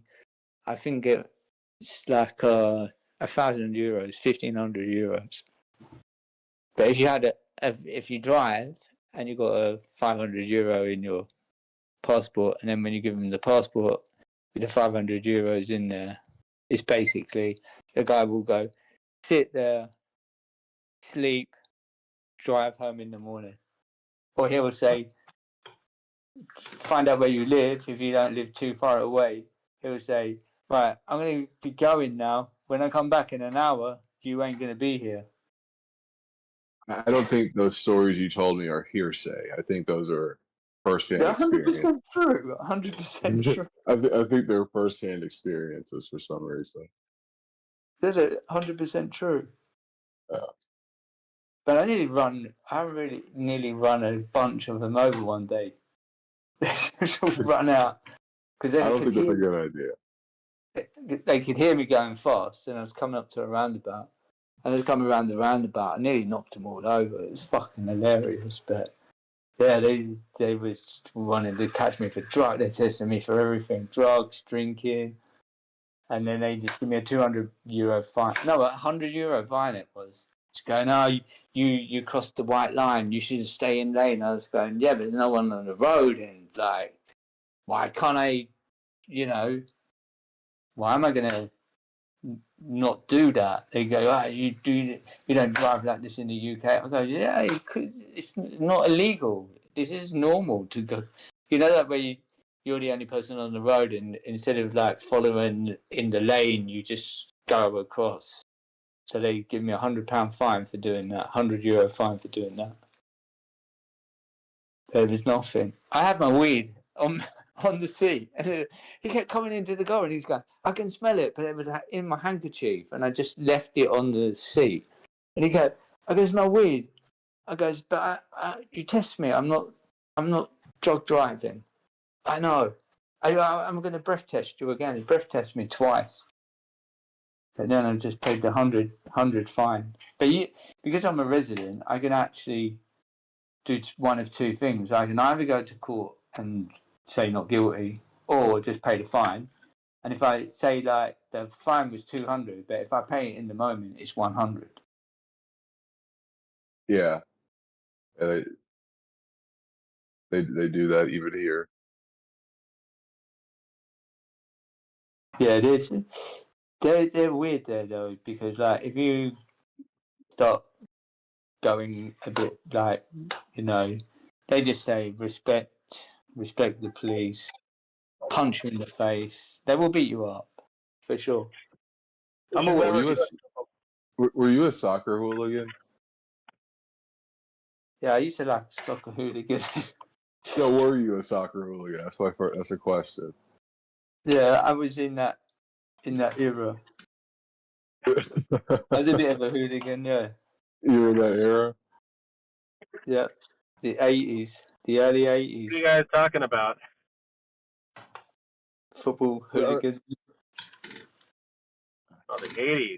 I'm dissecting Slitsy's past. Yeah, my questions. Well, I'm gonna test this Britishman really quick. My football team is Chelsea. As someone who grew up in the 80s, do you think they should have executed Margaret Thatcher? No, she was fucking good, mate. To be honest. Are you stupid? No. Hold on. Why would you say that? Why would you where say does that claim come from? Yeah. No, I personally, when I visited England, I pissed on her grave.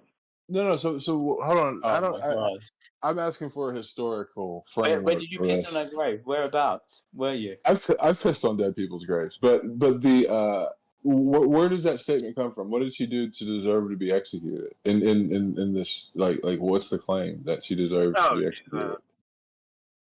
Well, one, she the way she treated the Irish. Okay. Two, the way she treated the Irish. Yeah, like it was one of the greatest. Did you hear what I just said about the Irish? Did you hear me? One of the greatest failures of the world. Like personally, she should have died in the IRA, in my opinion. Okay, so outside of the way she treated the Irish, so did she ever get charged for that? Are you Irish by any chance? Are you Irish? No, my great grandfather is, but no, I'm Irish myself. I am Irish. I was born in London. I consider myself a Londoner. Got no real. I got my family's Irish, but really and truly, so we could be related. I just didn't. I guess also the austerity, the austerity. A lot of the destruct. Well, she was very well known for her austerity policy. The austerity, I heard about that. We were booming. Cutting she was social also programs. extremely anti-union. We were booming with Margaret Thatcher. I don't think so, man. Not for the poor. Hey. I don't know if I could say I don't know enough to say that she. I mean, I remember her kind of as a kid. Margaret Thatcher was the 80s, so you think I was like 7. Yeah. In the UK, the 80s were. I would imagine. The 80s were pretty bad for you guys. The 80s were pretty bad for you guys economically. They're pretty good. No, dude, you lost that's when you handed over the keys of the kingdom, basically. You lost Canada. Yeah, fuck Canada. I mean, it was the end of the empire, that's for sure. You can't really argue much against that. Well, the empire was already dead by then. It was still being propped up. The death of the empire, but the loss of India, the loss of the Suez. You did see the woke shit starting to happen in the 80s because like they changed things like you couldn't say blackboard. I was thinking like all my life it's the blackboard. Now they want to call it the whiteboard. So But I it think turned I into don't the know. whiteboard because they started using markers. They want to call it the blackboard. Yeah, wait. No, the blackboard was for chalk. They started using a whiteboard because of a marker. What are you talking about? What? So they start using markers. So like I remember when I was a kid. No, so- they said, listen, they changed the blackboard that might be in to your the country. whiteboard because it was fucking derogatory. Oh, to dude, black. no. So The No, same as they that's called ridiculous. it a brown. Listen to this. The irony of it. Okay. So they didn't want to offend black people, so they called it the whiteboard. So fuck the white people. We don't care about them. We just call it the whiteboard. Then they changed blackout to brown out. I'm thinking, hold on, but black people are not black. They're brown. So it had nothing Do you to know do what with people being do you know allergic to what chalk. Okay, so once let's see. They changed the whiteboards because yes, exactly what Cole was saying. Chalk is not good to breathe. No, the markers ended up being breathed by the kids. They'd sniff them in the beginning, but but also so the difference. A blackout is when there is no power in a certain section. A brownout is when there is less power. Like the power grid is under capacity. So there may be spots throughout that area that will not be receiving power. No, it just wasn't like you had these like northern towns up north of England, yeah, in like places like Liverpool and fucking Newcastle and Sunderland, which were staunch Labour places. So like really and truly in the UK you have Liberal, like they're just fucking idiots, they're shit. Then you have Labour or Conservative. So it's always a two-horse race, Labour, Conservative. And sometimes, wins? if it's close, the Liberals will go with, you know, you have the Lib Lab pack, you had Liberals and Conservatives 1 year. You know, they've always they've never won anything, but they've always joined or something, you know, like, and shared the. So when so like that last prime minister, that lady, she didn't stay in That power wasn't the last because one. the one before this one, yeah. No. You're missing a whole other prime minister. There was a prime minister after her. Yes. And then yes. this guy. So my question is, it's like she couldn't form a government, right? And that's because Labor and what's the other ones?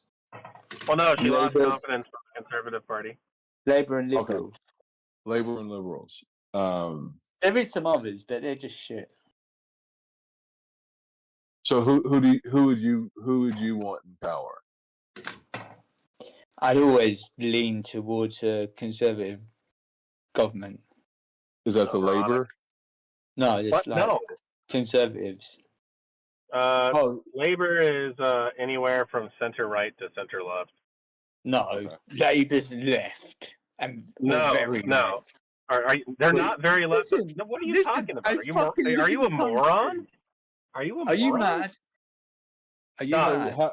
So basically, wait. Like you come off as someone who doesn't actually pay attention to these things. Labor, as it is now, especially under Starmer, the current It's government. super left. No, it's not. It's Because it widely fucking considered. is. These are fucking almost a comedy. No, are you stupid? No, you're stupid for like. Look, where are you from? I'm from the United States. Stay in your lane, then, yeah. Because you know zero. No. You do not know anything. Oh, I don't know nothing. Okay, You genuinely don't know Tell me anything. what I don't know, then. Tell me what I don't know. Okay, so the Labor Party under Starmer, and previously under who was the guy in the 2000s? Blair? Tony Blair. Blair. The Blair Witch. Yes, they represented a right-wing shift of the Labor Party to the center right. They are both neoliberals. Okay. Oh man. So what was crazy. what was Anyway. what was the Trump lookalike guy? What was his Say that again. This guy doesn't know shit. Say that The again? dude who looks like Trump. He was right wing. He was conservative. Conservative, right? Yeah. Seriously? Who was that then? Yeah. Who are you talking about now? Dude, He was part of the. that's their conservative right. That guy is Who Boris are Johnson. you talking about? Boris Johnson, yeah, or Yeltsin. No, Oh, Boris Yeltsin's Johnson. Wait. He's a clown. What do you mean? How do you not know this? Like, he was a Tory. He was right wing. A fucking clown. Like most like there was one guy who was I would genuinely say like kept the Labour Party left wing, and that was Corbyn. But the current government in Labour, right? Corbyn, especially listen, can I like stop you there? solidly Right, center Corbyn. right. They're neoliberal. Oh, okay. If you look that up, they had a right wing shift. Are you just going to carry on talking? Okay. Corbyn is a fucking commie. Yeah. Fucking commie. I hate fucking commies. 100% commie. So, you know, he's a sympathizer to the IRA, sympathizer to Palestine. You know, I can just go on and on. It's just he's a proper lefty left. I have a question, Letty, real quick. If America didn't support the UK, do you think the UK could support itself? Yeah, we're an island, so do you know what it is? It's because we're kind of like America, where you know, like you stick your nose in where you shouldn't really, and the UK sort of goes along with it, kind of get dragged into it. So if we just, you know, like concentrated on the UK, like we'd be a super strong country because we've always been a strong country. But we haven't done that. No, it's. I mean, you have to look at, like you said, you're an island, you know, so you have biddable space and you have biddable resources. Yeah, but like, look at what's happening in Ireland. See, when I left the UK, what was happening in Ireland in recent years is what happened in the UK 20 years ago. So I saw this decline where one day, you know, like, for instance, imagine this. I'm in a predominantly white town. I wake up one morning and there must be like 500 black people in this part of the town. I was thinking, fuck me, where did they all come from? You know, it's not, I don't give a fuck. Do you know where they came from? Before that, we had the Albanians, we had the Kosovans, we had all that stuff from the, you know, from the Balkans. They came over, but it was like lots of Albanians. I don't know why we always let Albanians in our country. Because Albania... We got a lot of Albanians in New York too, Schlitzy. We got a lot of them. They're filthy. They sit outside their cafe all day long. It seems like none of them ever work. They're the kings of the drugs. Anyone who tells you differently, they're the leading... They're the kings of the drugs. All the dirty drugs. Heroin, cocaine, weed, everything. They do all the prostitution, everything. We need Liam Neeson to go fuck them all up. You know, Taken style. Just go take out all the fucking Albanians. I have a set of skills. It makes me a nightmare for people like you. A great fucking movie. Now, I would say the Labour Party would be left wing under Corbyn, but not under the current leadership. Oh, mate, this Starmer, you don't know nothing about Starmer. Yes, I do. I studied it. What do you know then? Keir Starmer is essentially a neoliberal. He is a self-proclaimed neoliberal. Corbyn was a self-proclaimed socialist. Red Tape, aren't you a commie? Like, if you literally just look up whether or not the current leadership of the Labour Party is centre right. Yeah, but you don't understand. Corbyn, right, was the head of the... It was the head of Crown prosecution, yeah, who oversaw. He saying that he didn't see the paper, but he would have had to sign that off over the... Oh, do we press charges against the fucking paedophile fucking Jimmy Savile? And look at his mate. He's got a mate. This fucking motherfucking piece of shit is None of you this know is telling me whether or not they're left or right wing. I don't know why you brought this up. he's a lefty, super fucking Corbyn lefty. Corbyn is a lefty. I agree. No, I Starmer's totally a agree fucking there. proper lefty. He was Starmer fucking taking is a not a knee for lefty. taking a Are knee you for George are you Floyd. You retarded? cunt. Dog. Him taking a Like if you knee for literally George look up Floyd. any form of like if you Taking even a like knee look for George Floyd, you weirdo. dog, Democrats here's a- did that and they're not wait a minute, wait. Do you think the Democrats in America are left wing? Oh man, piss off. Here's a question. Let's see. Would you want to disband Parliament and reenact a divine right king? I would like. Do you know what we should do? Yeah, we should tear down these fucking puppets. You know these. I think this is going to happen anyway. I think the next What about the election, king? they're going to. Renee, I'm a disinterested third party. I just have to this guy doesn't know what the fuck he's talking. I'm not saying like I'm interested you know, because you have. So this is the thing. So my question is, if you could, elaborate afterwards. But would you be for disbanding Parliament and reenacting King? What is he, George? As Charles. King Charles. No, as he's the divine. he's a sick cunt as well. He's the last person I'd want running the country. He's the fucking king. He shouldn't even get into it. He shouldn't even be involved in So stuff. you'd be for you would be for the monarchy to be disbanded then? Do you know what? The monarchy for me, I don't give a fuck. You know, I don't care. It don't serve any purpose for me whatsoever. Whether it's in place or what does it does? It's a tourism thing. They sold out years ago when they started opening the palace to tourism. So for me, I'm not really bothered. And so would you? I just think even just to tear down the governments, just like to disband them, or like to make them non-operational. I think they're in for now. The people are really fucked off.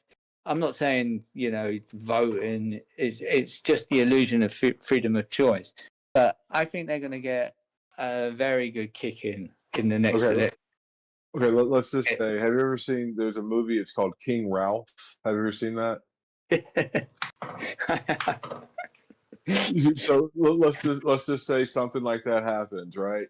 And for some reason, you're the person who inherits the monarchy. You are the new king, right? These motherfuckers going to jail. All going to jail. So you would be for. Going to exhume Jimmy Savile. I'm going to make him sleep in the same door. So you are for a monarchy. You're just not for the current monarchy, the people in it. Now there's too much controversy around them people for them to be. Look at it like this, right? King Charles, Jimmy Savile was King Charles' best friend. You cannot tell me that the fucking people who surrounded the king or Prince Charles at that time didn't know the antics of Jimmy Savile. So it must have been brought to their attention, and they must have, it's all right.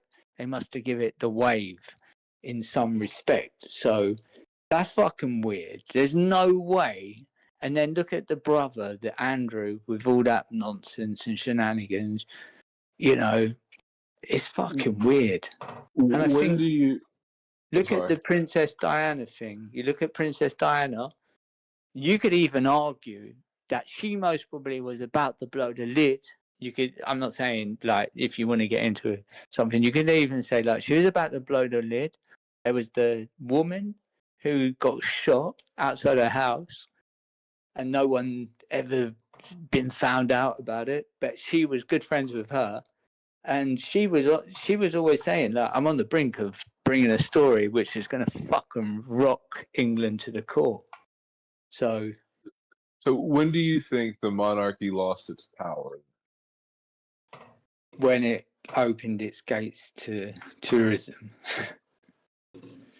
It started to become unpopular because like they made a lot of money. They don't really, I don't know what charities they do, or I think they're involved in. They're not. I don't think they're allowed to give to charities, but they become the face of a charity or something like that, or they give their name to a certain charity. But I think they're not really with the times and that. And it was just sort of, I don't know, it's just weird.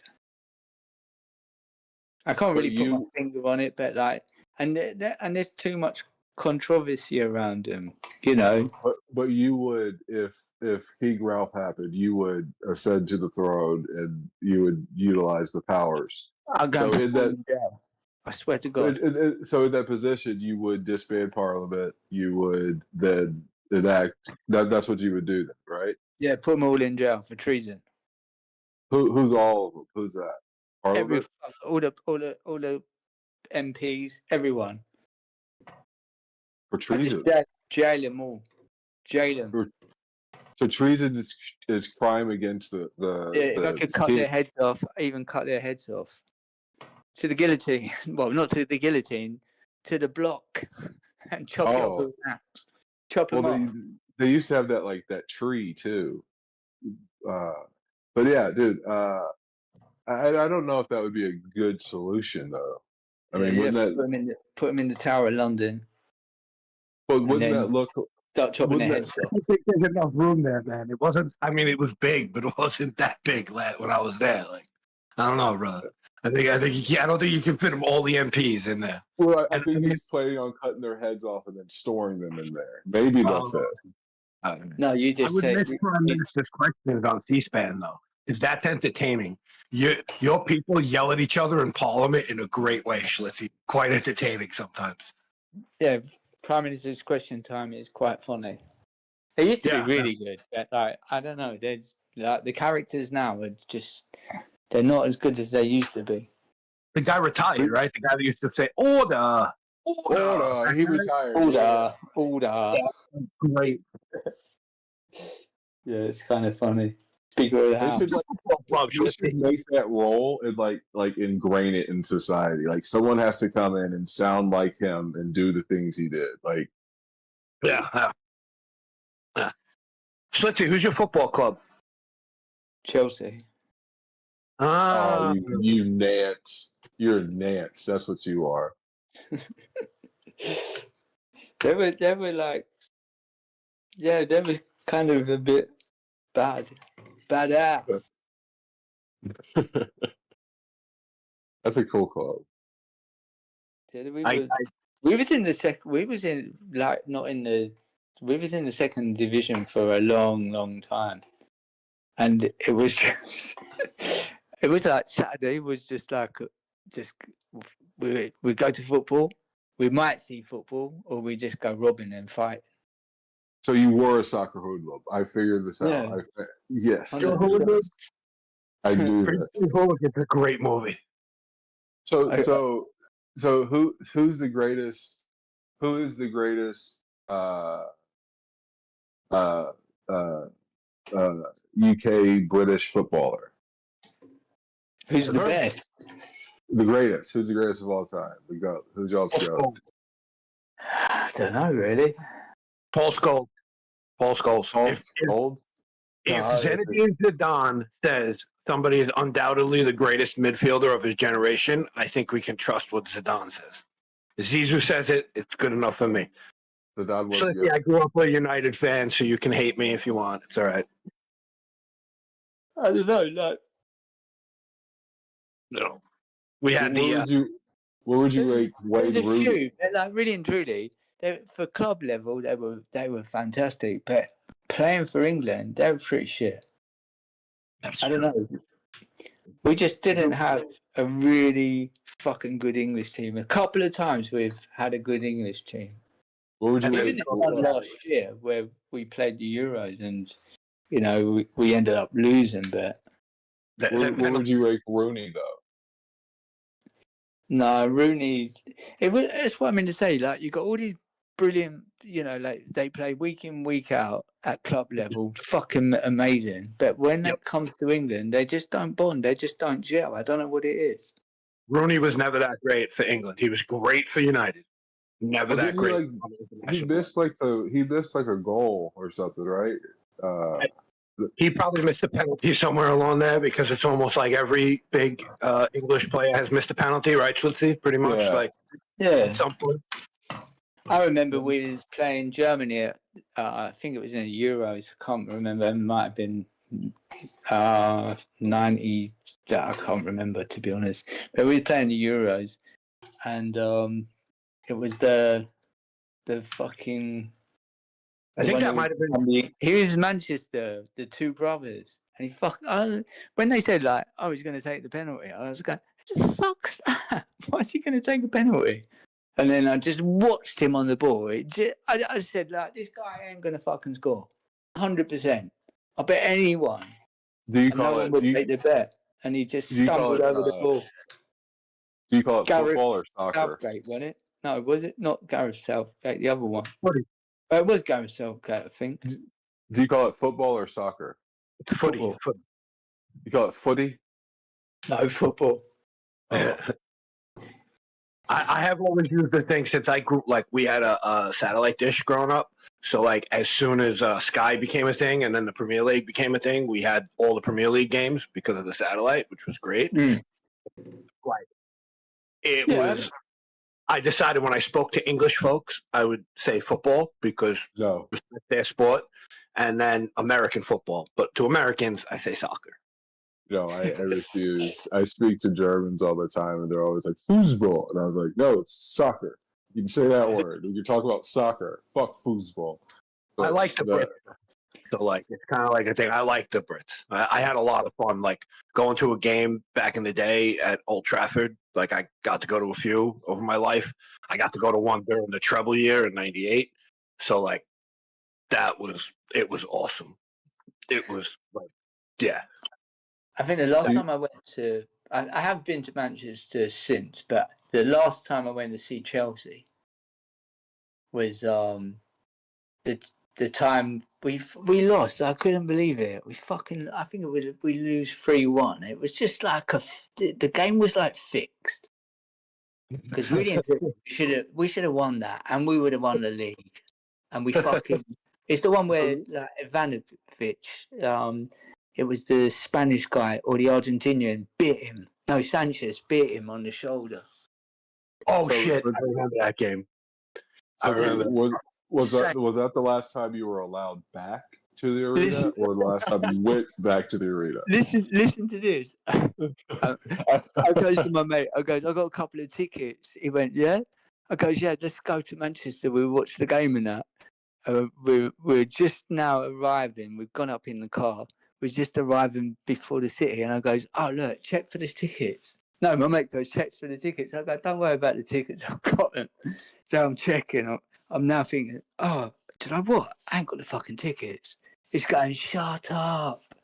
I was going, no, I ain't got the fucking tickets. But the tickets were given to me by a player. So when I was there, he was in the changing room, and I walked in there and I said, like, look, I goes, I'd taken a picture earlier to show my mate I got the tickets. So what I did, I said, look, I just got to the ground and I go, my wife has just texted me the tickets. So I've left them on the table. I go, but they are a player. So he's going, what's the player's name? So I give him the name. He's gone down there. Do you know what? He come back with the tickets and said, I'll reissue him. He goes, he just told me he'd give them to you. I was going, yeah, I'm not going to lie. So yeah, it's kind of good. But we lost anyway, so fucking theatre of fucking cheats. Ever since, what's his name? Ever since you lost the money, like things haven't been the same. Same with United. It's fucking disgrace how bad they are right now. It's a fucking disgrace. Biggest stadium in the fucking country. And yeah, well, they forced the Russian out, didn't they? They started like doing all the mad shit. Do you watch MLS? Pardon? Even I don't, bro. It's terrible. I got some. One of my mates is he's a football agent, so he's got some players who play for MLS or what is it, Major Soccer League, MSL. Yeah, Major League Soccer. Slow. It's so slow. That's my problem. It's like you can see if you were to watch like an MLS game and then watch a Premier League game right after each other. Yeah. Why? Why are these guys moving so much faster? What is going on here? I mean, you can even see it if you play FIFA, or whatever EA called it. Dude, it's literally it's like F1 and IndyCar. You know what I mean? Like it's the same differential. But like I think that's going to be one of the bigger growing leagues here over the next decade. Well, we need the American team in the World Cup to make it like to win one knockout game. If they won one knockout game, that would like Well, you have to start you have to start paying people more money to play soccer instead of other sports. That's how it works. Well, and also get guys who like. There's a lot of guys who probably are very athletic and are maybe in the wrong sport. You know, like a 5'10" guy who thinks he's going to be an NBA player, and it's like, dude, you got to be really fucking good nowadays because, I mean, shit, like, what's the average height now in the NBA? Like 6'5"? 6'3", yeah. Yeah. So like you're a 5'9" guy is not a 5'10" guy, but if he's athletic and skillful, could play soccer. Like for sure.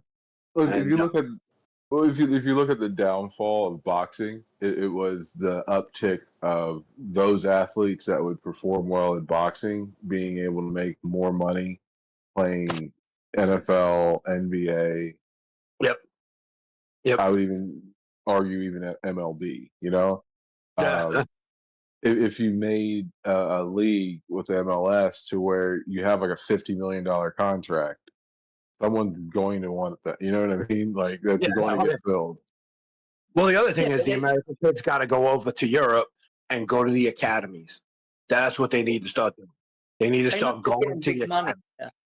Though they must be getting big money in the MSL because a lot of people go there now.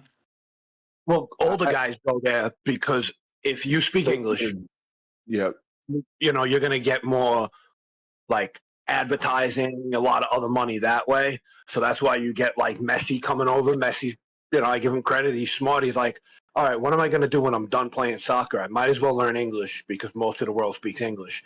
And then I might as well go to the country that advertises fucking everything. With Messi's deal, like I think the MLS probably pays him like $50, and the rest of it's just marketing and advertising. You know what I mean? Like it's like. You know how much Cristiano Ronaldo was making? The Saudis were paying him like $250 million a year to play soccer there. That's ridiculous. Yeah. Well, look at what American sports are getting to. Look at SGA's contract. I never thought in my lifetime I'd see a guy making $71 million a year. Easy, dude. That fucking the TV contracts are like YouTube. Like it's ridiculous. And the thing is, it's like that's why the NBA is going to surpass the NFL in revenue. It's literally these little micro clips. All the like, it's going to be interesting. But yeah, MLS is kind of like the big three for like international players. Yeah, that's what it is. It's like the if you got a few years left. Yeah, why not? It's slower. Isn't MLS an acronym for some sort of like disease that? Yeah, it used to be. Yeah, it is. Yeah, something like that. Thank God it's not around anymore. We can't talk about medicine any further. But we were talking about Major League Soccer, right? Yeah, American crappy soccer league. Dude, have some Premier League. Pride, Brooklyn. Literally, like if they pumped a shit ton of money into it and just gave out massive contracts, it's going to attract better talent that are doing other sports. You could argue that's why boxing doesn't exist. Yeah, I think the problem with that is though with soccer in America, if they really want it to start to get on par with the European leagues, you need a viable Champions League because the Champions League is the big part of like I mean, I've been to 2 Champions League games in my life. That is like the most electric stadium I've ever been in. Was a Champions League game because it's like another level. You know, we don't really have that, but like CONCACAF is a joke. So like there's not really any competition. And MLS would also have to move from being a summer league to being the same time as the big leagues in Europe. So you would have to play through the winter, which would put it against the NFL, which is something that nobody wants to do these days because the NFL is king. So I kind of equate it to basketball. You look at the dream team, right? That was like the greatest team ever assembled, and they just dominated and crushed the world. And that was like the saga for a few years, and then you saw the world kind of catch up. You know what I mean? Yeah. Like France right now, holy shit, Wemby is a fucking beast, bro. Beast, dude. That's scary. That's a scary thing to try to even imagine. To try to guard. 7'4", And can shoot like Steph Curry. Yeah, it's absurd. I hope I've seen him around. I know he had the shoulder thing, but I've seen him doing some different like I saw him kick a freaking free kick. It was crazy. Like so he looks like he's healthy, so I hope he's going to be back next year because he is a beast. Oh, he it's going to be phenomenal to see what he does. The things he do, you're like, oh my god, like there's a lot of players like that coming up in the league. But what I was saying, like when you're saying like how we need to like kind of go to the world for the soccer, but when you look at like what was happening, it was the ability to get those NBA contracts. You know what I mean? Yeah. And that's what I'm saying with if the leagues were paying more, it would. I mean, it would be a net. It would almost be like USAID essentially need it to do the marketing budget because you're not getting. I think the women make more than the men, right? In soccer. I think they make more internationally. Like their checks are bigger, but that's because the women are actually successful internationally. America men's team is never successful internationally. Yeah. So, it's that. But really, for American soccer to grow to a point where we're competitive against the rest of the world, really, we need the players to go over to Europe younger, go to the academies, come up and actually play. Because the difference, like what you get paid to play in the Premier League versus what you get paid to play in MLS is like some of these guys are making in a week. In a week. Like, I mean, some of the guys, a decent guy is probably making £250,000 a week. That's like a decent salary, which is pretty fucking good. That's a good living. So, I think if we finally got more American kids to go over earlier, not like go to the one in the U.S. and then think about going to a college. Soccer is a sport where you can be playing. There was a kid I watched last night in the Mexico game, freaking 16 years old, been playing professionally since he was 15. Like, you got to start early in soccer. Oh yeah, remember like that Freddie Adu kid? There's been attempts. I'm just saying, like think about like Tyreek Hill playing soccer. You know what I mean? Like they're only playing up to their 28 now, 29, 30 max. Yeah, then you got to go to 28. They give you a 1-year contract. Most Premier Leagues will only renew your contract for 1 year. Yeah, once you pass 30, yeah, that's when you start looking at the Saudi League, the MLS, whatever. Yeah, it's like I did, 15 years. Because if you start 15, 16, 17 years old, you've got a lot of time in by the time you hit 30. So, it's but it's also, there's such a different, there's no trades. You just buy guys. It's kind of a whole different, world of sport. But I don't know. It's a shame because, I love the sport. I think it's so entertaining. It's one of the easiest sports to watch on television because you don't have commercials. It's just watch the first half, go get my beer, make a snack, everything. By the time I come back, sit down, get the second half, game's over. I hate commercials. That's why I like F1. No commercials. There's a No, British GP this weekend, I one think. of the best games I've ever been to. I was in Argentina. I went to Boca Juniors and River Plate. That was fucking insane. Bro, did you see any fights there? Because that had It did kick off. I didn't realize it kicks off a It lot. did kick off. Yeah, but I've been to Italy. You know, like I remember going to. I think it was a Fiorentina. So it's like Florence. Yeah, And I went. I think they were playing someone like who were they playing? Napoli. And it I actually went to a really game kicked off. Really kicked off. Dude, My are buddy you? So I went to a game. We went to Italy, like a bunch of us as a group, to visit his family and shit. And we went to a game. Went to Napoli Inter in Napoli, and like that's been a good one. they hate each other.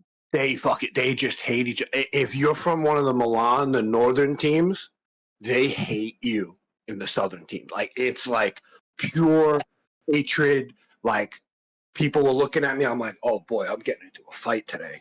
I'm definitely getting into a fight today. Like you were looking at. I was like, thank God I didn't wear a jersey or something. Like I didn't want to get into a fight. It was crazy Yeah, shit. they wouldn't even speak Italian. Like the Napoli, they use a funny slang, which is like not. It is like old Italian. I remember being down in Lecce, and these guys. I had to have someone translate what he was saying because he was talking to him, and I thought I could understand Italian, but they were using such a colloquial old Italian. I couldn't even understand what the fuck he was saying. Yeah, I see that in New York because you get people that like speak what I would call New York Italian, which is sort of like almost like Spanglish, where it's like half Spanish, half English. But then if you have people that are from the north of Italy, and like my friend's family is all from Napoli, they can't understand each other. Like they have to like, it's like literally a different language. It's worse than American Spanish, like the Spanish from like Mexico and South America versus Castilian. You know, because Castilian is freaking crazy. You know, Barcelona, like that. I don't know what language they're speaking there. It's Catalan. I understand it. I can't speak it, but I live between. I just sometimes spend a lot of time there. Have you been to Ibiza, Slitsy? I can't dox myself. Oh, okay. So I live between Ibiza and Barcelona. Oh, yeah, I know that area. You know Ibiza? Yes, I've been there a few times. I gotta go. The last time you was there? I gotta go there. 12. In when? 2012. First time I went was 2007. No, I had my club in 2014. Oh, that's cool. Oh man. Next time you go, hear me out. I'll let you. I'll give you the VIP. Oh no, I actually may be in the region later this summer. Oh, you're gonna be there? Maybe. It depends on some shit going on stateside. Let me know. DM me on this, and then just you can go to my club for free. Oh no, I'll pay. Don't worry about that. It'll be fun. You smoke weed? Oh yes, all the time. Yeah. There you go. That's what my club is. Oh, dude. So let's see. We should talk. Is it legal there? Ibiza's legal? Yeah, well, my club is the activity. Everything's legal in Ibiza. What are you talking about? Yeah, listen to this. This is how mad it is, right? One day, this fucking guy, he's like the VIP driver. Yeah, he's always in a blacked out fucking Merc truck or a G-Wagon. And he comes in and he goes, I got a customer. This guy, I'm not going to say who it is. Is it all right if I come in? He goes, can you empty everyone out? I was going, I can't. Well, there's no one here anyway, so like, I'm not going to empty anyone out. He goes, I'll get him to come in. And the guy come in. And I goes, I need your passport. And he sort of hesitated. Then he gave me his passport. I looked at his passport.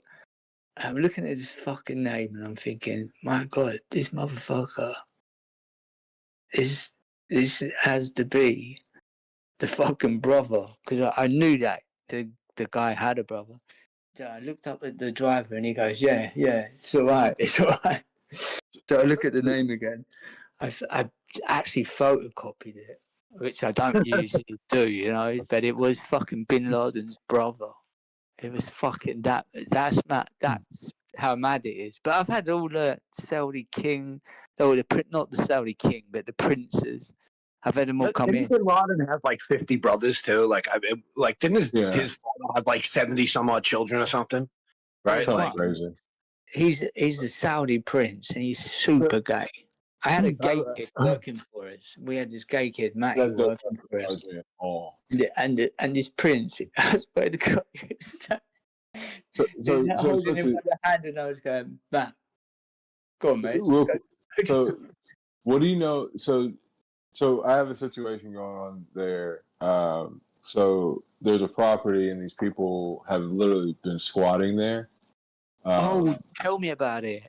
I can fix it easily today. Easily? Seriously? Yeah, I can fix it today. No problem whatsoever. That sounds scary. No, like not in a bad way. I fixed it in a good way. You're going to tell the people to get out and fuck off. Don't They come have back. like pit bulls and shit, and I they don't care. put up a fence. Yeah, I don't care. All I need is the address. And I put someone in there, so like, you know, if you want me to, I can put someone in there and just say that this isn't.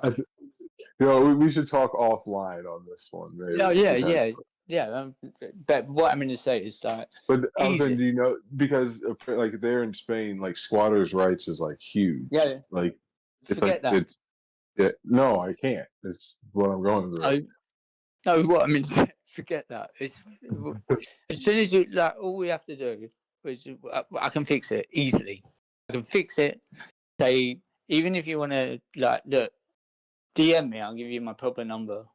It's the Spanish one, so you'll know that I'm not bullshitting. And I can fix it. I'll fix it tomorrow. I don't know. I don't know. No, it's not like we're fixing no one's going to be horrible. It's just, you know, like I've been there on that island for so long. There's no one can say nothing. I just say, look, you know, you've had your fun. Now fuck off, and that's it. that sounds like me saying something we say around the New York City construction industry is I'm going to get a 55-gallon drum out. And people know what that means.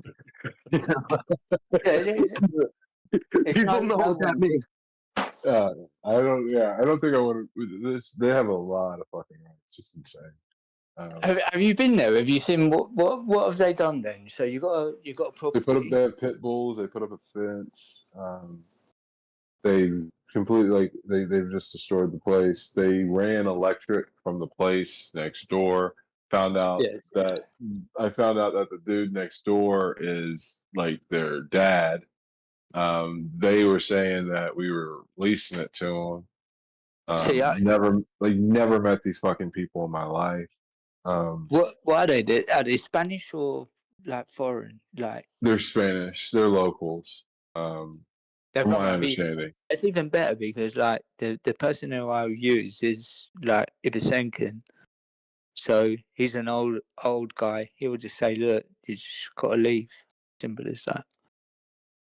Because he's so well known, they will just leave. No, I don't want to kill anybody. No, nothing like that. They will just have to leave. Things get tick off. I was just asking because I think you completely understand the squatters' rights there because you understand. Yeah, listen, because literally, it's like you're not the first person to literally like you're not the first like the dude that we were talking to like pretty much just even make initial contact was like you're pretty much your only options right now to like force them out like physically. And I was like, what the fuck? Yeah, but you ain't got to be physical. If you just have the right people around you, it's all it is if you know you just go with the right people, and then they know the game is up. Is if you go around and you start threatening with people who they don't know. They're just going to phone the police, and the police will back them up. Police, yes. Oh my God, that's exactly what happened. Like I said, we had the person make contact. They called the police and got the fucking dude arrested. That's when it escalated because we had to get that fucking guy out of jail. That's when we're making our case. They don't give a fuck because we're not Spanish. I mean, I got really good. I got really good people to do it really super well. You know, and I don't know where like without saying exactly where, but whereabouts is it? So I don't. I can't. Oh, I you can't. tell me offline. Tell Yeah, me. but basically, this is the thing. Like I was literally just asking. Thank you for your offer of help. I think we're gonna continue through the similar channels. If it does not get better, I definitely will hit you up. Don't worry about it. But I'll bring a 55-gallon drum for you, brother. Don't worry. I don't have no problem doing that. You know, if you need. oh, dude, 100%, I can fix it. oh no, dude, I could show up and fix it, but I don't want to go to fucking No, jail. no, that's what I'm going to say. Like, and not in a jail way, because that's the last thing you want to be doing. No, I'm not going to send anyone to go and get arrested. No one's going to do that. But it's just sending the right person there to say, right, time to leave. Bullet-Tooth Tony. We could send Bullet-Tooth Tony there. They'd leave. That's a great movie. Yeah.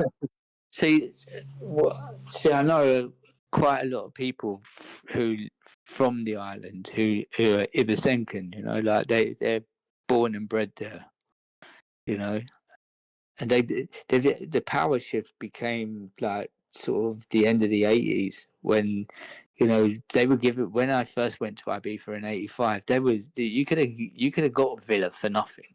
Yeah, have it. And now those villas are like, fuck. Them places are like, well, not a villa, a finca. So those fincas now are like fucking 1, 2, 3 million, you know? Yeah, no, it's a family thing. My dad loved doing drugs, and he liked So to read when did he go there? In the 60s, yeah? 80s. Oh, in the 80s. Oh, man. Yeah. Dude, my dad went to Studio 54. He used to hang out with LT. Did he tell you about the parties in Ibiza? They're fucking, man. I was blown away. He had fun. Insane. I remember the first time I went there was 85. Yeah, I see my mates. They were doing ecstasy. They'd been telling me they've been doing these pills since the 80s, early 80s. I was going, what? That was the first time. I didn't even know I did it. And it was with my Drake. That was the first time I ever did it. That was the last time I ever did it. Was there in 2012. I took a pill in Ibiza. Oh my god! I didn't take it. It was my friend gave me one in 85 and told me that, yeah, take this thing. And I was watching it and I was thinking, babe, it looks like, I thought it was like, you know, it was a pill that made you a bit gay because I see him touching his mate. But I didn't realise what they do to you, you know. And I thought, I'm just going to leave this in my pocket. And he come up to me, he goes, you take that thing? I goes, yeah. He goes, how do you feel? How do you feel? It's like, nice, isn't it? It's nice. I was going, yeah, it's not really working at the moment. I dare not tell him that I didn't take it. And then the next year, I think I went back to England and people were starting to take him. So 86, I went back in 86 and I thought, you know what? I went to this party and I think it was Boy George's party in Amnesia. And we jumped over the fence. We sneaked in there and it was like fucking mad. Yeah, it's a crazy party. It was Boy George. Yeah, Boy George had a private party in Amnesia. It was mad. Loads of people in there, like famous people. I'd walked up to try and blag it on the door, I was going, yeah, I've spoken to so and so. You go, I see him in a bar the other day, and he's giving me the green light to come in, and he was actually on the door. I was pretending I'd spoken to him. It's really amazing that you spoke to me in a bar 2 days ago because I only flew out today. I was thinking, fucking hell, it's quite funny. Everyone was laughing. So then I just walked around the back. I said, I'm just going to jump over. There was like about a 10-foot wall, just jumped over the wall. Yeah, we just got in there. And the worst thing was, I took this pill, and this pill was making me feel really sick. And I thought, I've only just got in there, and I've now got to go outside because I couldn't. I was getting a bit, I don't know, all the music was loud, my head was kind of whirly, I felt really sick, and I thought, I can't be sick in there, so I just go to the car park. So I walked out, imagine, I just I blagged it on the door and it got turned away, jumped over the wall, I've only just got in, and now I'm walking out, and I said to the bouncer, just remember my face, mate. And he goes, yeah, no problem. And I walked out. I was most probably an hour down the car park at the back, thinking, whoa. And then all of a sudden I was sick. And then, do you know what? It was like, once I was sick, I was all right. And I just walked back into the place. I was thinking, I'm never going to get back in this place. And now I'm too fucked to climb over the wall. I walked right up to the guy and he went, all right, mate, come in. And I was thinking, like, shit, how comes I didn't do that when I was blagging it? Yeah, it was fucking mad party. Absolutely mad. They had this big bowl, and I would imagine it had every drug in it possible, because there was pills, and you could see them floating on top of this punch thing, and everyone was just getting this punch and drinking it. I was thinking, oh, no, I'm not going to do that. But I just had a pill. Yeah, it was funny. Do you know who the Crays are? Yeah. Are you from that part of London? No, I'm from West London. So, I know people who knew him. The Crays? Yeah, I know people, who knew him. I've met people who said like they used to work for him genuinely as well, not just saying it. Not in a big like. Where was that Lee Murray guy from? Remember the guy that was the UFC fighter that did they broke in, they robbed I think it was the armored car depot or whatever. Yeah, I'm not too sure. I think they were from Kent. Yeah, that was a crazy story. They did a good documentary on that on Showtime. That was a crazy. Yeah. I mean, they never got most of the money, right? Like most of the money's never showed back up, right? Like, yeah. I see the geezers who done the diamond at the Docklands. They done the blue. They tried to steal the blue diamond, and I remember seeing them, and they said like their judge had fell asleep. He said like you couldn't make this up. He goes, the judge fucking fell asleep. He woke up and he went 10, 18, 17, 15, and just reeled off all the years. And they would come back for an appeal. I think the maximum they got of their sentence, or any one of them, was 2 years. Down to the fact that he'd fell asleep. So when they appealed it, they got a year, nothing more. That's crazy. The History Channel did a what's his name? The guy that played Bond for a while, the Irish guy. Did they do? Was there a thing on there where they done a post office? Tried to do a ram raid on a post office in Nine Elms. It was down by the Battersea. Yeah, yeah. There was a few different world's greatest heist. I think it was called, or something like that. History's greatest heist. I think it was a great show. They done the thing in West London where they went to the Matt Brink's place. Is it Matt? Yeah, was dug it underneath, right? Was that the one where they dug underneath? Like the guy got the idea from a fucking Sherlock Holmes book or something to dig up underneath. That was one of them. And then there was the one that they broke into. There was the one that was British guys that went to Italy and like robbed the hell out of like a jewelry thing. Like good stuff, man. I find that stuff interesting. The Brink. One of my friends is like, he's a Serbian, and they've done robberies everywhere. You do Pink Panther Dubai, and you see them.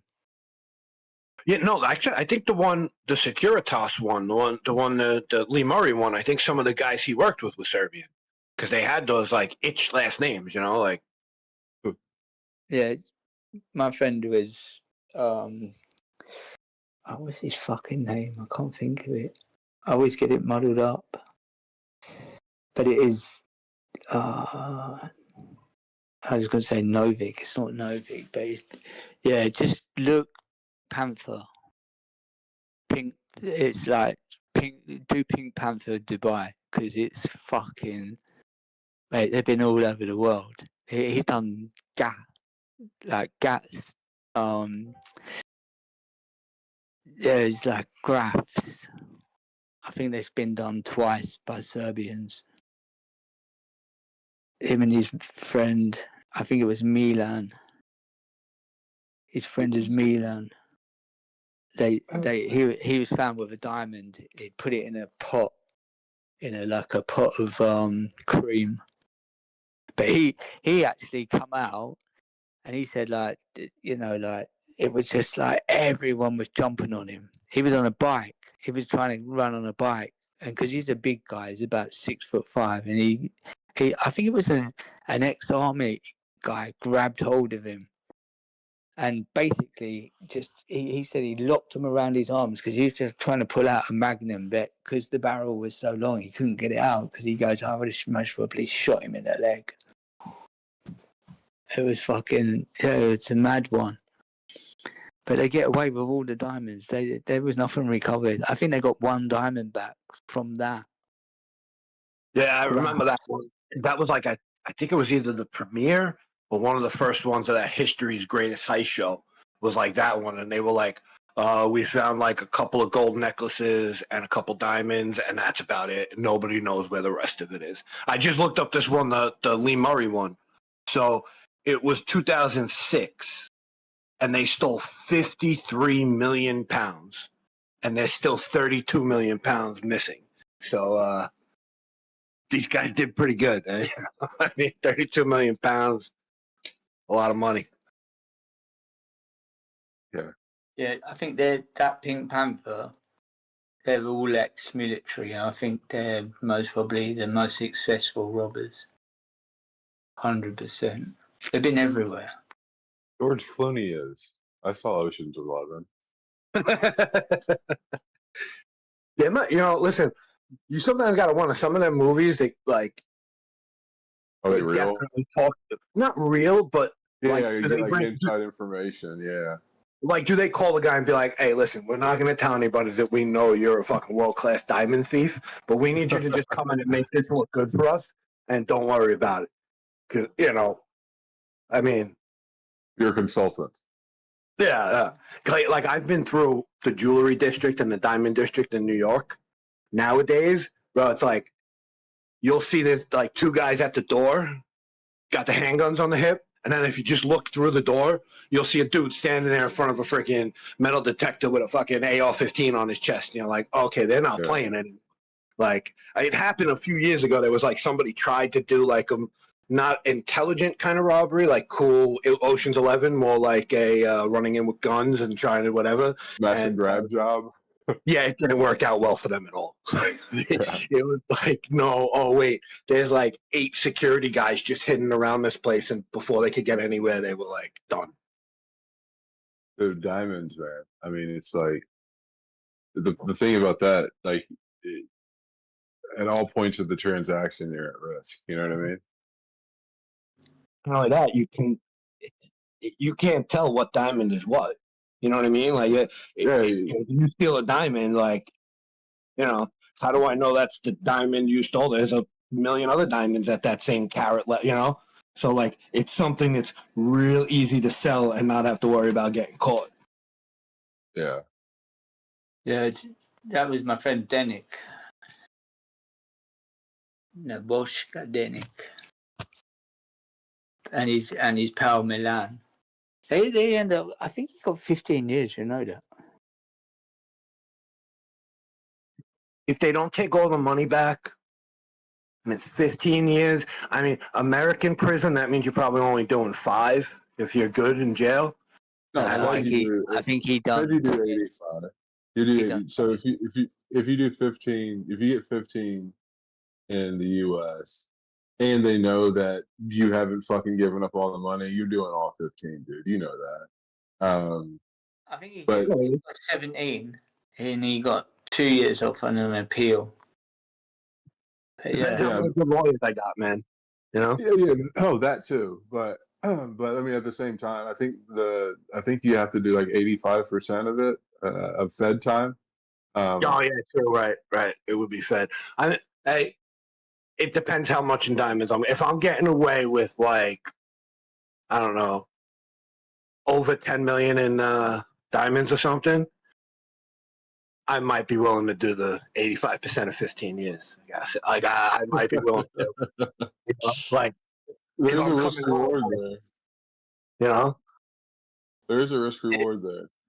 Yeah, you know, just make sure you send all the diamonds to, you know, like I don't know, where's a place without extradition? You know, make sure it's there waiting for me.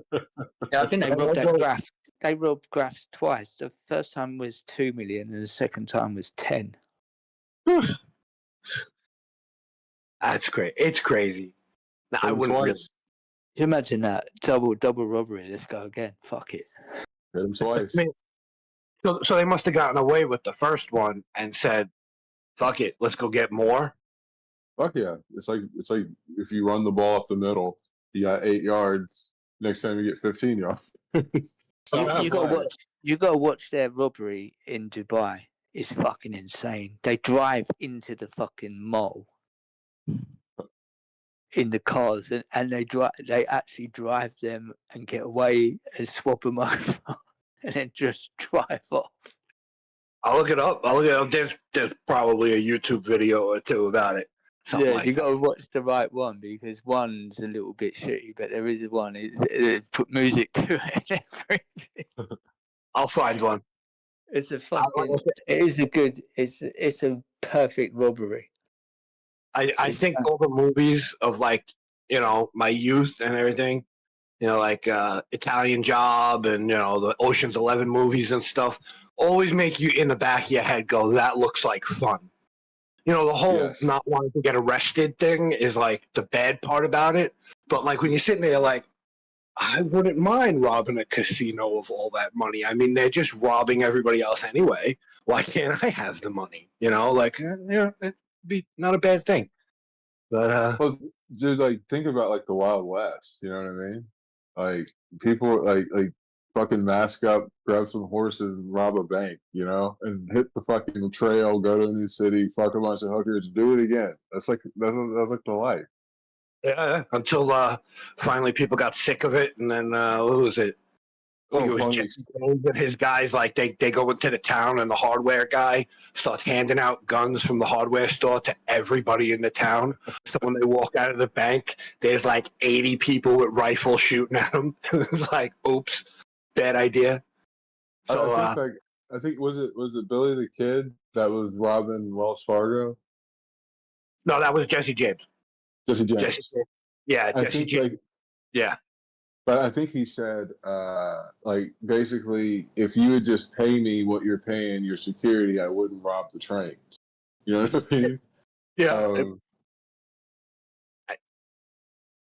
Crazy days, right? Like, I mean, some of those, the train robberies and shit from back in the day, some crazy shit that these guys would do. Like, yeah. I don't know.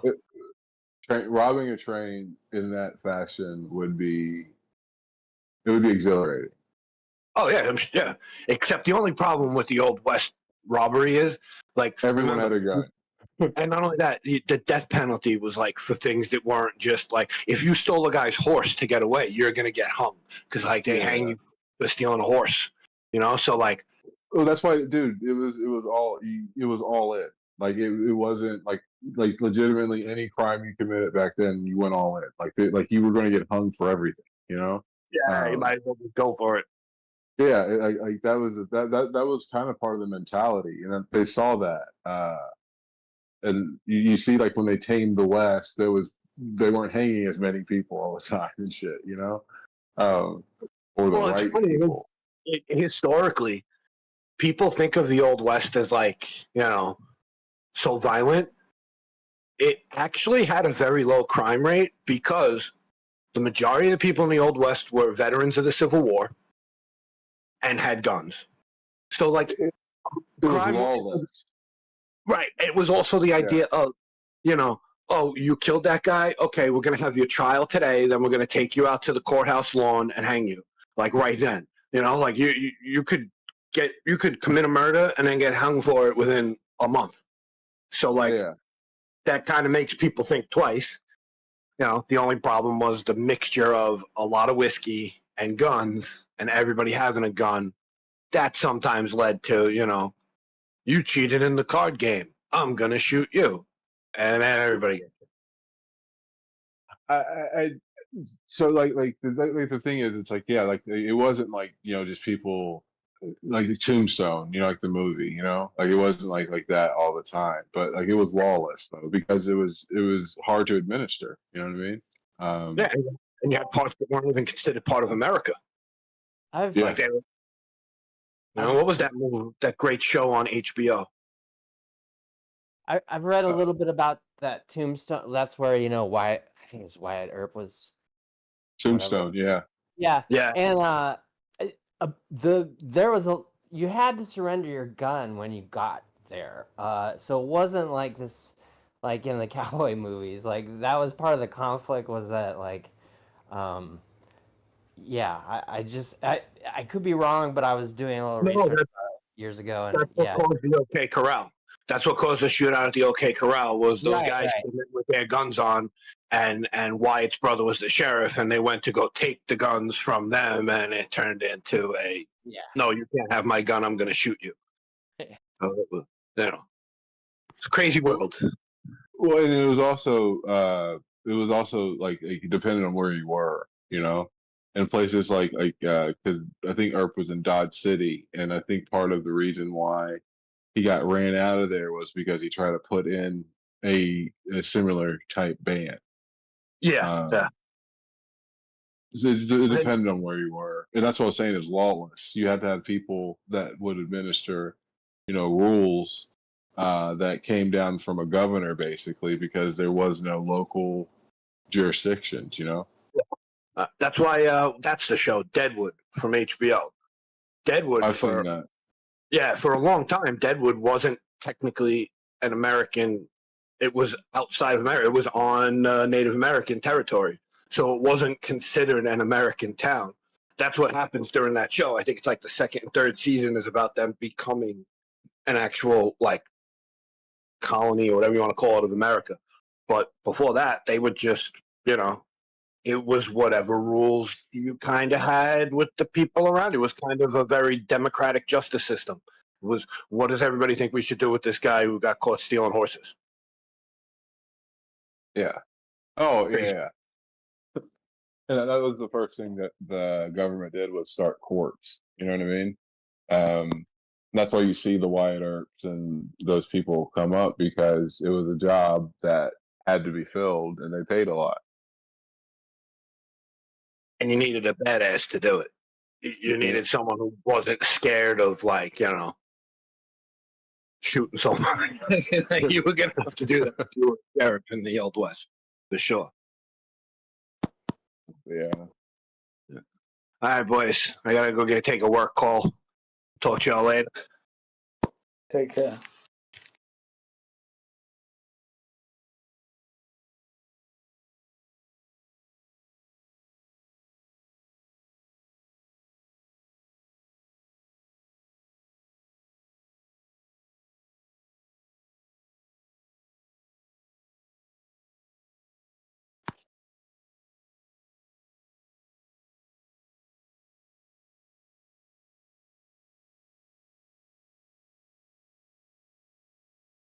Yeah, it's a small world, isn't it?